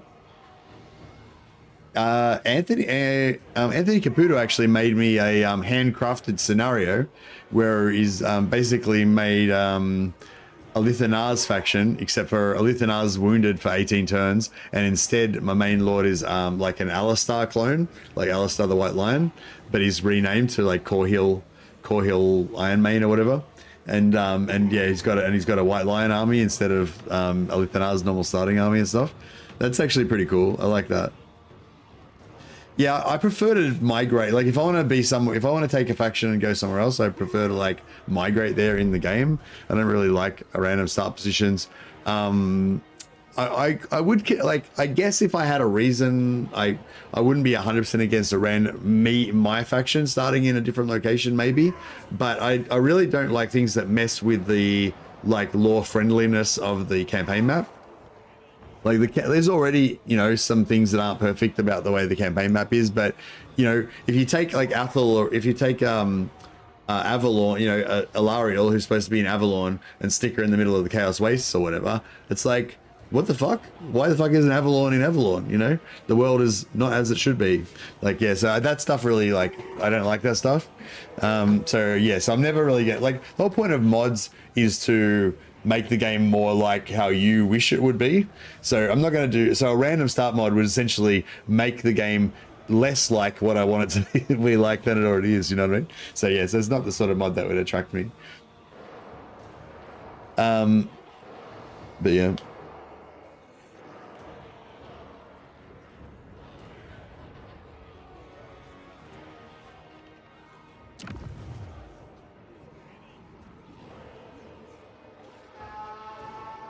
And yeah, I might occupy this one as an actual tower.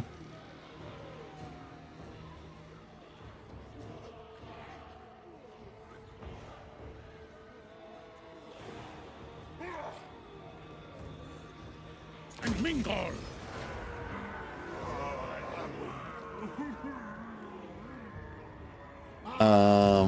I could have totally sacked that, couldn't I? And then we would have had heaps more movement. Yeah, that was silly.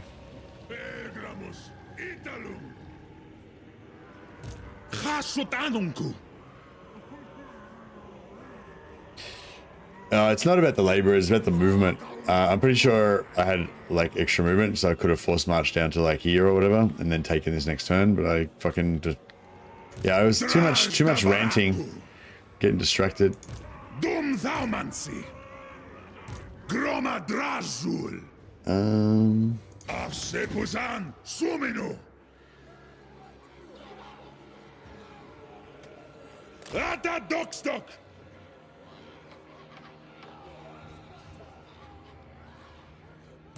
Stop pushing it. Yeah.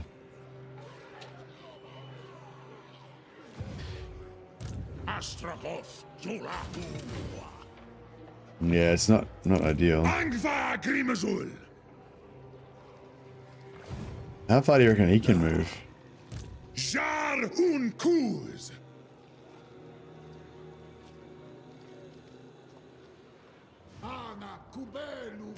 I feel like that's probably in range, but I'm not super confident.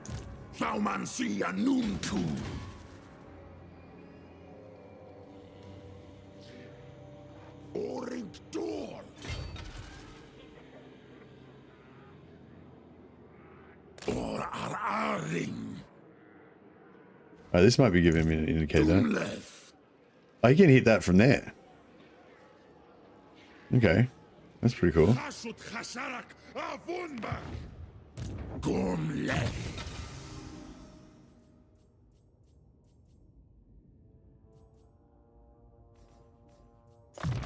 Drastrom, Ishtak Atal Vantoras.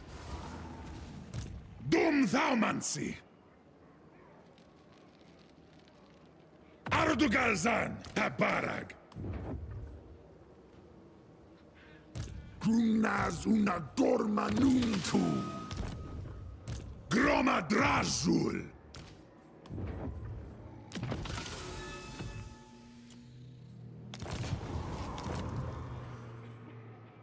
I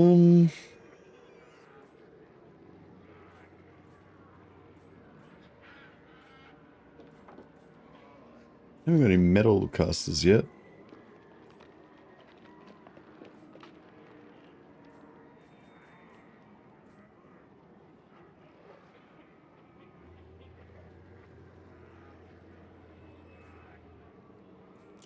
Boring for Kahul.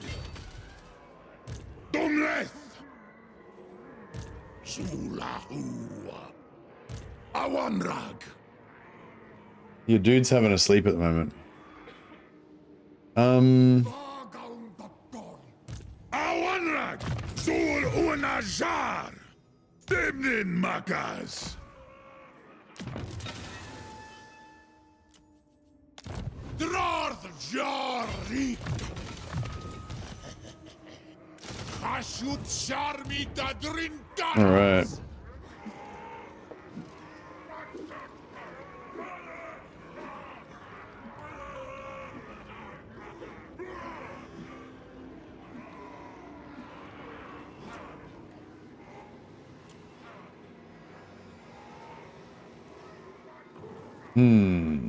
All right.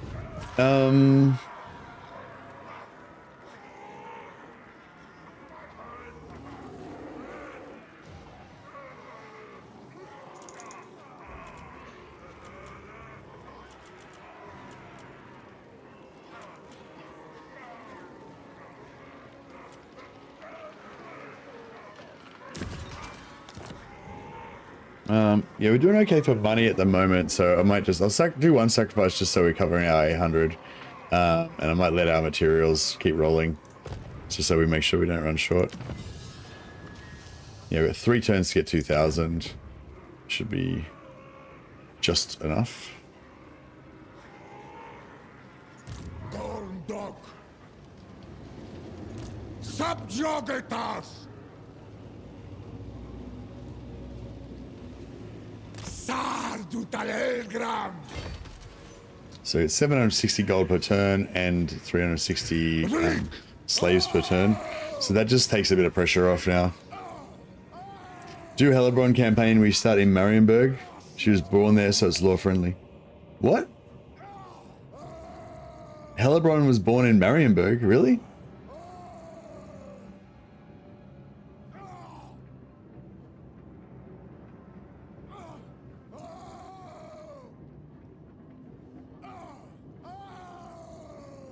Pretty sure it gets more if you get closer to their city. Hey Zulbix, it doesn't matter where you are in the region, but the border is just there. So yeah, like if I'm on this side of the border, it'll be more less. It won't be as much because it's the same province, but it's a different region. It's you get about I don't know really how it's calculated. You get a certain percentage, I guess, of their total income or the total value of the total value of the settlement or something. I don't know. I'm not really sure how it's calculated, but yeah. But yeah, I don't like. Yeah, if you mean if I move this guy from here to like here, a bit closer to the settlement, I don't think that'll make any difference. But I'll move it next turn and we'll see. But yeah, I'm pretty sure it doesn't do anything.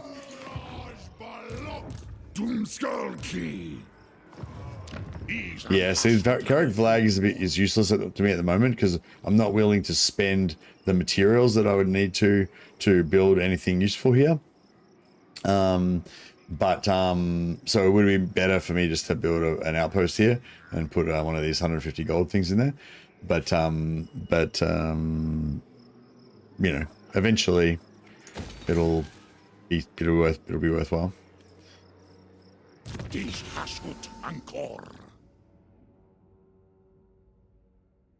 Oh yeah, we can finally start getting up here.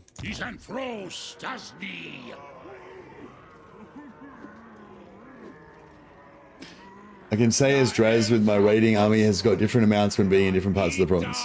Yeah, that's right. Yeah, you can move to different parts of the province.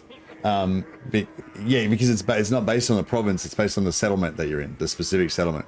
So this province has 3 settlements in it: Zar Nagrand, Vale of Woe, and Falls of Doom. And yeah, Zar Nagrand's got 1682 per turn gold, and this has got 1000 gold per turn. So yeah, you'll notice that if I was on this side of the border in Falls of Doom, I'd only get like half. I only get like half the money.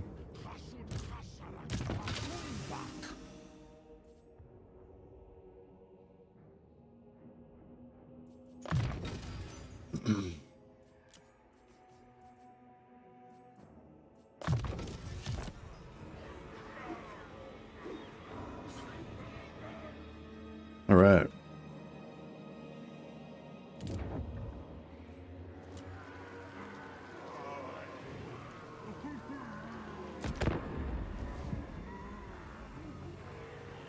There's a tan me old mate. You better not be declaring war on me. 720 gift? Yeah, I guess so. We can spare 720 gold for our poor, inefficient, poverty-stricken neighbor that's too useless to be able to organize an efficient factory. When I did it, I was sitting south of Zanegrind, and I would walk on and off the path. I would go to 300, 400, 900 per turn. Oh, really? Okay, that's crazy. I've never heard of that before, Zulbix. I'll test it out. Okay, cool. Thanks. Yeah, thanks for telling us.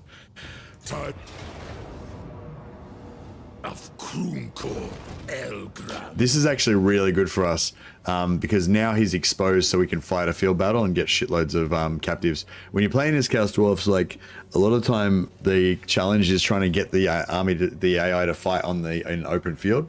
Because when you take a settlement, you're only going to get like 200 captives or whatever from the post battle. But if you do a really good open field battle, you can sometimes get like 2,500 captives from a single battle. So hopefully we'll see something like that soon.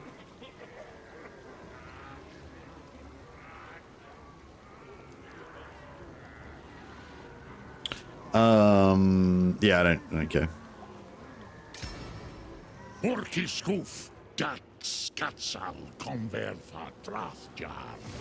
Okay.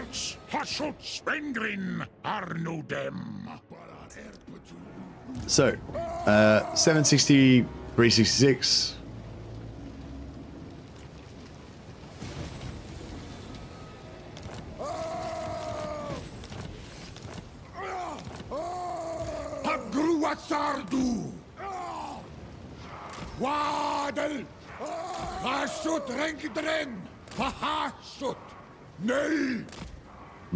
Yeah, nah, doesn't seem to make any difference. All locations are the same. I reckon, I don't know, Zulbix, so the only thing I can think of is you must have been near the border and you must have moved from one side to the other or something. Yeah, I don't know. But yeah, I've played Casters Dwarfs a fair few times and played around with raiding and stuff, and I've never seen anything like that.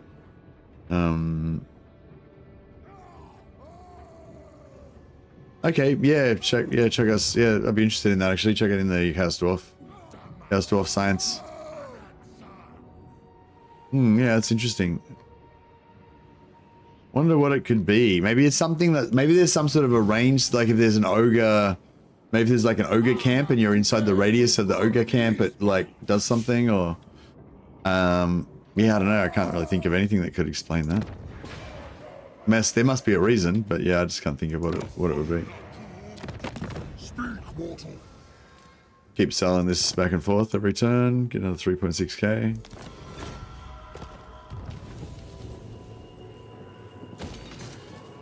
Helps the old bank balance.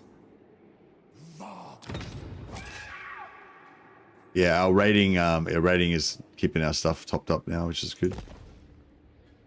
Hellebron was born in an elven colony that was exactly where Marienburg was, and it was lost during the War of the Beard. Ah, okay, cool. There you go, Anthony Caputo. Did you hear that one? If you want to do another one of those, White Lion ones, do it as yeah. Hellebron starts near Marienburg. That'd be sick. And then you could just get heaps of witch elves and just fucking murder everyone in the Empire. That'd be pretty cool. I don't think Hellebron should start off owning Marienburg because, you know, she should start off like near Marienburg and she's just decided to like retake her family homeland so she can like, you know, reminisce about the days of old or whatever. That'd be pretty cool.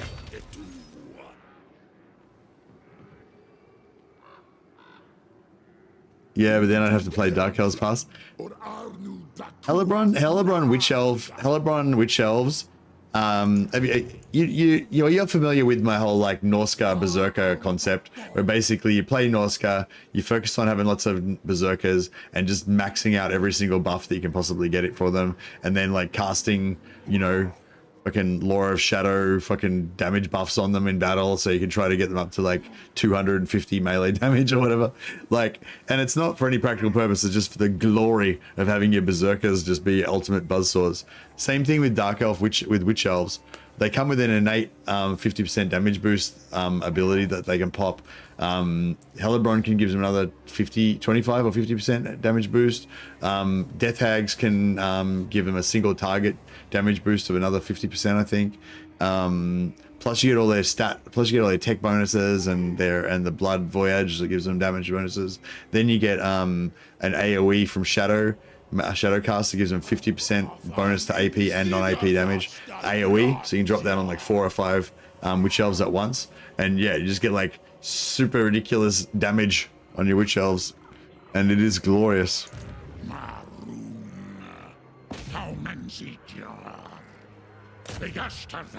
Alright, let's get a 4 Lord. Let's get a 4 Lord thing going on here. I'm pretty sure this guy's gonna retreat, but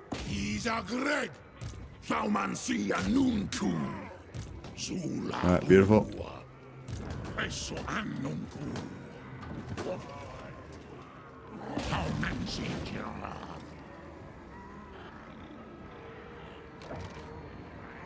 Actually, we'll grab the regiment of renown, the Oglak Khan's Wolf Boys. These guys are super cool because they have this ability. They reduce everything in 55-meter radius, which is a huge radius. Reduces the speed by 75%, so everything goes at a quarter speed. Doing a Tamakan campaign right now. Used your start guide, worked perfectly. Super nice start. Did the same diplomacy shenanigans with Astrogoth too. Most of the mad. Hey, Uki Rocket. Appreciate it, man. That I think that was a bit of a shit video, so not many people saw it. You know, some of my videos get, you know, occasionally get like, well, yeah, a lot of my videos get like 10 or 15,000 views. Occasionally, I'll do one that'll get like 80,000 views. You know, I think that one was really shit. I only got like 3,000 views or whatever, so probably hardly anyone ever saw it. But yeah, I'm glad that I'm glad you got some use out of it, man. Thank you. Thanks for letting me know.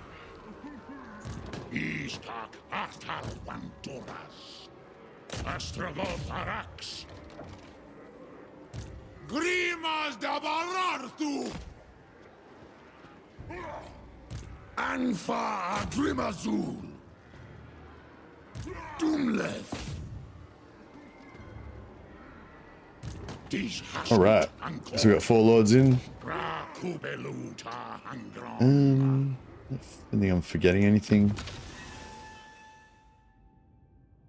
Oh, you poison attacks to the Castellan. That's kind of cool. Does he have armor? No, he doesn't have any. He doesn't have any contact effects on, so that's nice.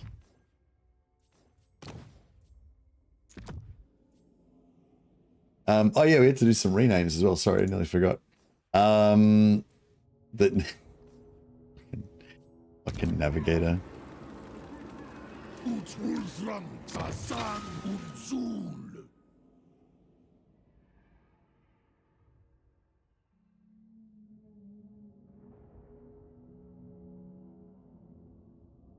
John Carth, the navigator. I feel like the navigator doesn't sound evil enough though. I feel like we need to make it something more evil. Blood navigator, Kevin, the deep navigator, deeps navigator. Fucking whatever. We'll call him John Carth, the navigator. Pretty good. Check out his if this was a miniature, like it kind of looks like a miniature the way the paint job is, you know, because it's sort of low res on the weapon. But yeah, I'm liking the black and gold details with the brown cloth. Yeah, Astrogoth's color scheme is pretty awesome. All the Chaos Dwarfs have really awesome color schemes. All right, John Carth, the navigator, is in. I think we're out of heroes now, though. Subjugitash Dromadrazul. Need for Orcsman. Okay, this guy's one of my Sac City specialists.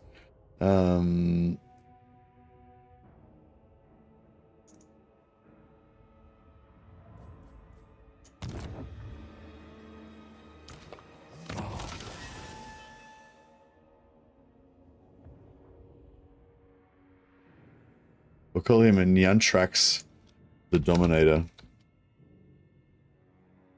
Thanks, Dominic. The Black-Hearted Navigator.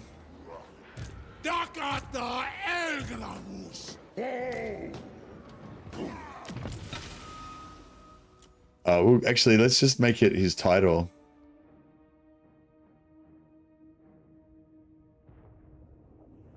Navigator John Carth. There we go. So every time I see the character, I can remember how pissed off I am about that shitty follower that I got. Awesome. Thanks, John. Appreciate it.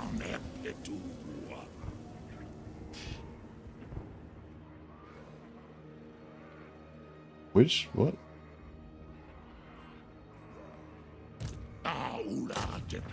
Alright. Let's see if we can get some... Oh, no!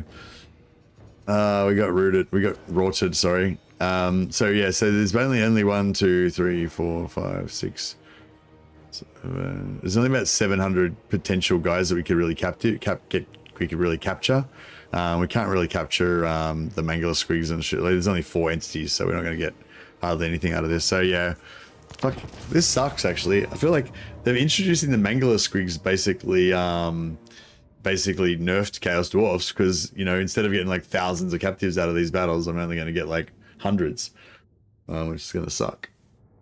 I mean, if we get like 800 captives out of this, which is probably like the best I'm going to do, that would be pretty awesome. That would still, you know, keep us in slaves for a few turns. But yeah, getting like 2,500 or something would be, you know, substantially better, I guess.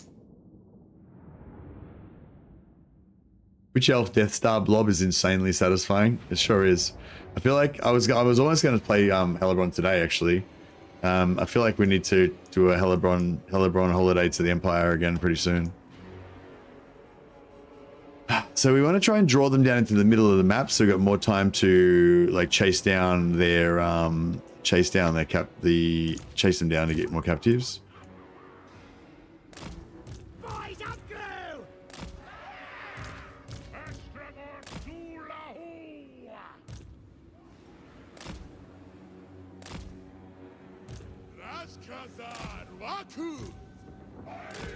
Yeah, those Mangler Squigs potentially could be a bit of a mess maker. We don't really want to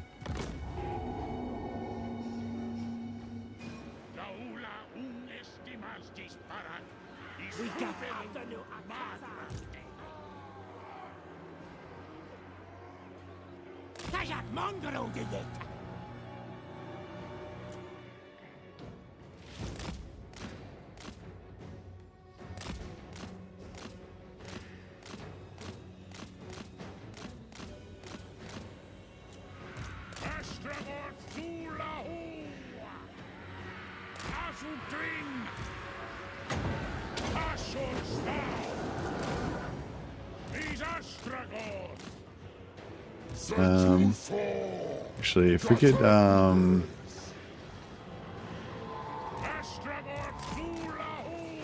yeah, that should be good. And slow them. And then if you could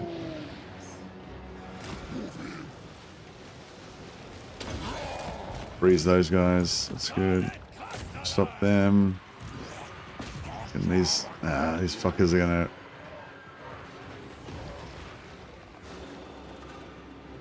Yeah, that's cool. I only want to drop the hammer because I want to get captives.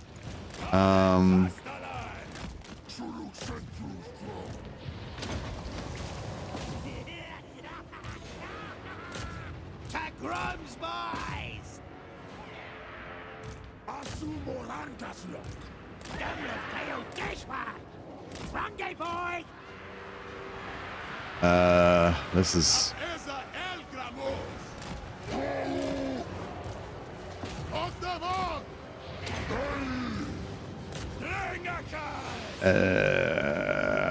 fuck, I don't know.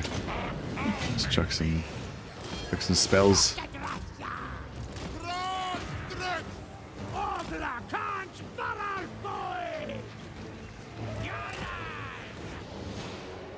Yeah, kill that prick.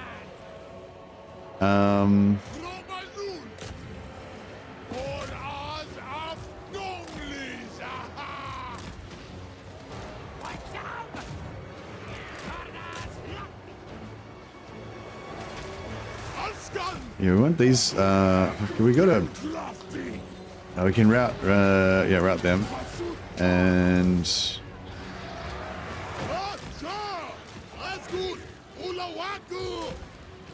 Oh, here we go. That's good. Okay, now we can hammer. Get out of there. Get out of there. And we need.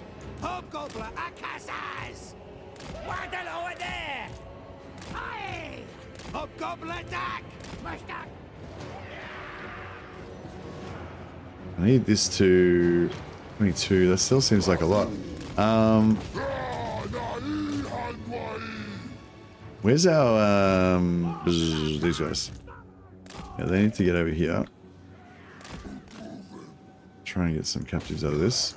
So whatever we don't get kill here is just going to be dead because they they're gonna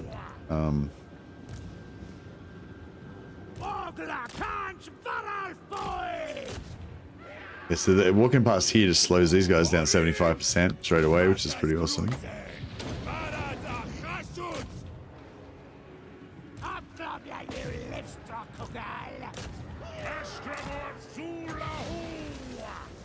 There's not many captives there, but it's something. I don't think even a single entity died. That was fucking useless. Yeah, we aren't going to get much out of this. Oh wow, those guys got wrecked by the Mangler Squigs because the Mangler Squigs explode when they get low health when they die. So yeah, they got wrecked. Yeah, I really enjoy the Witch Elf Death Star blob. It's kind of like the Berserkers, but even better, like even more, like better somehow. Like it just feels like, you know, like you just get all your Witch Elves and you pop all their damage buff at the same time, and you throw down Hellebron's AOE damage buff, and you like cast Occam's Razor on them, and it's like powering up. It's just like they just go berserk. That's good. But whereas with Berserkers, it's more of a slow burn thing. You just like kind of slowly adding more and more buffs to them, but you don't really boost them insanely like in the actual battle. They just get more they just kind of slowly get better as your campaign goes on.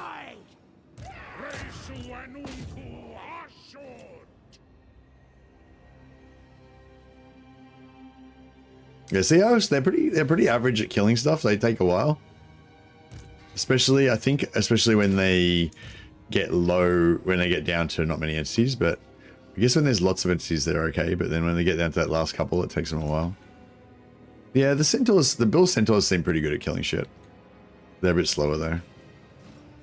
I don't know, maybe the Wolves are okay at killing stuff. I need to pay more attention. I didn't really watch them for long enough that time. They can shoot, which is cool.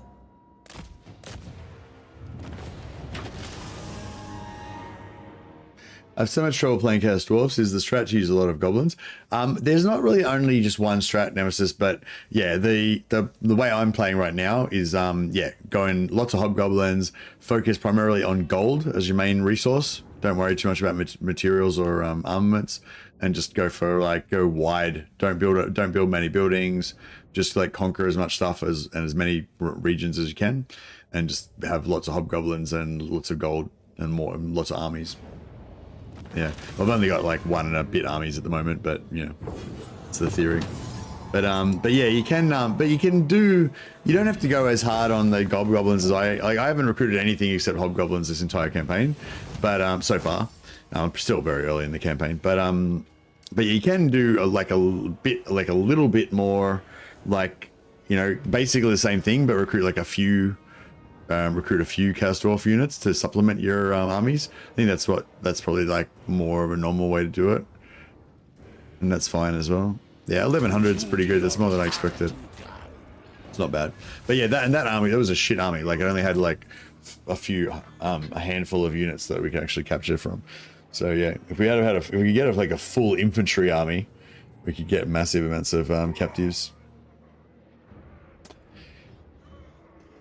Yeah.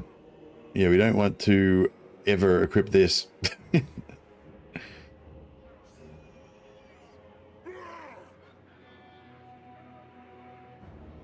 Astragoth, I guess we could equip it if, as long as we remember to unequip it at the end of the turn. Hey Disruptor, can anyone tell me if you can see my message? Chat is buggy for me today. Yeah, no, I can see it. Thanks, Disruptor. Sorry, just, yes, I can see it, Disruptor. Cheers.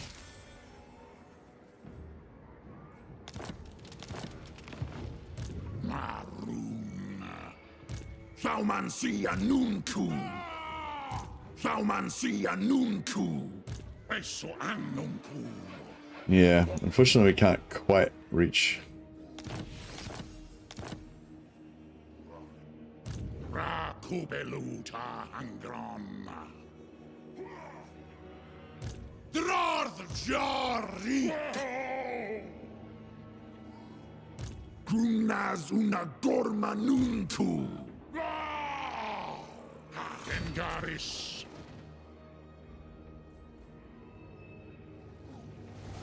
Da Urgarm da Wulthrung Gaza. This is kind of cool. How strong are these guys? I'll take your red off in One bite. They got 4 settlements. That's pretty good if we can make them, if we can be friends with them. It's kind of cool. So what I was kind of hoping, one thing I was hoping to do this time, I feel like quite often Grimgor expands a lot more than this. Like he's already taken out these guys and he's got a big empire and it takes me like a lot longer. So we're going to wipe him out probably turn 12, maybe gone. Or he might have an army about to take Firemouth or something, and then it'll take a bit longer. But quite often he's like got a lot more stuff than this, and so I end up getting pulled all the way down to like here. And then at this point, like I'm so deep into here that I have to kind of keep going, or I can maybe cut into here and kind of go down here. But kind of one thing I was kind of hoping this time was, yeah, if we could kill him quick, which looks like we're going to, and then maybe go a different way, like go up here or something, or or go over here and take out Ungrim or something, or maybe we'll still actually go down to here and come across this way, but yeah, anyway, like, yeah, something like that. I'm just going to take these Chaos Dwarfs.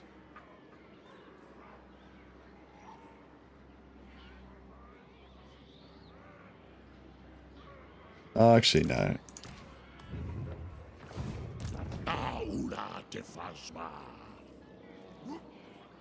Farewells. I'm just going to move into, yeah, just out of range. Anfa Agrimazu Dantalaz Sufereu. I'm going to give the,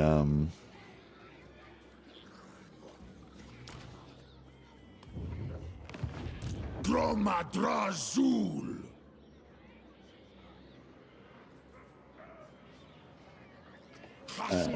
actually, Is a rink.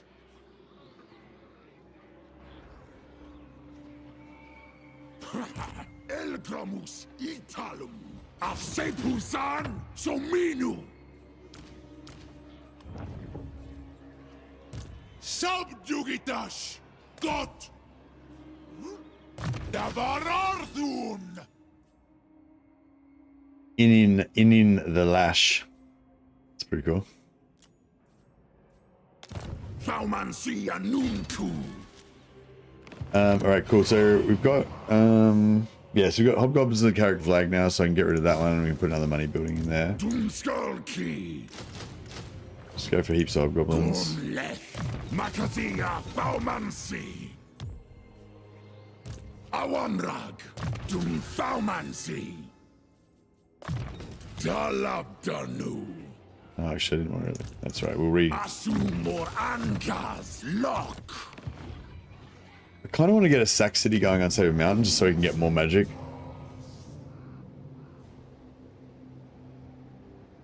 Maybe we should try to.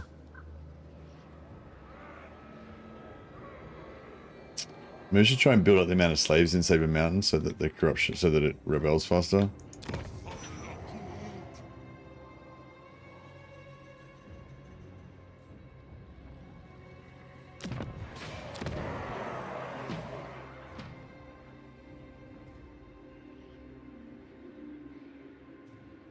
Yes, this one's about to hit tier 3. So when we take this, we have a choice of getting a tier 2 settlement. So that's sort of what I was saying before. Like, then we'll like, you know, maybe if you're taking a tier 2 settlement, then maybe that's good. That's a good time to sort of think about whether you want to take it as a factory or as an outpost, because it actually matters. You know, when it's tiers, if you're going to take it as a tier 1 settlement, it doesn't really matter, because you make it an outpost, make them all outposts, and then later on you convert the ones you don't want to be outposts into factories.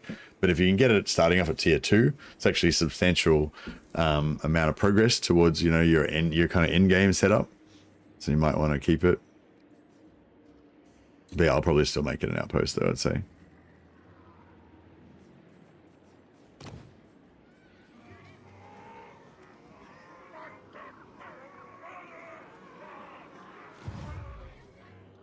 Eso annuncu.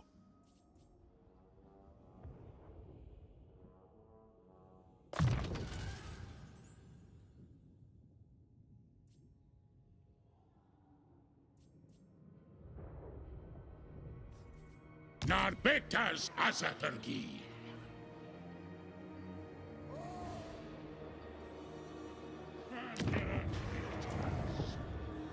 All right.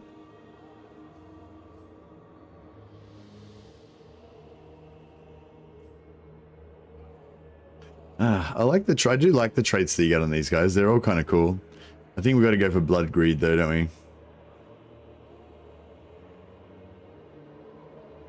Just because it's, you know, it's cool.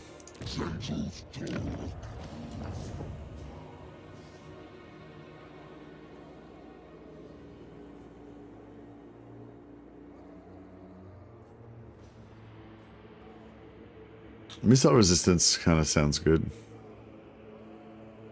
Although, more hit points are always good too, and unit mass. I don't know. Yeah, missile resistance. Yeah, missile resistance and resistance is good. Yeah, that's another reason I like Astrogoth the best, because he gets more heroes. Or he gets more heroes earlier.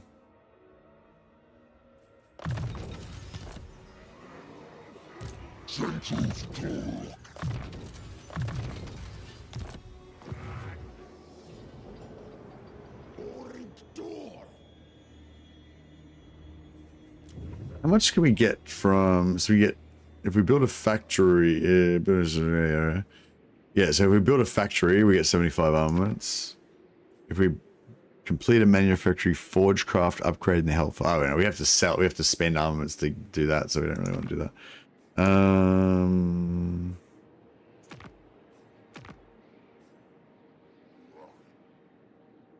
Black Hammer, I should use a 75 conclave influence. Oh yeah, somebody was asking about the short campaign victory. Major relic missions become available. We get 15% workload for raw materials, and raw materials produced plus 15%. We got to kill Malachi though, so it's pretty far away. That could be a kind of a cool mission though to go on. He's not that far away. We could kind of go after him. Yeah, one thing I kind of wanted to do was, like, I think with Chaos Dwarfs, like, I really want to feel like I've got a big kind of domain, and I've got a safe heartland in the middle with quite a good barrier of territories around the outside, so that I can then concentrate on building up all my internal provinces to be, you know, like super safe, but also super, you know, productive and stuff. So yeah, I might try and do that, like try and work our way around, so like kind of conquer our way in here, then maybe across here, and like, you know, just try to make out a big kind of sphere, or not a sphere, a circle, you know, big circle empire, rather than a long, shitty, strung out kind of area.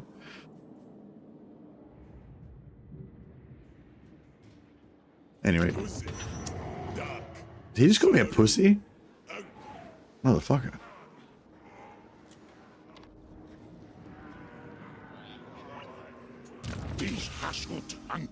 Oh yeah, let's get some frenzy. Some frenzy happening.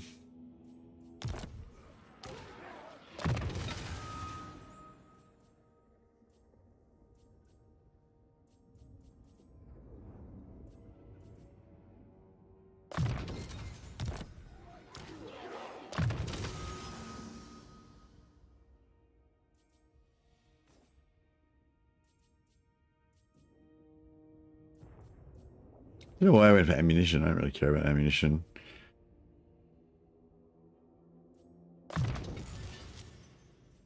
Actually, missile resistance is probably the best because he gets shot in the back a lot.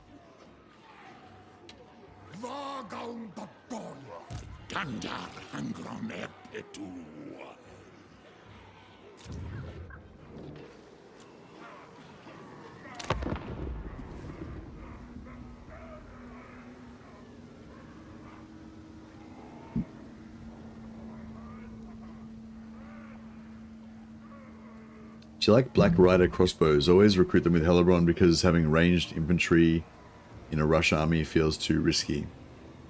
I had never even thought about that before, Silver. But now that you say that, that actually seems like a good idea. I mean, I usually just have... I don't usually go for much ranged infantry. What I usually do is I go for Blackheart Corsair Hambos. And I find Blackheart Corsair Hambos work really well with the Witch Elves because you just have all this infantry and they're all fast. Like the Blackheart Corsairs I think are like 40 something. Maybe the Witch Elves are a bit faster, but they're all pretty fast.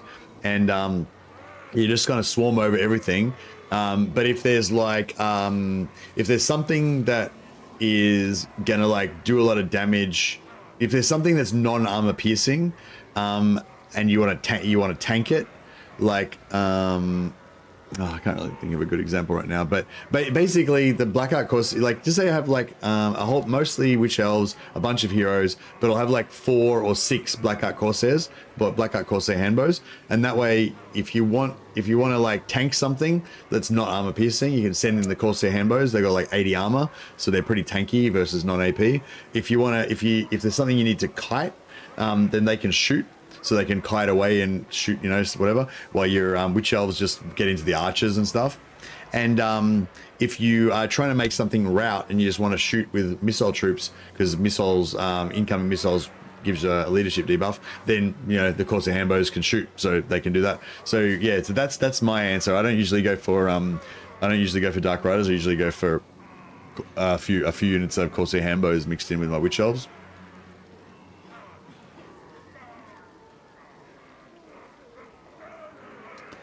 Yeah, keep moving it as normal, no delays.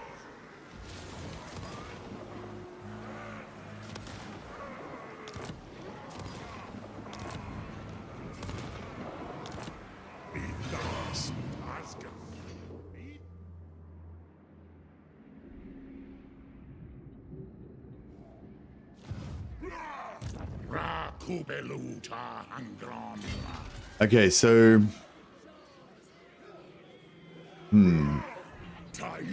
So if we attack the settlement, which I guess I'm going to have to, if we attack the settlement, then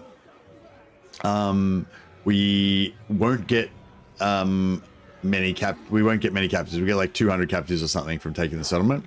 But if we fight this guy and we kill all these guys and we pull in the garrison and kill all these guys, then we can potentially get, you know, a crap ton of captives.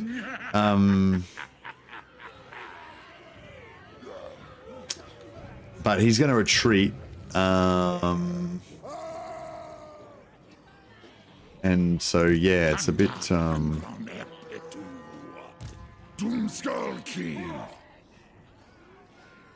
Alright, so we'll siege luck with that. That lets us sort of maneuver a bit. Then,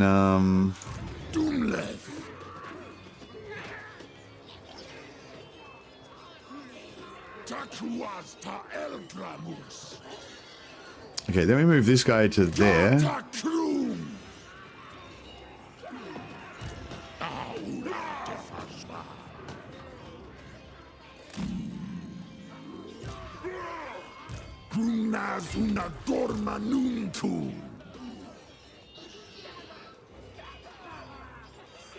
Okay, cool.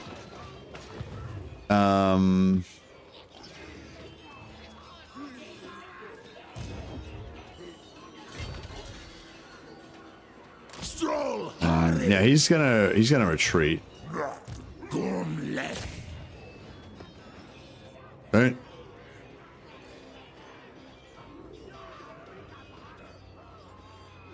Now, I'm pretty sure he's too far away.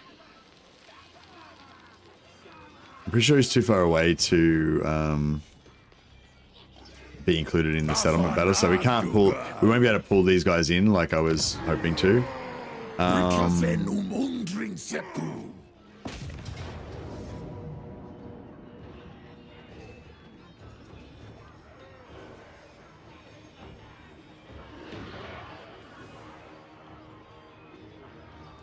Oh, what the fuck? So the War army is going to reinforce. Like this War army is going to reinforce here somehow. I didn't know that, but yeah, apparently War armies have super reinforcement range. So the main army is not going to. That's really weird. So the main army is not going to reinforce, but this War army is. That's really weird.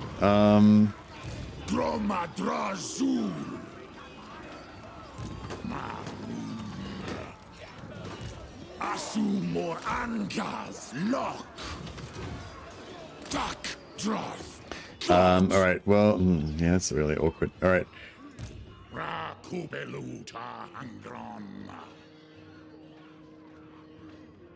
Yeah, whatever. We'll just we'll try and get a few captives out of it. Actually,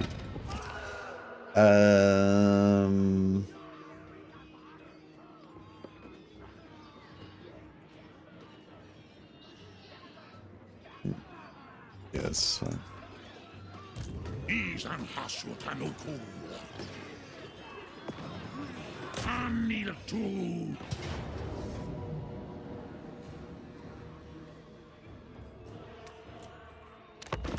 See how we go.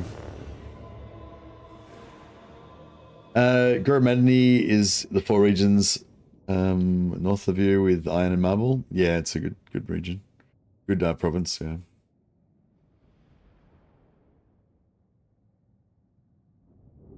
It's not really very heartlandy though, because it's sort of, yeah, and like unless we take out Kislev and Archaon, then that becomes, then and we've got a good like surround around it, then it kind of becomes heartlandy, but yeah, it's like upgrading 2 settlements to tier 3 to get the iron and marble is like a lot of investment, especially if that's like on the front line, you know what I mean? Like if I'm at war with Arbal and Arbal will be dead, I guess. If I'm at war with like Kislev or whatever, and potentially get into war with Archaon or Boris might have expanded over there, and then maybe Malachi, and like, you know what I mean? And then that area is going to be my front line.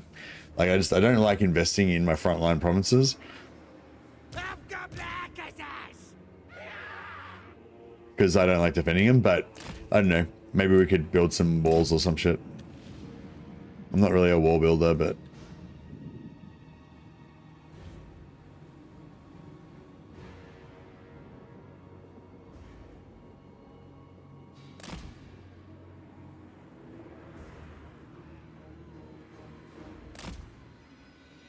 I got somebody commented on one of my videos one time that I'm like I haven't adapted my I still play the same way that I did in Warhammer 2, and I haven't adapted my strategies since then. And I got really offended, and I felt like I felt like they hadn't really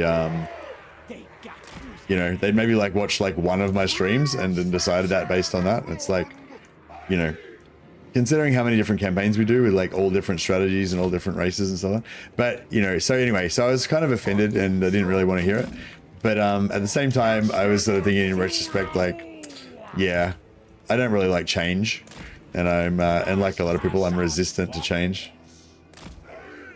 but I do slowly learn. Ban, indeed. Posted the screenshots in Discord. Oh yeah, okay, cool. Yeah, what do you think's going on? What do you think's going on with this Zulbix? You got any theories?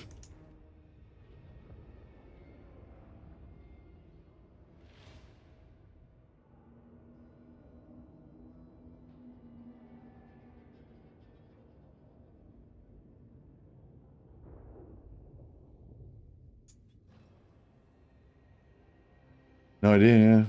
So the money, the gold amount is still the same, but the amount of slaves that you're getting from raiding, the amount of money, the amount of gold you're getting from raiding is the same, but the amount of slaves that you're getting from raiding has changed.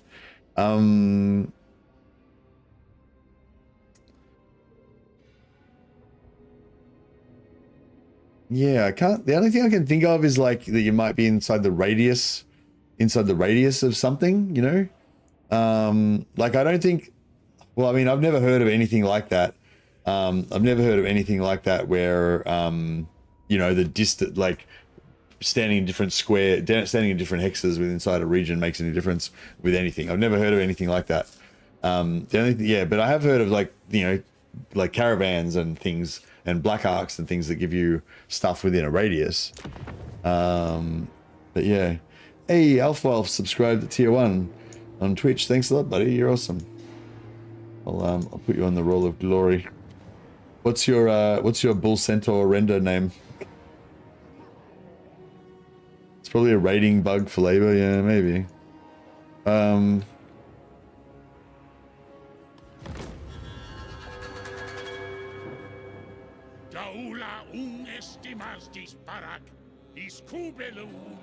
you really shooting? Stop shooting, fucktards.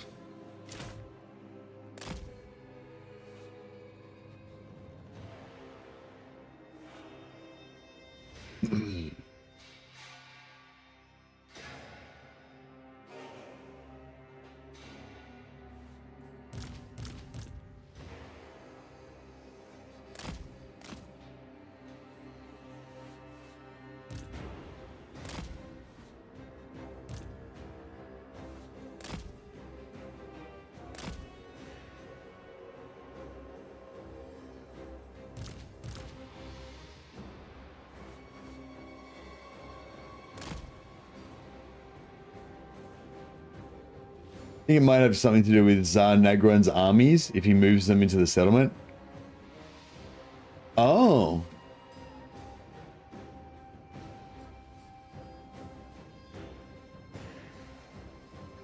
But was it wait, is it when you're moving your armies, is it updating in real time or is it over the end turn? Turn 16.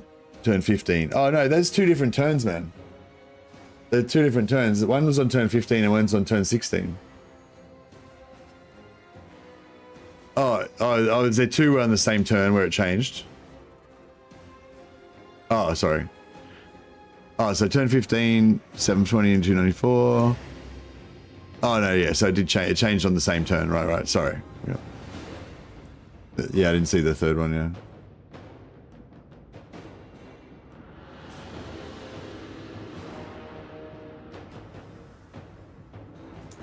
Yeah, I don't know. Oh shit. That's tapped out. I didn't even notice I was getting fucked up here. God damn it. You guys could have told me that my armies were getting destroyed.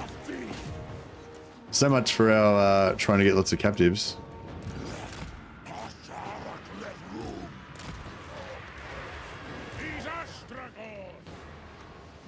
Fuck. It didn't work at all.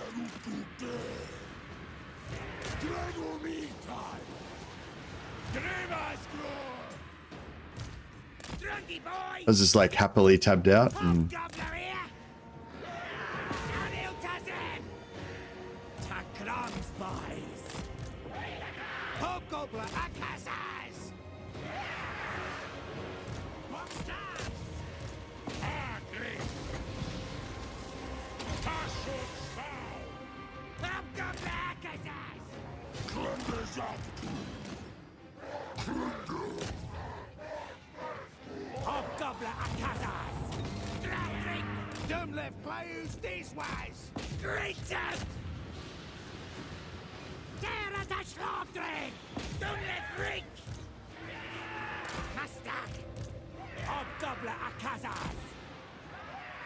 yeah, they're mega slowed down. That's good.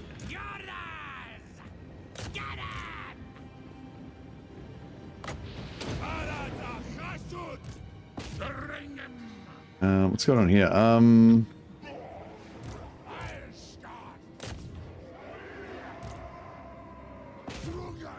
Oh, we got a magic item. I mean, we got a healing potion. Fuck.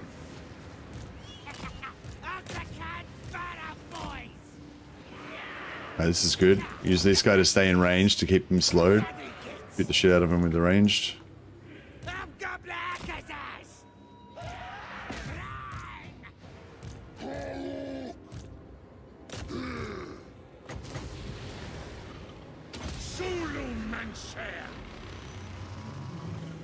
Don't miss.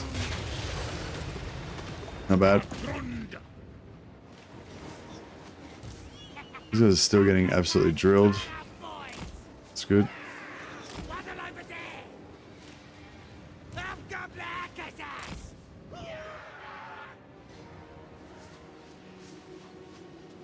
Where's my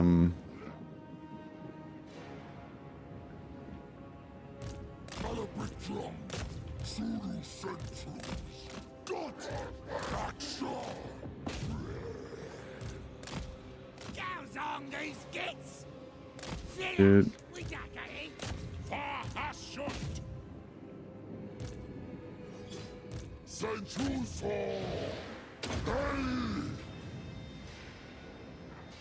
More captives. More captives. Give them all to me. Beautiful. Alright, get over here. You guys get up there as well. Don't leave those captives on the table. Keep killing them. Slow them down. More damage.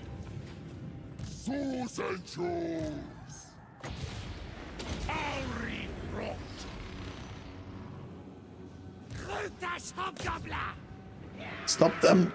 Slow them down.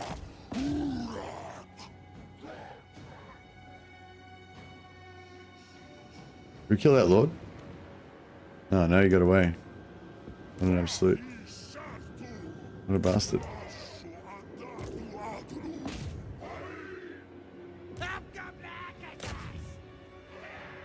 Yeah, they're slowed down, massively slowed down. It's good.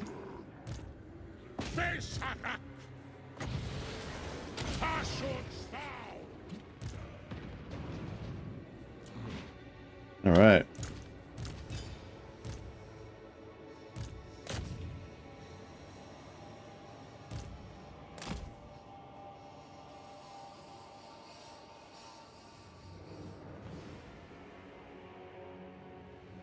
Look how slow they're going. It's so good.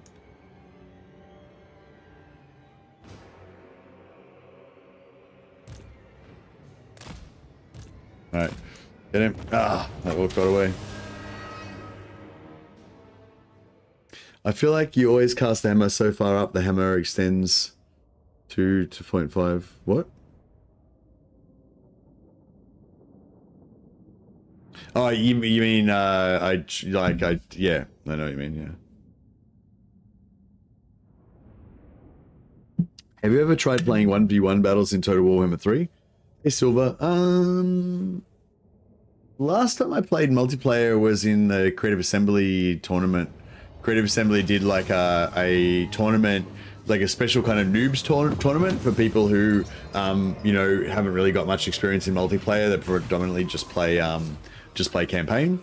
I had played like the odd game of multiplayer before, like maybe like 2 games against like one of my mates, or a handful of games, but it was like in Warhammer 1 days, I think, or early Warhammer 2 days. So yeah, but I can't remember whether that was Warhammer 1 or Warhammer 2 or Warhammer 3.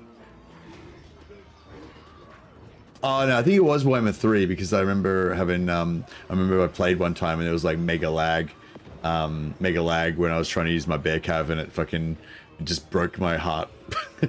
Like the lag was so bad that like it just like that was the last game of multiplayer I ever played. Actually, I was playing with like Rubber Duck of War and somebody else, and I had like mega bad lag. Like it wasn't even like accepting the inputs from when I was like trying to give it orders and stuff like that.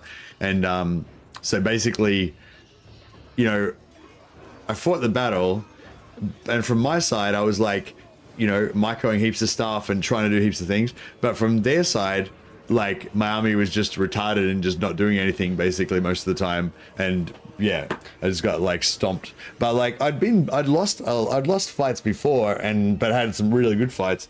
I'm really I really like the fight, you know. I don't even like care whether I win or lose half the time. It's more about like just I do care, but I really just love the intensity of the actual battles, just fucking frantically trying to do everything, you know. Yeah, I've lost battles before, but I really enjoyed them because they were such good fights. But that one, because of the lag, like it was just like, I don't know, it just broke in my spirit basically, because it was like I performed so badly, you know, like even though I'm a new player, so they like I hadn't had much experience, so you know people wouldn't be expecting too much of me, but still it was just really embarrassing, you know, and it was not and I couldn't, like, I had no control over it and stuff, you know, and it was just, I don't know, it just fucking destroyed me. And basically I just never wanted to play multiplayer. It's not like I never would play multiplayer again, but it's like that was the last time I played it.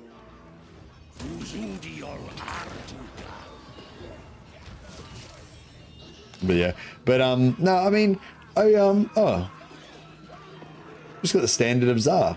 There you go. We can get some unique Chaos Dwarf. We can get some unique Chaos Dwarf stuff.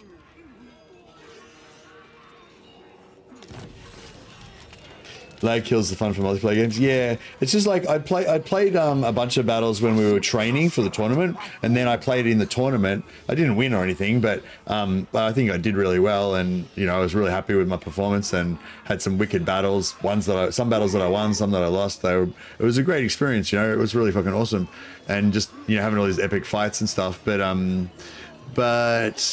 it's not the sort of thing that I really care about when I'm not doing it. Like when I'm actually doing it, I really enjoy multiplayer battles, but like I don't think about it. Like it's not, you know what I mean? Like single player campaigns and stuff, that's where my kind of imagination, I guess, gets activated, like with all the possibilities, and you know, it's just more what I'm into. Whereas multiplayer is really fun when you're doing it, but then after it's over, I don't really care about it, you know? Pretty good follower, yeah, for sure. It's kind of like first person shooters. Like I used to play a lot of Counter-Strike back in the day, and I really liked playing Counter-Strike when I was playing it, but when I was not playing it, I didn't care about it at all. I didn't think about it, I didn't care about it, I didn't talk about it. It was like there's no intellectual interest for me in that, you know. With multiplayer in this is a lot more there's a lot more complexity and interesting stuff to get into than Counter-Strike, but still, it's like, yeah, it's just not the same, not the thing I'm sort of super into. Can we auto-resolve this without losing my Chaos Dwarf Warriors? I might just kill those Chaos Dwarf Warriors actually, because I want to replace them with shielded ones eventually anyway.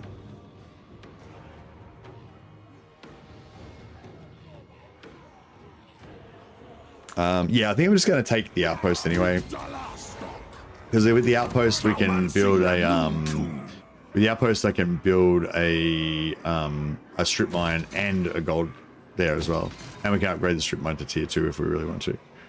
It's kind of cool.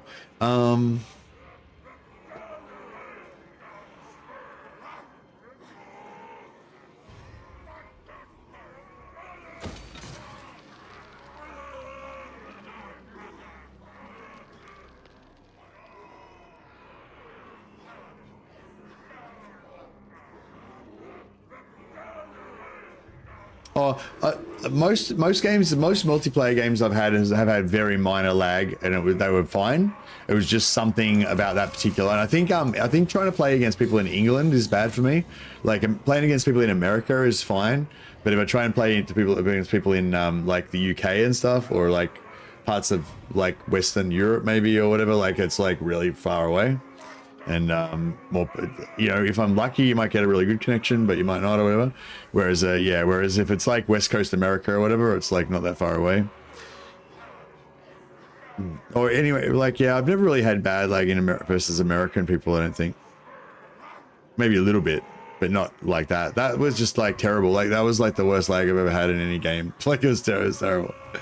But the bad thing about it as well was that I was live streaming it. You know what I mean? And yeah, it just, I don't know, it just messed me up that day anyway. Because like I was saying, I was live streaming other games and I was winning some, I was losing some, but I always felt like I was like I was doing a good job, you know. I was like fighting well with what I had or whatever, even if whereas that game was like, everything was bad. It was just kind of embarrassing and just a waste of everybody's time, you know, and it just felt bad.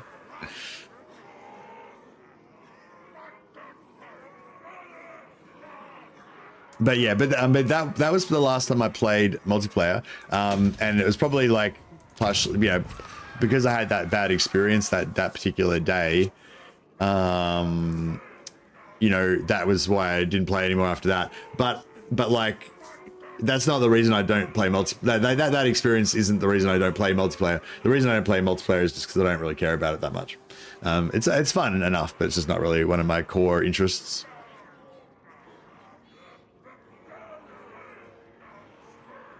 But I probably would have played it more if that hadn't have happened.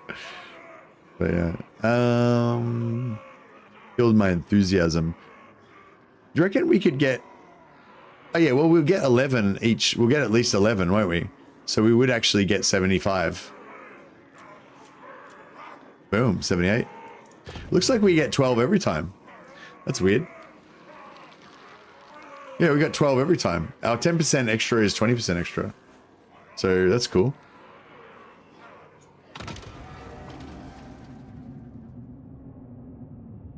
My processor isn't strong enough to watch you stream and play Total Warhammer 3 at the same time. Sorry to hear that, Silver.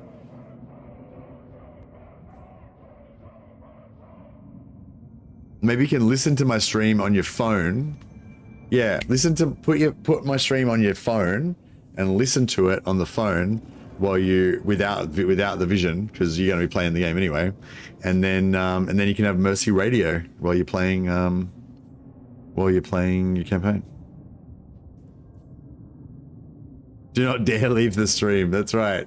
If you have to quit the game, then Silver, because you can't stop the stream. I really want my Armor of Contempt.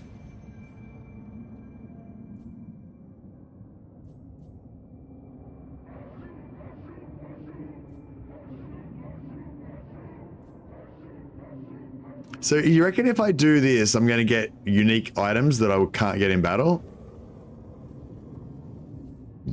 I don't know. I feel like I'm probably not going to get that.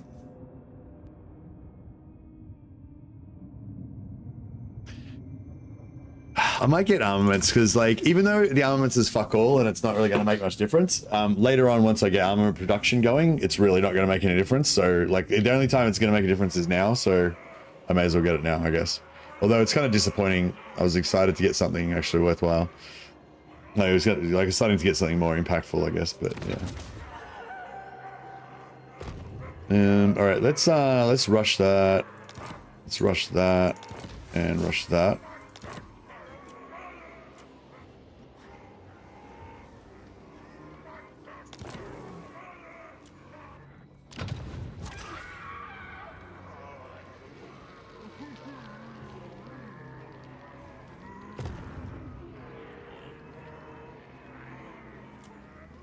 And we could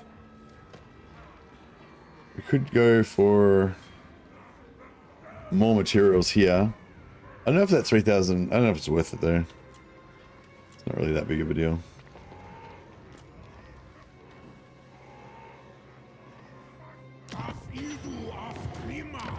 I am bathed in lightning.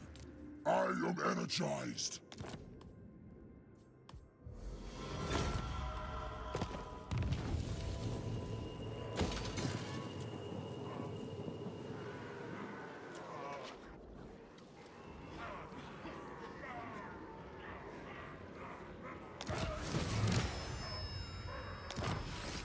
It'd be so cool if it was in CA's budget to have a multiplayer and campaign team. There are people that work more on the multiplayer and people that work more on the campaign stuff and stuff. Like there's one guy who's like the multiplayer battles guy. Oh, well, no, he's not the multiplayer guy. He's a battles guy. So the battle stuff is updated on both campaign and multiplayer, but he interacts a lot more with the battles, with the multiplayer community. Because the multiplayer community is only interested in battles.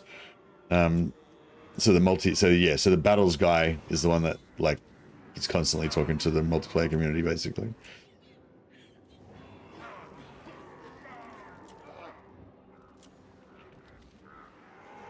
And as I've discussed before, you don't get much battles feedback from the campaign community, not compared to what you get from multiplayer.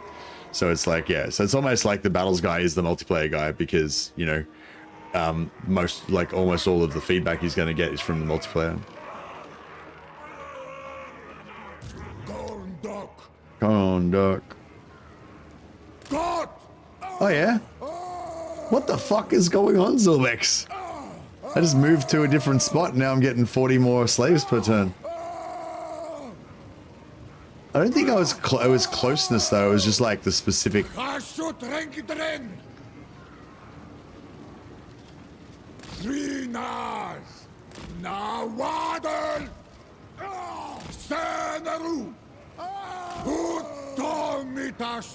like I'm like 1 hex away right now. 2 hexes. 3 hexes.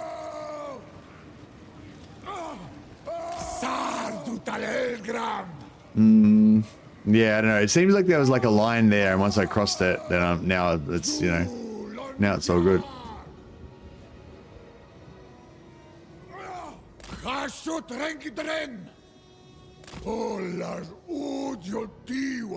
Yeah, I don't know. Maybe it might just be also that it updated. Maybe it just updated. Like maybe if I move back to the original place again, it would still be this. It just, maybe it was always 366. It just was displaying wrong. And then when I moved him, it like wiggled him around a bit, then it updated. Have you been able to like replicate it so that you go from low, move somewhere so it goes high, and then move back to the first place so it goes low again? Or is it only changed once, sort of thing? Maybe it's the influence area of the city. Oh yeah, like if you're inside this red circle, you reckon? Nah, but I moved outside of it before, didn't I? I don't know, maybe. But I feel like 360 was roughly how much I was getting before when I was over here. It just changed, it went down and went up, back up again or something. I don't know, I'm not sure.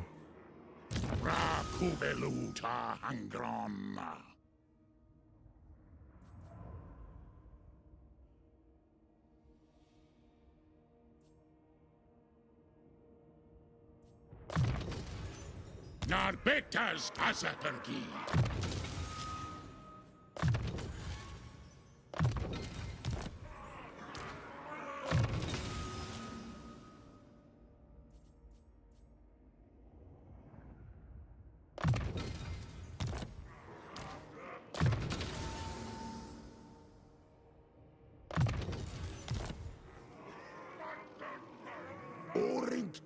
Alrighty. Oh yeah, so is Grimgor destroyed now? Oh yeah, so Grimgor is completely wiped out. That was pretty easy. That's pretty cruisy. Gorbad, look at Gorbad rank 2. Do you reckon they boost the new lords in the auto resolve so that they become more dominant in the campaign? This conversation only lasts as long as I want it to. So I was sort of thinking, like, you absolutely think they do, yeah. Because it would sort of make sense, because if a new faction comes out and you want people to like notice it more and you want it to get more airplay and stuff, then good way to make it more powerful in the campaign so that people see it and interact with it more.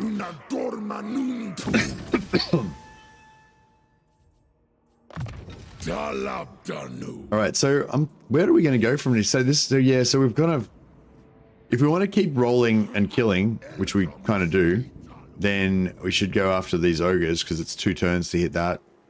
But I'm sort of thinking we could probably almost, well, it's like 3 or 4 turns, but we could hit these guys. But if we're going to hit these guys, you kind of want to go down this way so you can clean out the whole lot. You don't really want to like come here and kill one guy and then have him at war with me and have to defend from other directions. And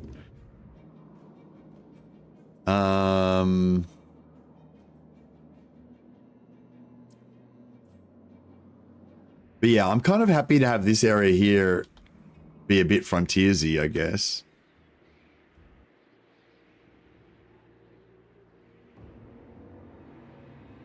I don't know. It's the thing, if we don't take, this is only a minor faction. If we don't kill them, then eventually Greasus is going to kill them anyway. So maybe I'm better off killing them and then trading those regions to Greasus to try and stabilize this area. And then, yeah, then we come back through here. That's not too bad, I think. I'm just going to have a piss, but yeah, we'll probably go here and then go after these guys next turn. That makes sense, I guess. Back in a sec.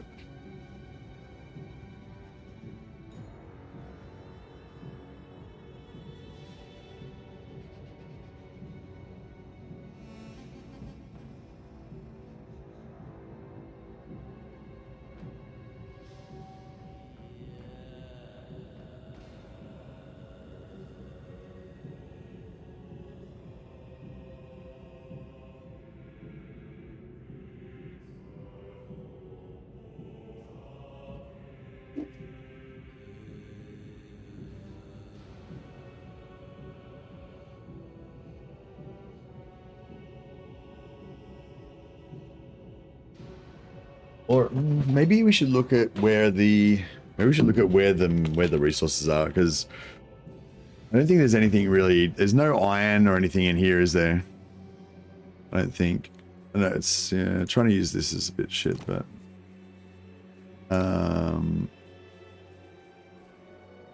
yeah, iron.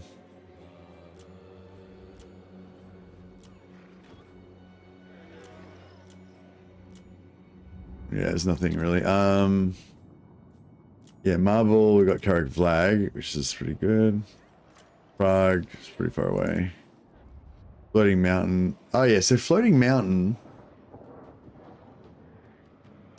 I don't know. Yeah, so we could kind of go, we could just backtrack. We're not too far away from just backtracking and going up here. But you kind of want to ally with Tamakan so you can hopefully steal his heroes later. Because on Nagran, but we're not going to get that until we eventually confederate them. Monolith of Flesh is like super far away. Wood, we got Volksgrad, Ellis Tree. Yeah, you really want to take out Tamakan, don't you? You reckon we should kill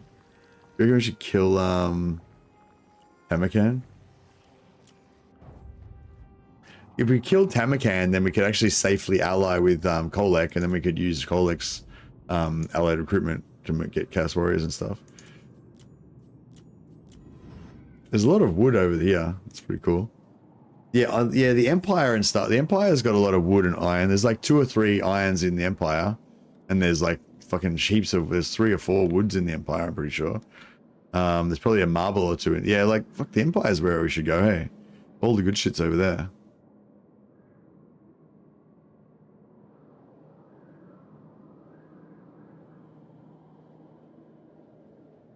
You have wood and iron close, just north from the capital. Yeah, yeah.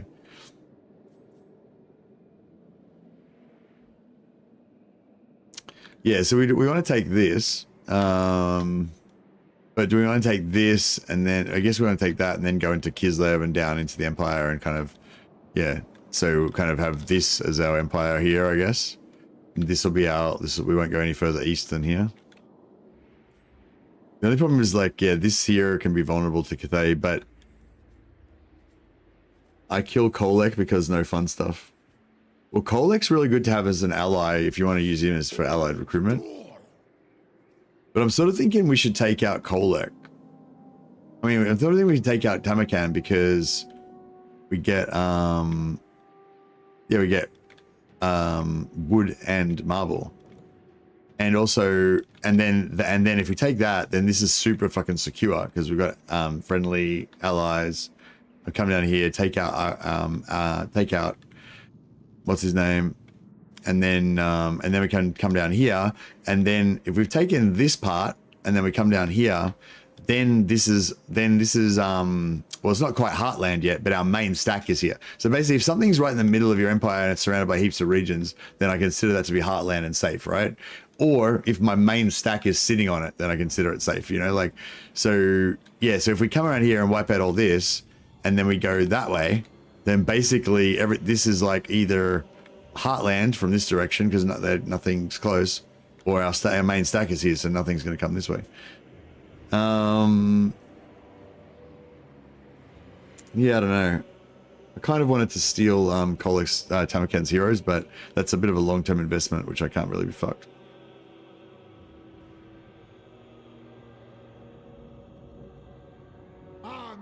Sea lane to Lustria and then restart.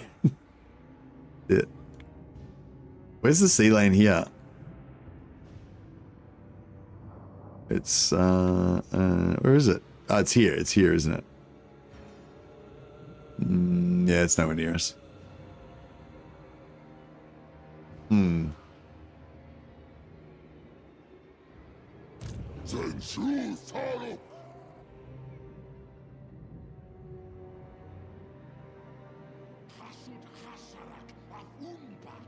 Yeah, I don't know. We're kind of yeah.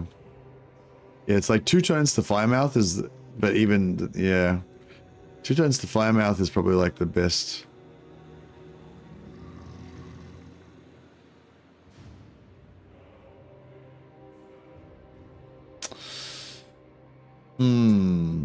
Is gold south of your start position? Gold is Lord Recruit rank, isn't it? Dies hasut ancor.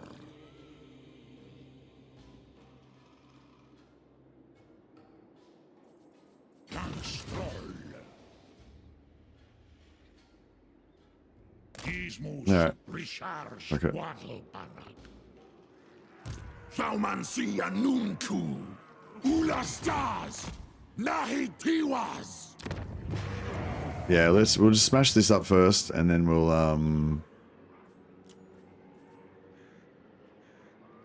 many turns? 1 turn.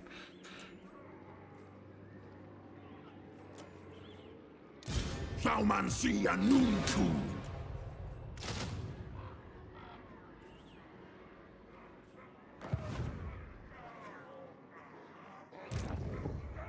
Or anath manar dringorak. Doomskulki.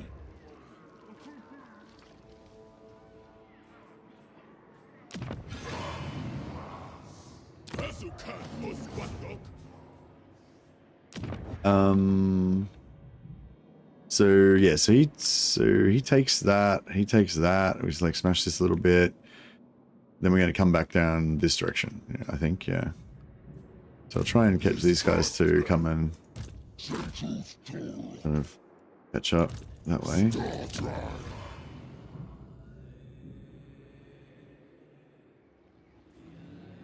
Asumor angas lock. Drash Taumansi Zaraz. How are we going? Oh yeah, we're nearly there. We're nearly there. And we can get all the monies and be rich.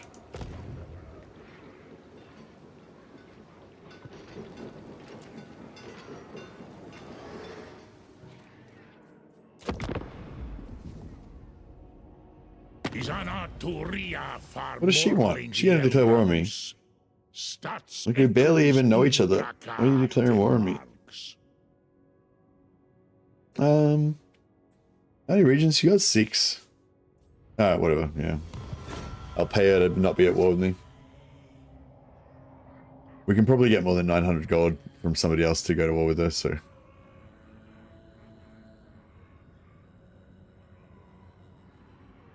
it's an investment.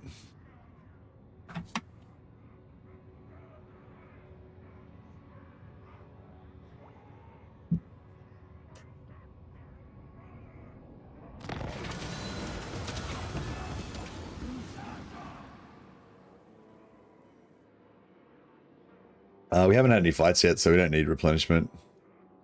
Take some sneaky gits. All right.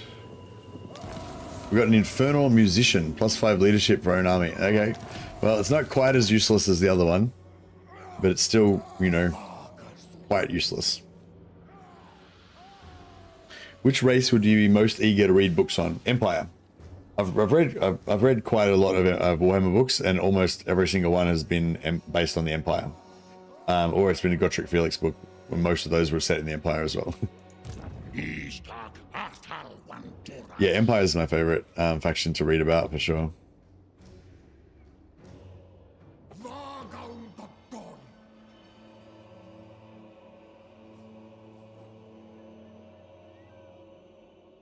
Strungi.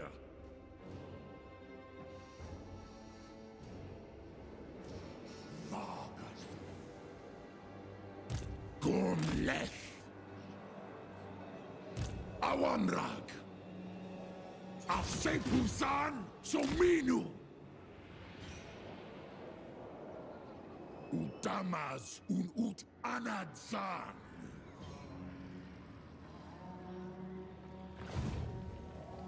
Dromadrazul. Akaza. Makazia Thaumansi.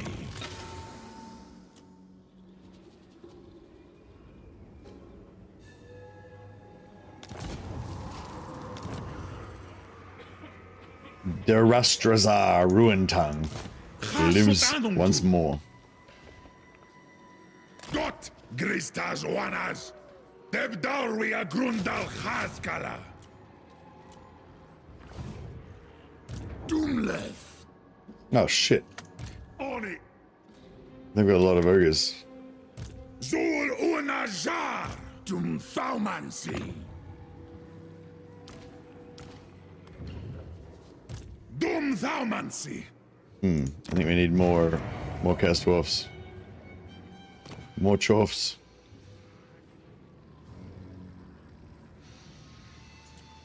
Gorndok.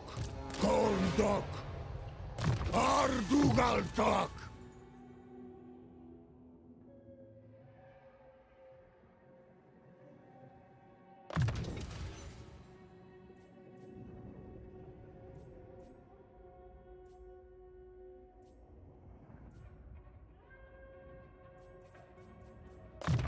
Dagon Bezeki.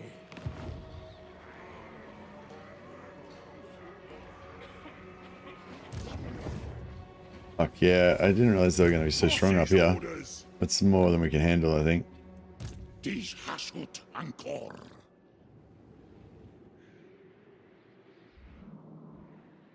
Taida Akrak. Hashut out.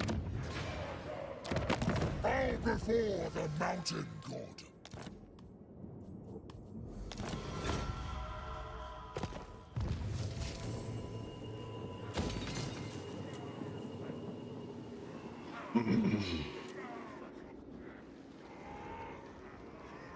I'm kind of thinking maybe I should just bite the bullet and actually build a factory.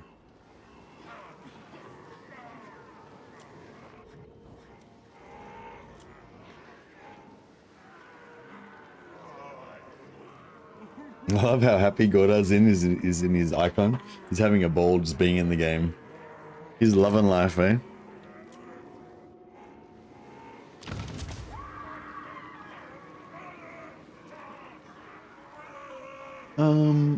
I might actually get some more influence. Since we're still doing okay for money.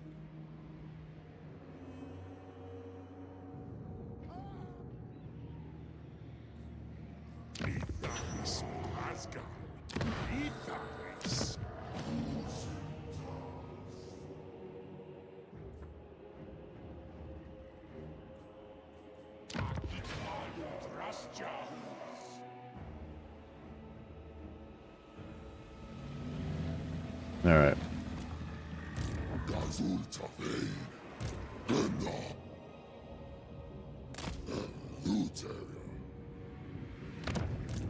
Oh yeah, so what else we do?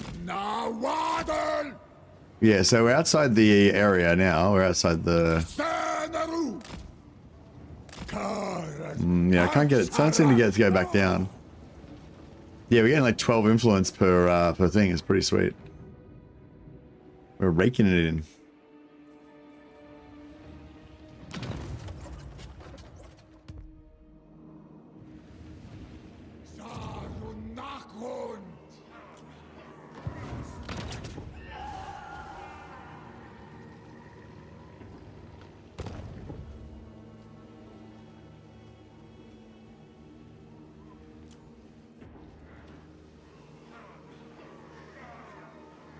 Can we can't recruit here, can we?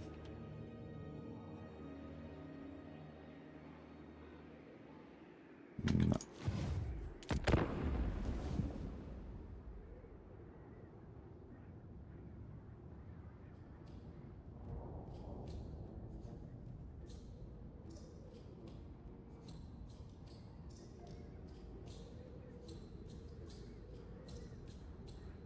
Conclavudi matalocus. Dispetazula bagasan. Fataria. Might try and move him, yeah. Military alliance.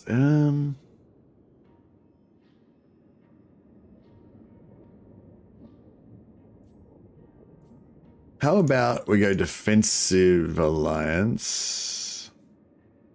See, he might go to war with Zatan, which we don't want.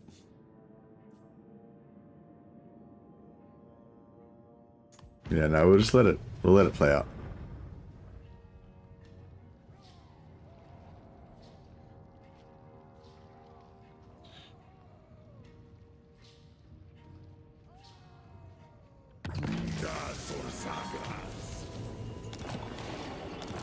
Okay.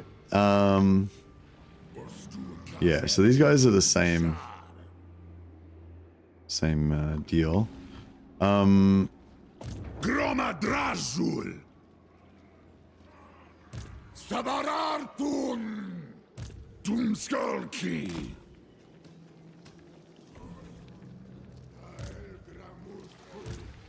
Once you're dead, I'm marching to the Darkland. Saut barras un fatabeta zamingo jasul. Right. We go to war with Zatan's enemies.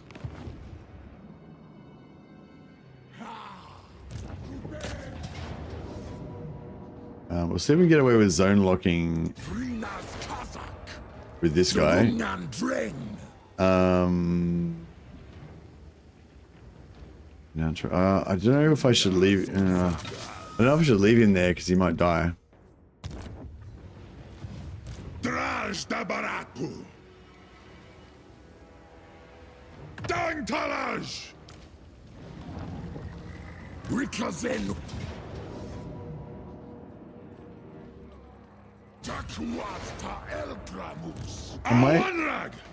I'll leave him there. I'll leave the army there, but I'll respec Dominic out, and we'll just put a random dude there. Rikazen undring sepu. Aksuardugal. Zisorum. Dandork. And yeah, we'll just keep recruiting.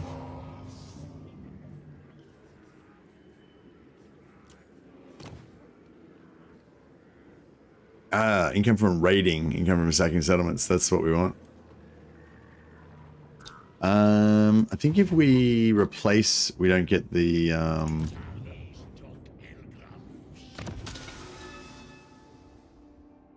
Oh no, we do.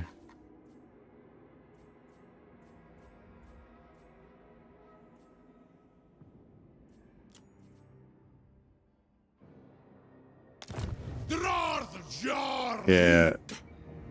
Nice.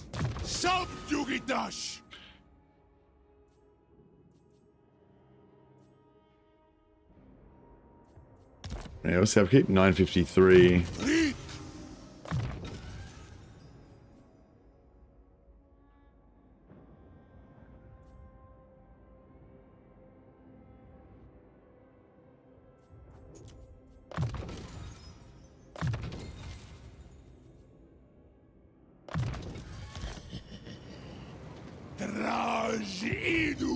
So we're getting 390.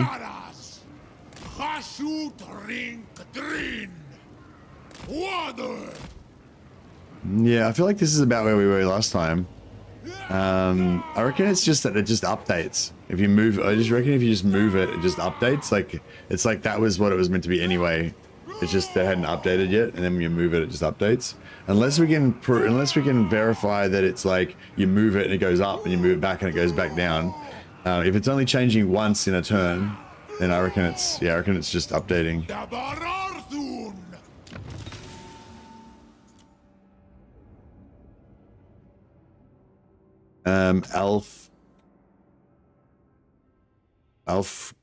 Alfgar, Walf,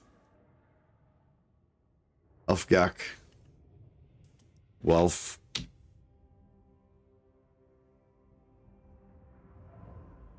Rex, Alfgak, Walfgrix.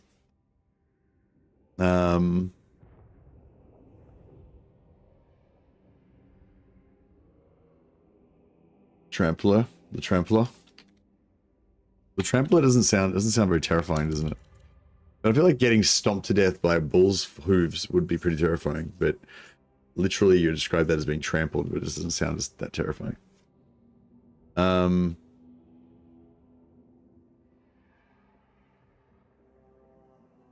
Obliterator. We'll call him the Obliterator.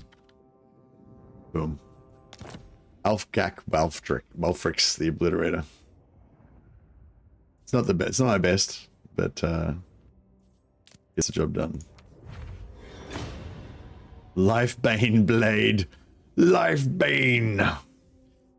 Yeah, this is one of the coolest items that you can get for the Castor. Gives you the hunger on a blue, and it's sort of farmable because you can smelt you can fuse items until you get blues, and keep trying to get it.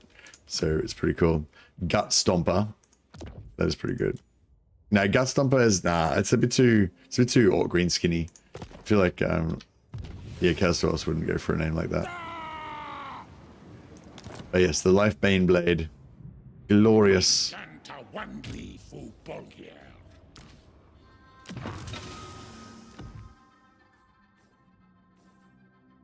Oh, the Tormentor Sword's nice on him, but we can give the Tormentor Sword to... Actually, Tormentor Sword on... Well, this guy would be the way. He's got a weapon already, so he can't really. Bonus Slavery... Oh, he can just mount heal, actually. He doesn't need a heal. It drops from battle, but you can also fuse it as well, yeah. But saying, because it's a blue, it's sort of easier to fuse because, like if it's a white, you can only get it from drops. You can't fuse it. But if it's a green or a blue, then you can, you can fuse it.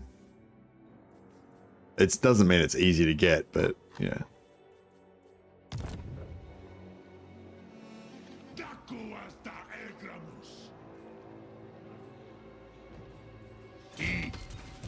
Asumor Angas Lock Gumleth Gata Krum.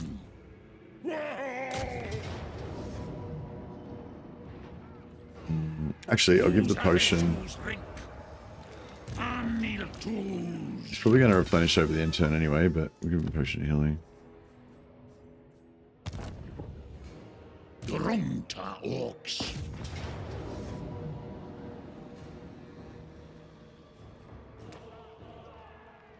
Actually, that's really... Armor Piercing would be really nice on these guys. I don't know if they've got much melee attack. 34. I'm at 34 melee attack is actually not bad, is it? It's 40 charge bonus as well, so yeah. They're actually pretty good. Alright, let's fight this so we don't take too much damage. We'll have to just siege lock the North Army until we can get organized to kill them. Hopefully we can eventually kill him with Durastrix's Durastrix and Dominic's armies, because that way it will save us some movement maybe.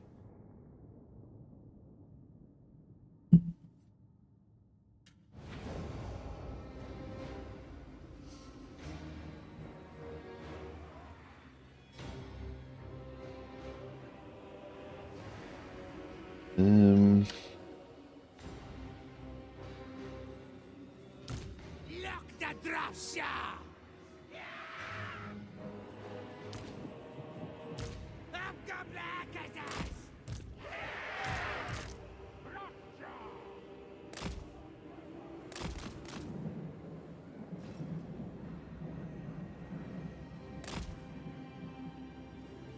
Trinos for John Nachrun!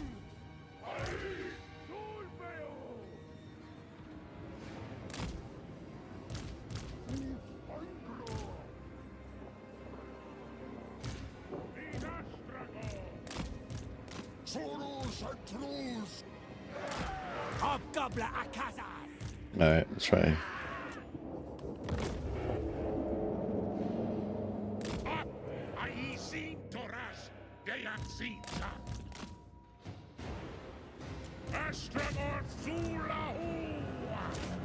Would labor there! Bro, I just turned off fire at will, what the fuck?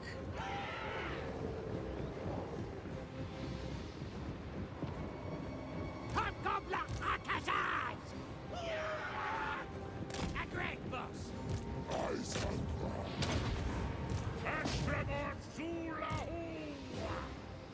Don't left players! Yeah, we don't really care about captives in this particular scenario.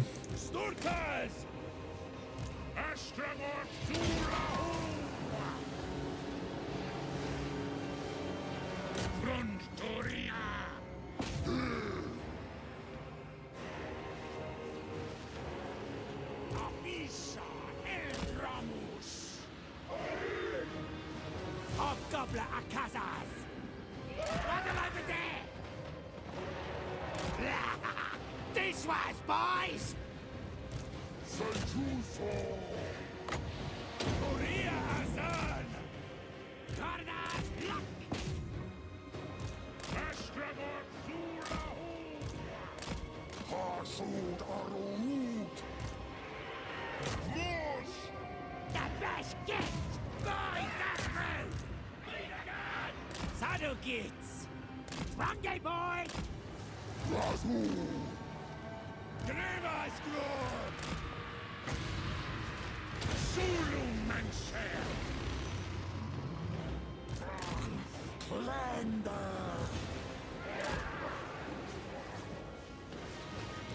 We need to get him out of there. Oh, I thought they were going to rout. But no. He's getting wrecked.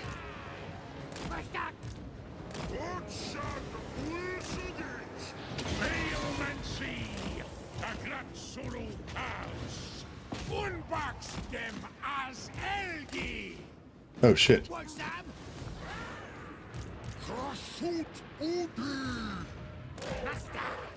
Shadow Gates! Shadow Gates! Fill us with dark aid! Druggy boys!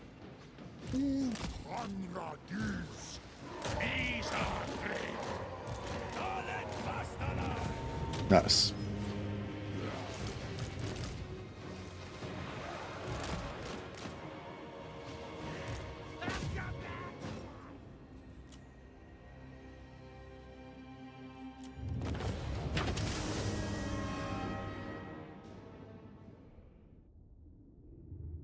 Can't wait to see the High Gunneth campaign.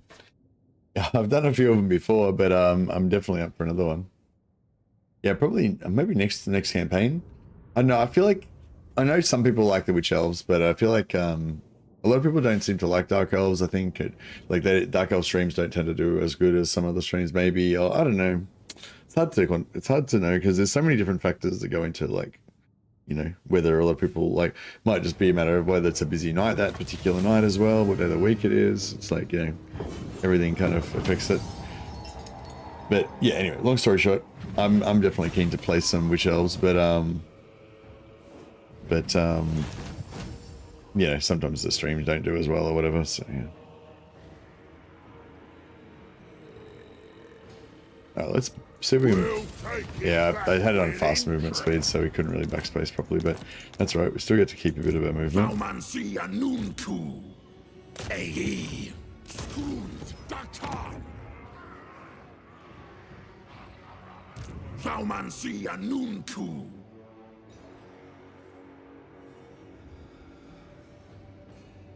Astragoth Jolahu. Hasut Udial Manu Araf. Istak Atal Wantoras. Sterling. Yeah, we'll hit there and. Oh yeah, maybe we'll try an ambush, that way we can. Might be lucky enough to get some extra captives. We won't get much, but every little bit helps.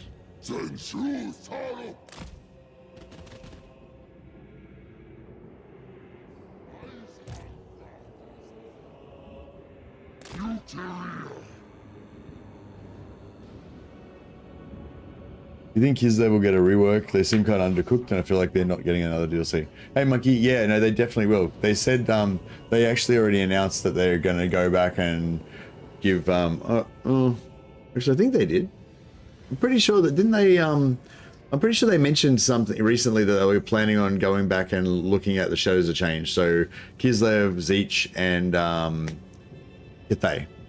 I feel like Kislev, Zeech, yeah, I feel like Kislev, Zeech, and Cathay, I reckon all of them are going to get just a minor little update, like their buildings, get their buildings rebalanced, their Lord's skill trees updated, you know, change hero capacity to tier 2 and tier 3 instead of 4 and 5 for Zeech, stuff like that. So yeah, so I'd say Kislev will definitely get a bit of a rework. I don't know if it's going to be like a massive rework or what, you know. Minor reworks for Cathay and Zeech, and a somewhat larger update for Kislev, if I recall correctly. Okay, yeah, that sounds familiar.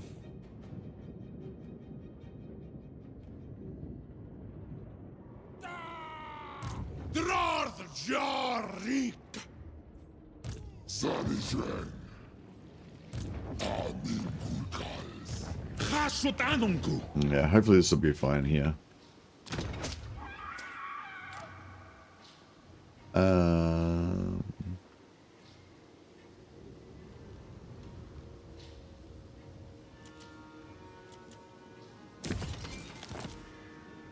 We're still doing pretty good on money. Maybe I'll just keep going just hard out on the influence. Yeah, like I said, money's your top priority, so make absolutely sure that you're never going to run out of money. You need a lot of money. But assuming you've got that under control, pumping influence is pretty cool. These other factions don't seem to be helping me out too much though. Normally they take a few seats themselves, so I'm not here just by myself. How much wins have we got on oh, you've got 100, that's cool. These guys I wonder if having those thirstful lords was what like made it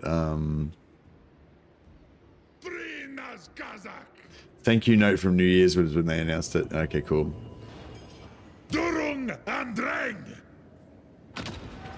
I want to get Armor of Contempt.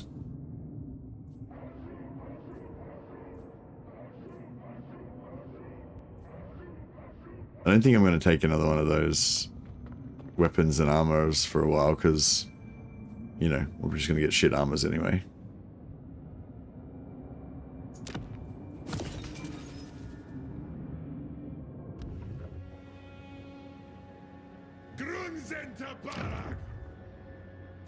Speak, mortal. Yeah, I just get like 4,000 a turn from that. It's a nice little money maker. What's salt do again? Produces salt, yeah, right. And upkeep for death streak again. So it's not really a big deal. Oh yeah, nice upkeep. The cost reduction for our Hellhammer is very good.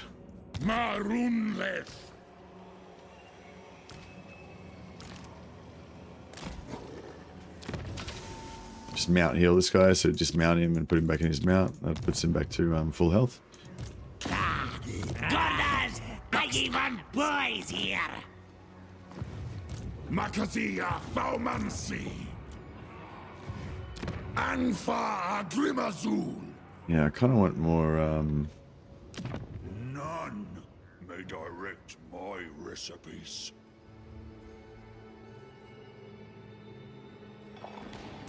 Awandrag. I might get rid of the trade goods here. If we want to sell it, then barracks will be better. If we want to keep it, then money will be better.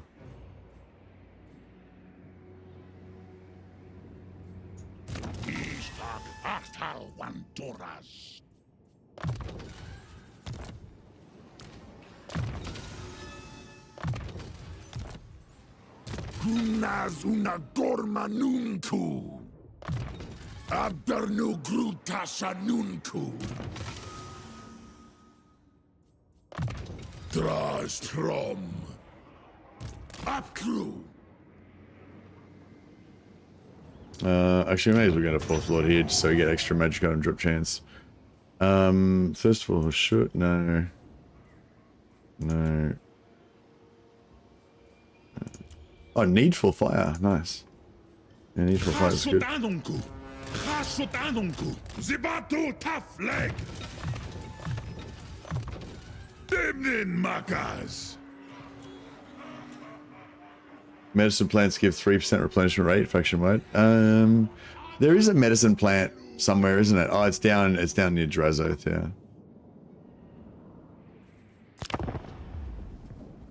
Rockwag suma rikazen. Ekus klinkas at centar epetu. Amakan declares war. If you sell settlement to Zarnogrin, will they build up the settlement or AFK? Can't sell them to Zarnogrin. They oh, I haven't been able to sell any to them. They have like too many negatives. Maybe if you had like a really valuable settlement, like that was worth like plus 150 or something. But yeah, most of the time, if we try and sell them just a trash, like tier 1 trashy settlement, they just refuse. They've got a special personality type that's like xenophobic, you know, like they don't care about anything that happens outside their border, including extra regions.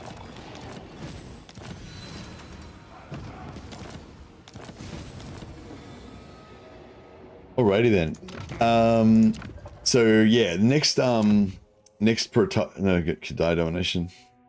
Bull Centaur. Oh yeah, Bull Centaur Master is kind of cool because you have 2 Bull Centaurs in there, and then later on, if you stack heaps of buffs on your Bull Centaurs, the buffs apply to these guys as well, but you don't have to pay for them. It's kind of cool. But yeah, so I guess we're gonna go for either Silver Tower of Sorcerers, which gives an obedient mutant, or which is actually Hellfire, isn't it?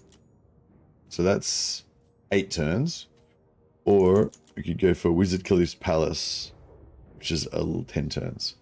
I feel like Wizard Caliph's Palace I might go for now. And like, hopefully we'll get there. I don't really care about this, but you know, it's just a bonus. Yeah, it's going to take 10 turns, but kind of want to get it out of the way, whereas I reckon this one will be easier.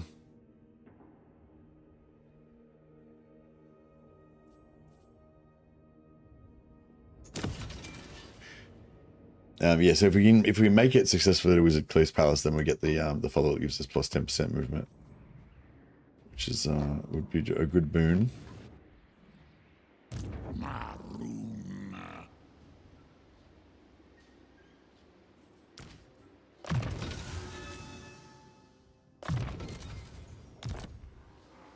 Aula de Fasma.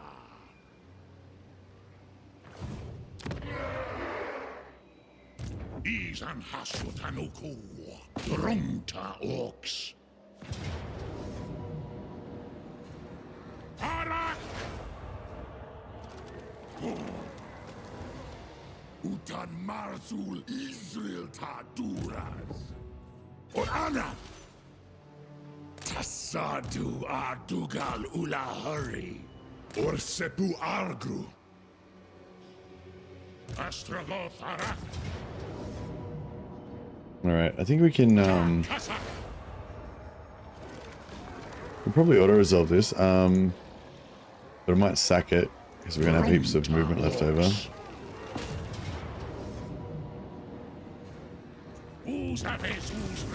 Yeah, that was good.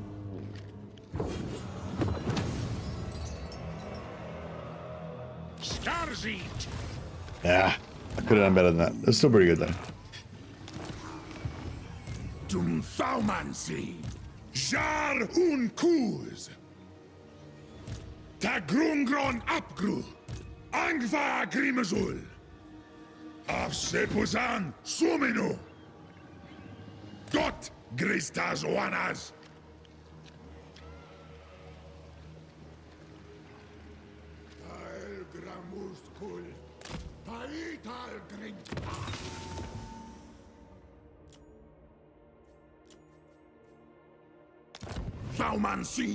Switch him out so we can occupy. And occupy his tower.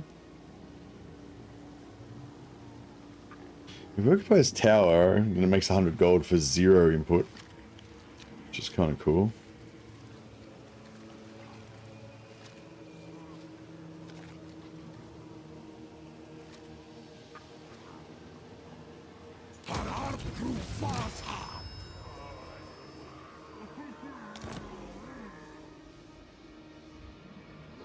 We got 2 settlements left, yeah.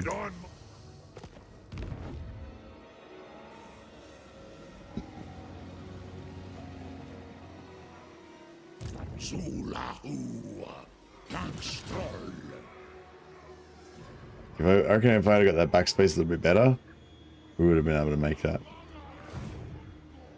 Asumor Angas Lock.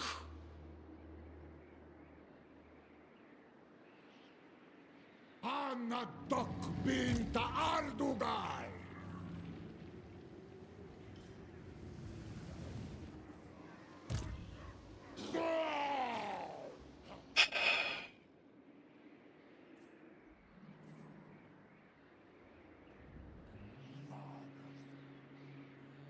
Oh yeah, the camera setting, yeah, I keep forgetting.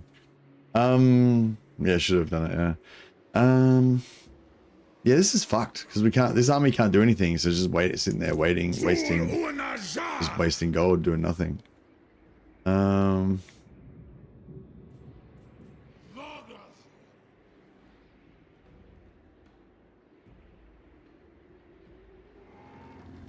Chasutanunku. Rikazen Dakuasta Elgramus. Zulonjar. Rakubeluta Angron. Victoria.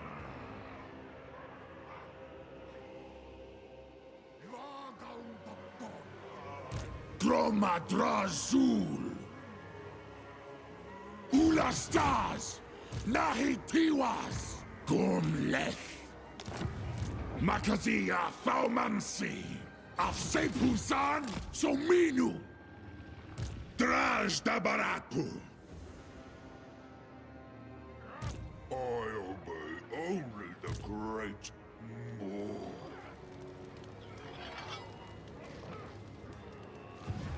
Dakuasta Elgram. No one tells a tyrant what to do. Yeah, I think that works. Gorndok.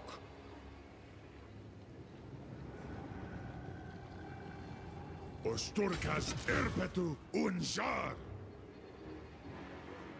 Sanaru.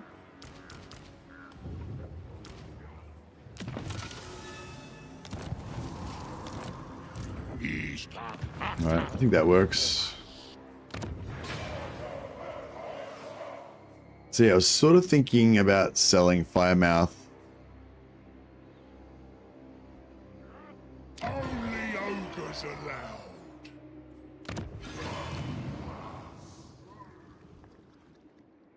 Yes, I don't know if I should keep all this as like kind of a keep all this as kind of a barrier to around our, you know, stuff, and then we can maybe build up some of this stuff. Keep thinking of that as more of our core regions, or if we should just sell this to Gold for Greasus so that he likes us better. But I feel like if I sell it to Greasus, he's not going to be. He's got 8 regions, but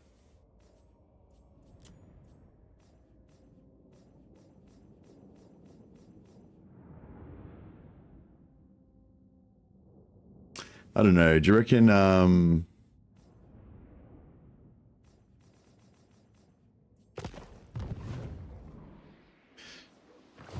Do you reckon if I pump up Greasus a little bit, he'll be able to defend me from Cathay, so I don't have to worry about it? Or you reckon I'm better off just keeping these regions because somebody's going to attack me eventually, and then at least I'll have a couple of regions buffer before they get to my more core stuff.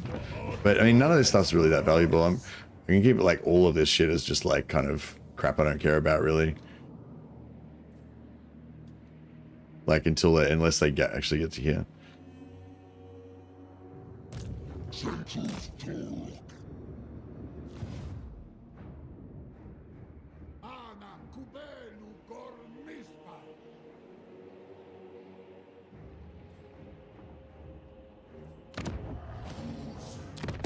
Bow before the mountain god.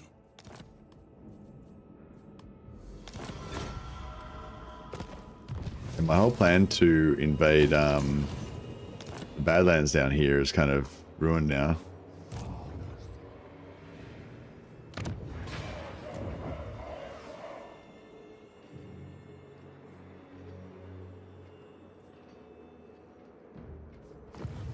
I might just disband this guy actually. Not knowing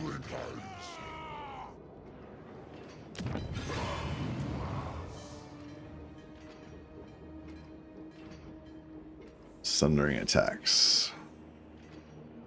Charge reflection. Charge reflection's kind of cool. If anyone charges him, he does like double damage. That'd be pretty cool. I'd like to see that in action.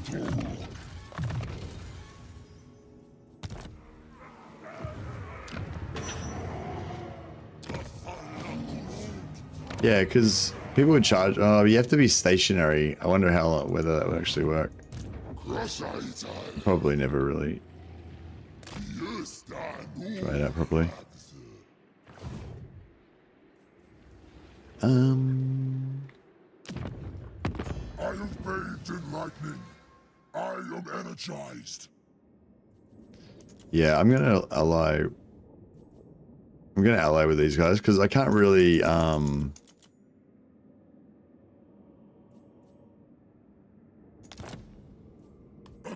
yeah, I can't really attack them anyway, because they're my ally, because I'm friendly with them.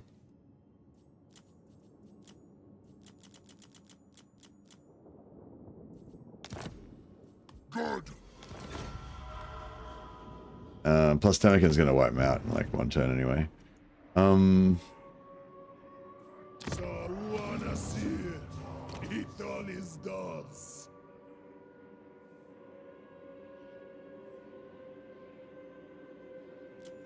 Corndok!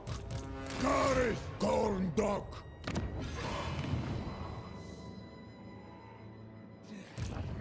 Anarkupelu Cornispa!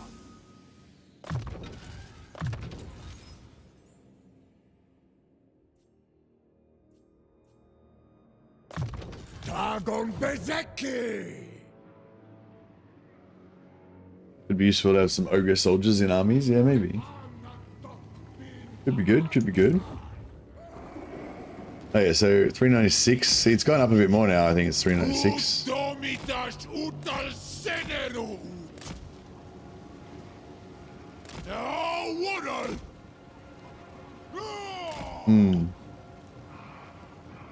It hasn't changed again yet.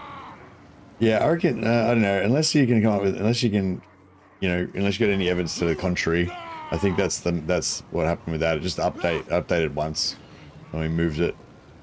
I think that's all it was. Kislev needs a melee hero. Yeah, for sure.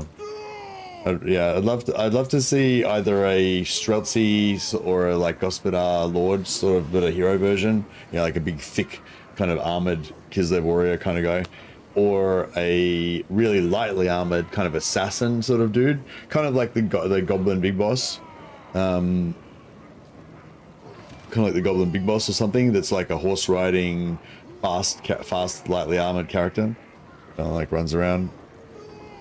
Maybe a horse archer or something. But yeah, but I'd really like, but just because I like tough melee characters, I'd like a tanky melee guy.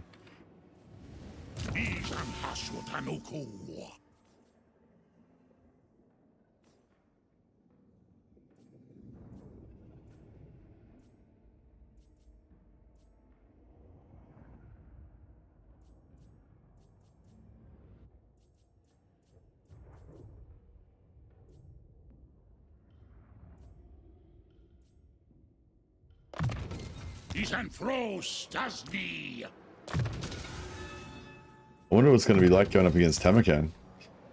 It's we're going to find out pretty soon.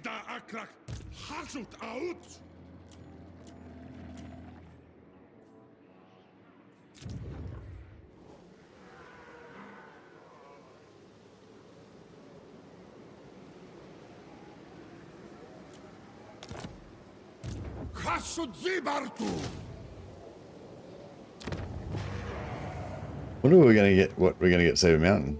Chaos. Would it be Chaos Rebels or? Oh no, it'd be Ogre. It'd be Ogre Rebels, won't it?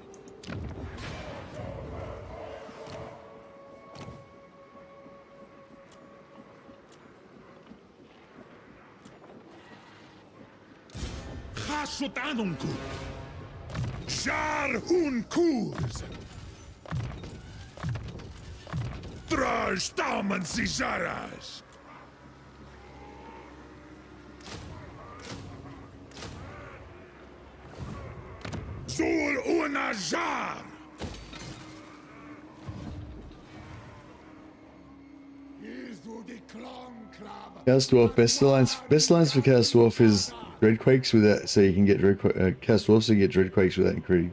I thought that when you used allied recruitment to get Dreadquakes, it did increase the caps. It used to. Have they changed it? Yeah, I'm pretty sure. Well, unless they changed it, I'm pretty sure if you recruit stuff through allied recruitment, it still counts towards your caps. Same with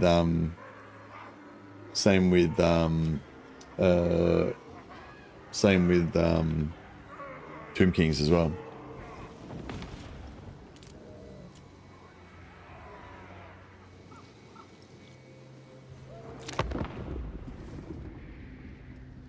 I wonder how fast Tamakan's gonna come. Looks like he just sacked. Looks like he just sacked Kolek.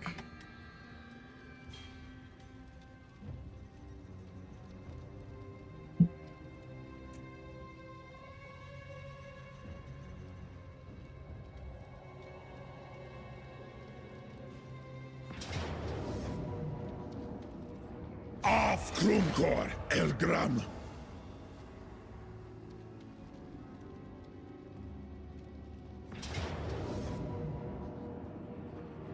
Oh, cool. These guys are back. We can get Sack City going. Sack City time. Although, actually, the greenskins would be better because they're not as... The ogres can be really tough. Whereas the greenskins are a better... Oh, actually, we can get both going. We could have double Sack City like we had last time. Usurped. So they finally actually bought some seats on turn 16, but they usurped me. They usurped my random follower or banner. I'm not gonna replace that. Fuck those banners, and their fucking high seas attrition. I'm just letting it go. Hey Silver, no worries, buddy. Thanks for your comments and chat. Appreciate it.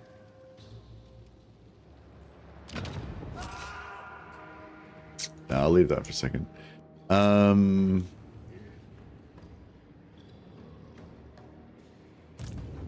Thaumancy.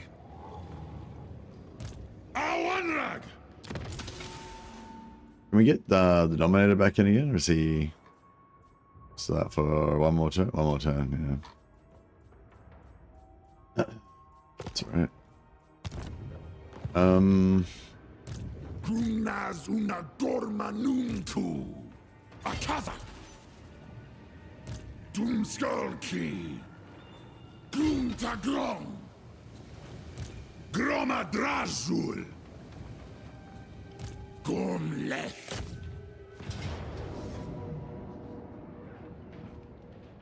Trinas Kazak. Draj da Baratu. Engarish.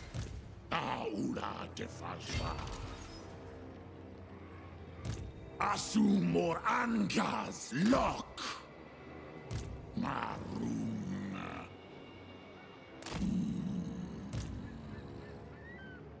Gandar Angromerpetu. Grunaz una Gorma Nuntu. Auto low? Yeah, alright.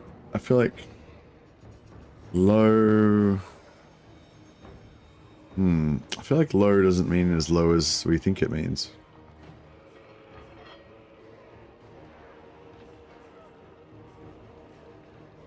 Yeah, I think we might want to fight this one. Fuck it. Good game's a good game. Yeah, that's not too bad.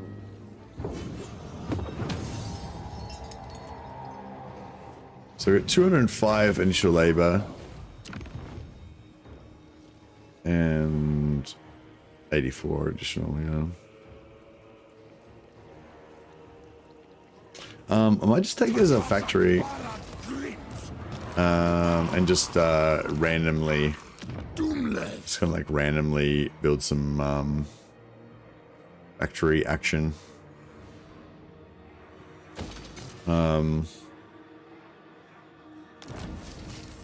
So we can get some armaments happening.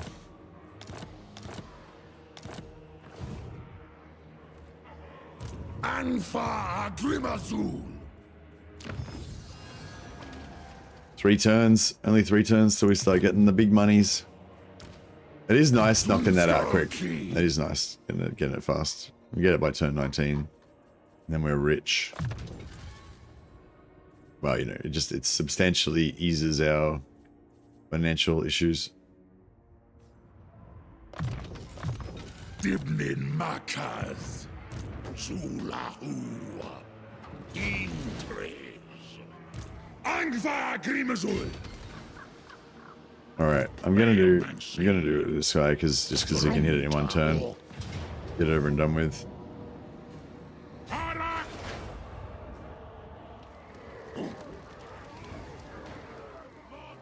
We'll send this guy in just for the magic item drop chance. And this guy.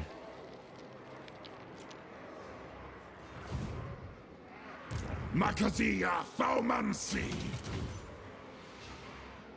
Dumleth. Groma Drazul.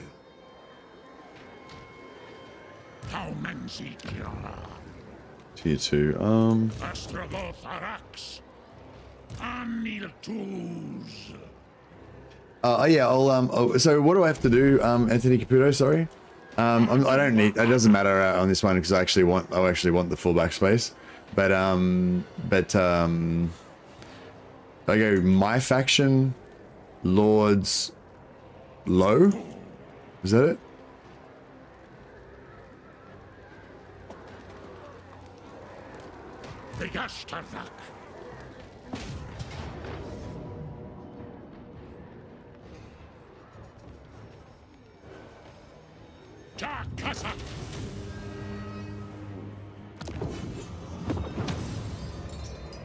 All right, and then we're gonna go sack.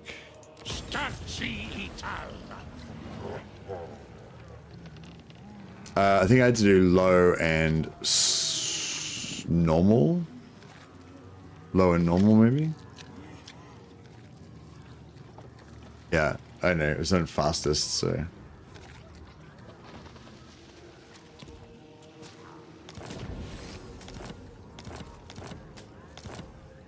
I don't think that was it. I don't think we did it that The time. Grungron Apgru, Ulastas, Naitiwas, Dakdrath, Dot, Dumthaumansi. Dakuas ta Elgram, Chaltas, Scree. Alright, we'll switch him out. He's only out for 3 turns this time, though. Chasutanunku, Afan Ardugal. Agrun, Angva Grimazul.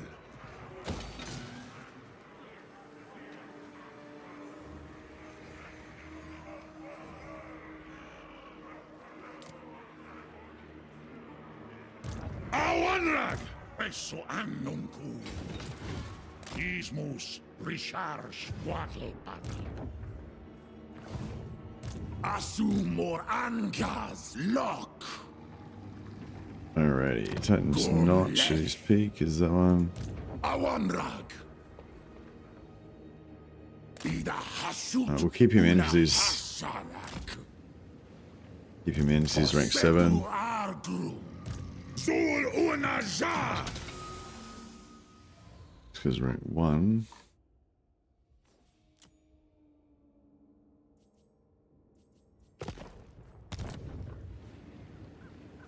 Wanan Baras. Grunaz una dormanunku. Dumthaumansi.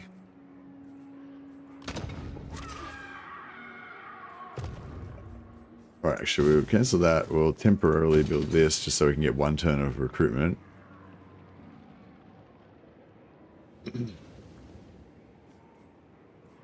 Ancient Giant Lands. Ancient Giant Lands.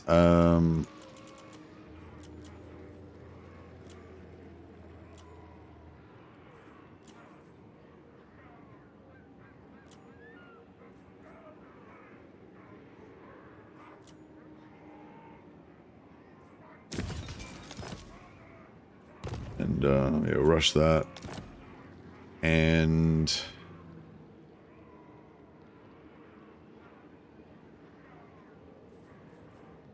we can recruit here. Makatia Thaumansi. Bailmansi. How does Greasus feel about us? He is not really digging it.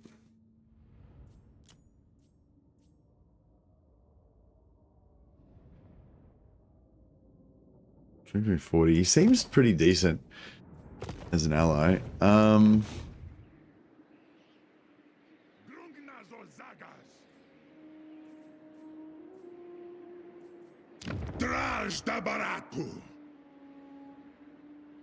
Hopefully we can hold out 1 more turn, and then I think we sell him Yeti Peak.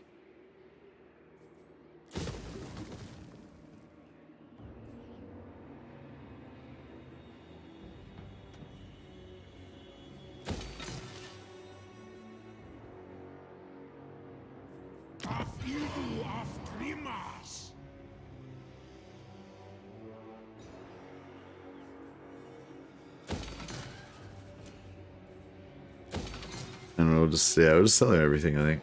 Sell it all. Sell it all to him.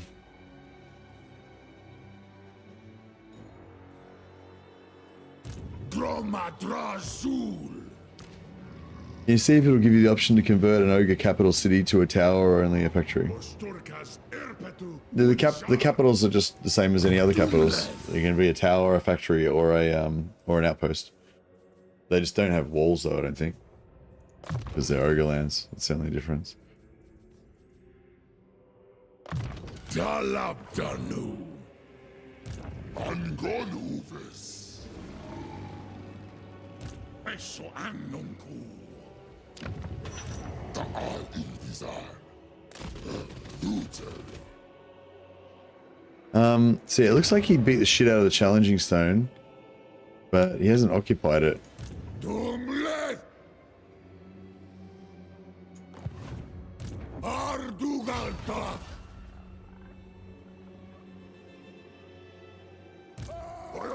A piece of shit.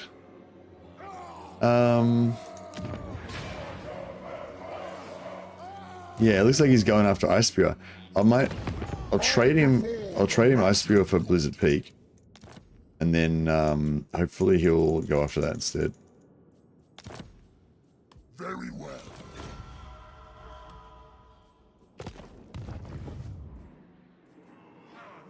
Aksuardugal! Karad Arsarak!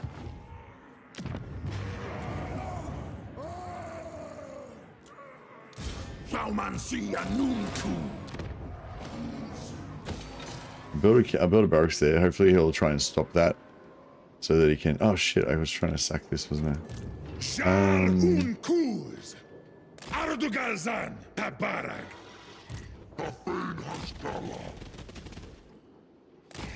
Fios Hanufrax! Oh yeah, I forgot to... Yeah, okay.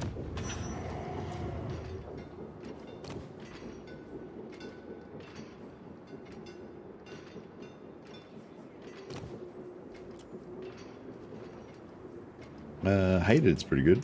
Staumansia Nunku! Draj Staumansi Zaraz!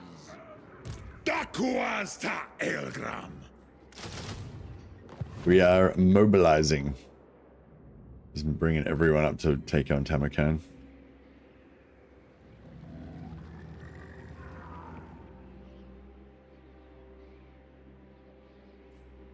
Dakata Elgramus! Kubeluta Hangron! We pull like some terror.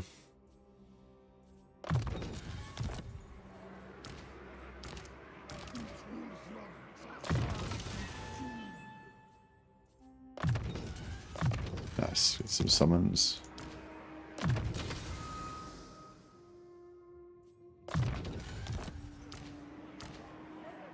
Bailmancy!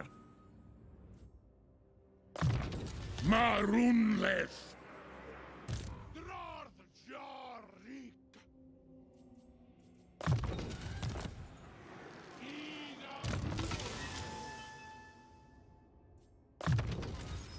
Abdernu Grutasha Nunku!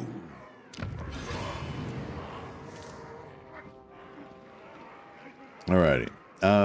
So yeah, I think Tamarkan is hopefully gonna turn around and go after this guy.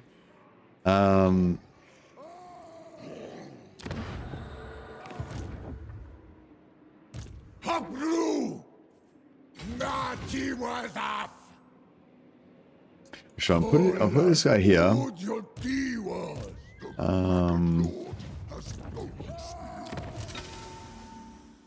But we'll respec him out.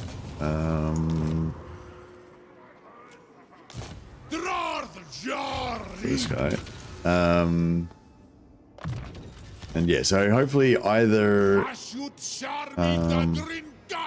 no, he can't reach me there. Yeah, hopefully we'll go after that.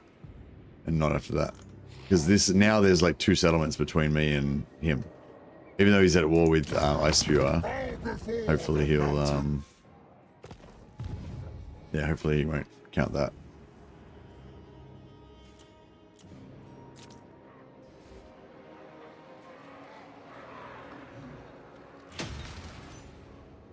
Alright, I think we're on track. We better do some sacrificing. We'll go 1 influence and the rest money.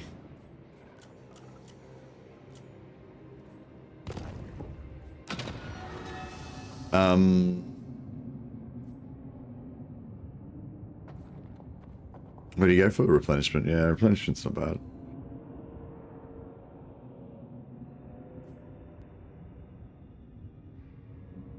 Minus 10% cost for upkeep, unit upkeep in Hellforge. That's kind of, I'm kind of getting ready to start going for some upkeep, going for some capacity, so it could be good soon. Really want the Scarbrand movement as well.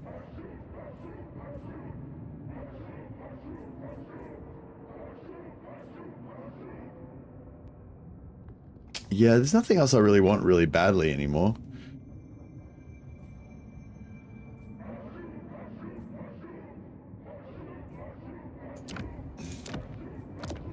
we go for the Scarbrand movement. Extra movement after we extra movement after a battle. Alright, so let's see how this shenanigans is gonna work. Hopefully he goes that way, and then we can pin him in there until we're ready to kill him. We've still got 2 or 3 turns away. If he just beelines through there, that's gonna suck. Okay, that's kind of cool actually, because he's now moving closer towards me.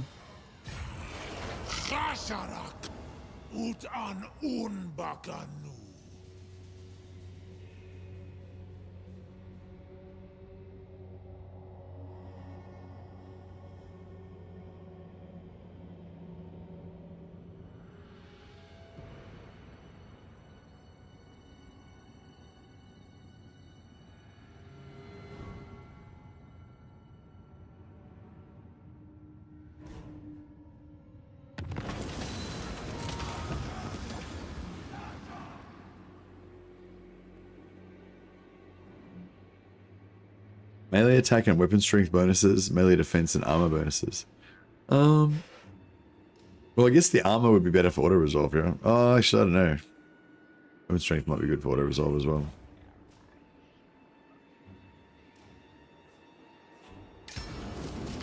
I'm not really planning on using either of them. Did they say they claimed a seat or they stole a seat?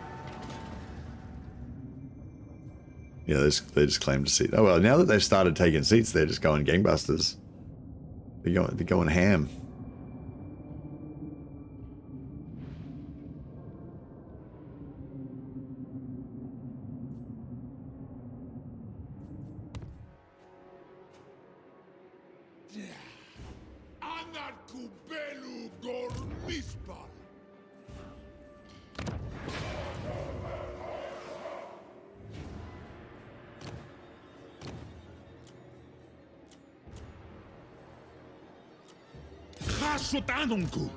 Another needful.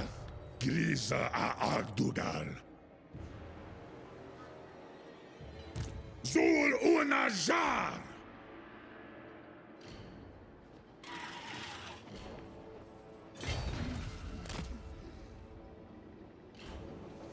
Thaumansi anunku.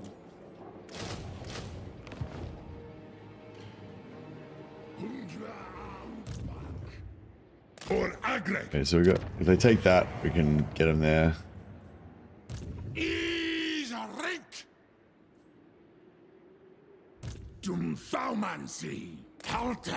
he goes here, we can get him there.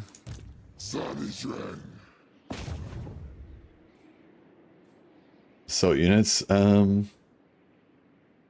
Assassinate.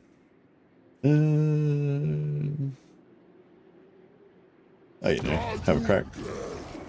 Not up to par. No. Alright,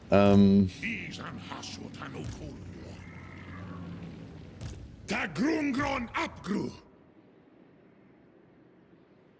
Waddle. Draj da baraku.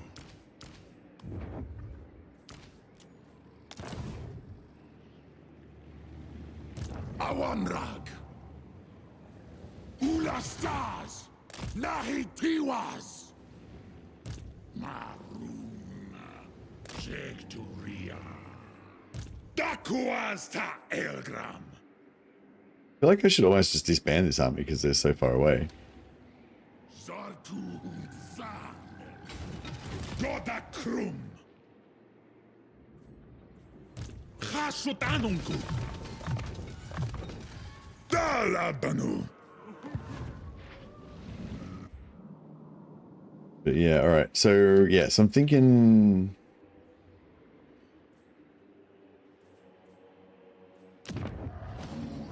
Could maybe keep Firemouth.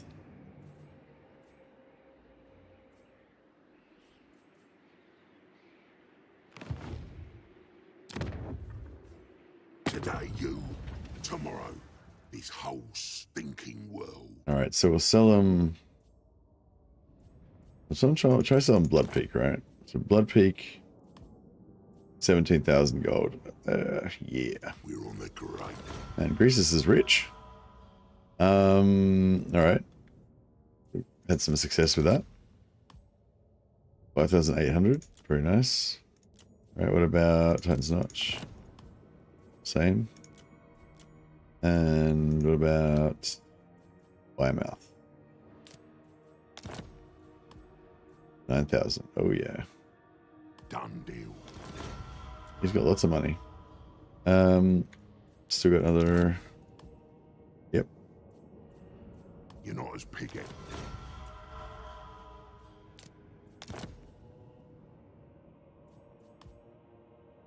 Okay, finally run out of money. If it's just chaff and it's not hasn't got any chevron, disbanding is a good option, but it always feels wrong. Yeah.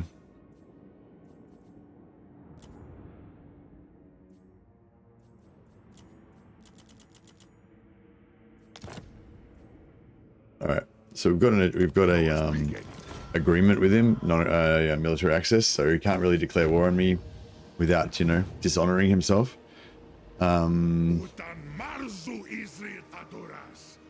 But yeah, we got a good amount of oh yeah, we lost all those regions, so we can't sacrifice. And I actually had slaves in there that I just lost as well. I think I lost, yeah, I got rid of 2 whole regions and about 1,000 slaves just then. Didn't even think about it. Damn it. That's right. It was probably only about, you know, 4,000 or 5,000 gold. But yeah, I probably should have kept one region in each one so we could have kept sacrificing at the same rate. Now we're starting to run out of money. Well, we're starting to, you know, hiss away our money at a high rate. But we're still alright.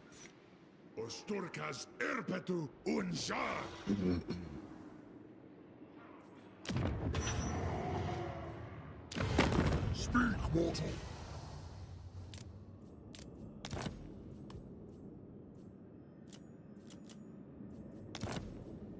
Yes, good.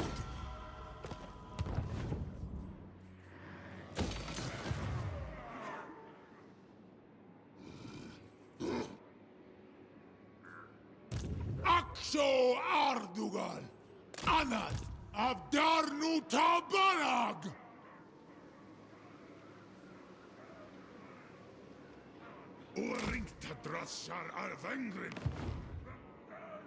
Alright. We're good. 880, 408. Yeah, it just keeps going up. I think as the settlement like develops and whatever, they're still like building things up. Yeah, I think like the total value of this settlement keeps making it go higher and so on. But yeah, I think it's just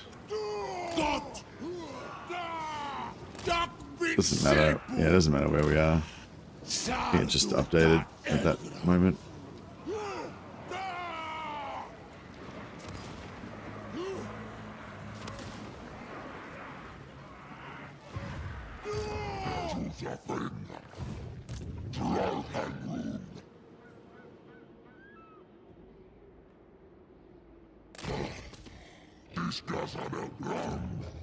Much we're at 253. It's 275 to build a demons thing, right? 250.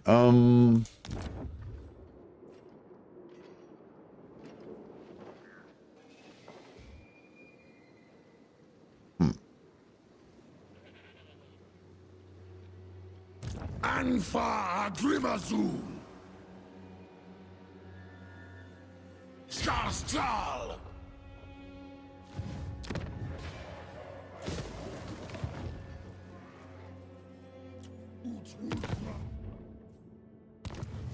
Yeah, we'll see where we go. All right. Okay, so yeah, so we fight it manually and then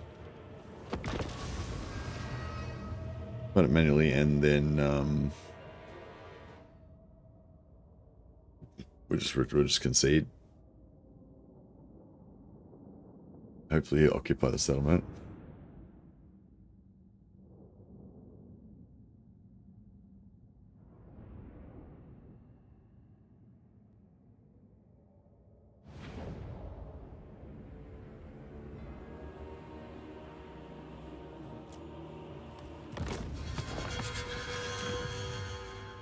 Yeah, so the garrison will get wiped out, but the extra lord that was outside the settlement, they should be fine.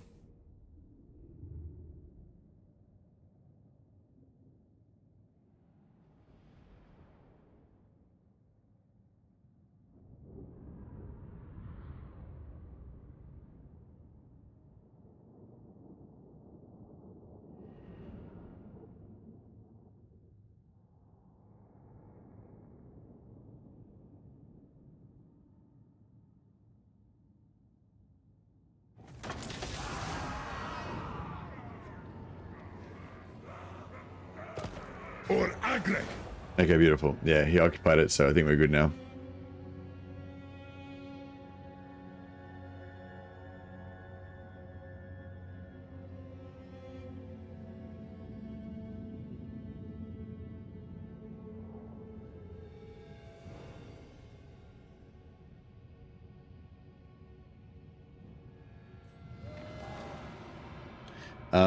But yeah, I think I'll probably play a bit of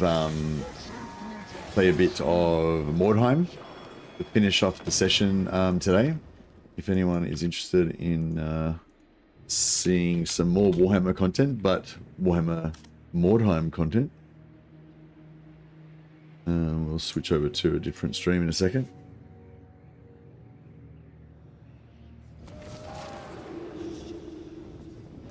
But yeah, I feel like this is a good place to leave it. You know, episode 1, wipe out Grimgor, consolidate our eastern area, and now we're just about to start our war with Tamarkan. Although I suspect our war with Tamarkan is going to be pretty quick and painless, hopefully.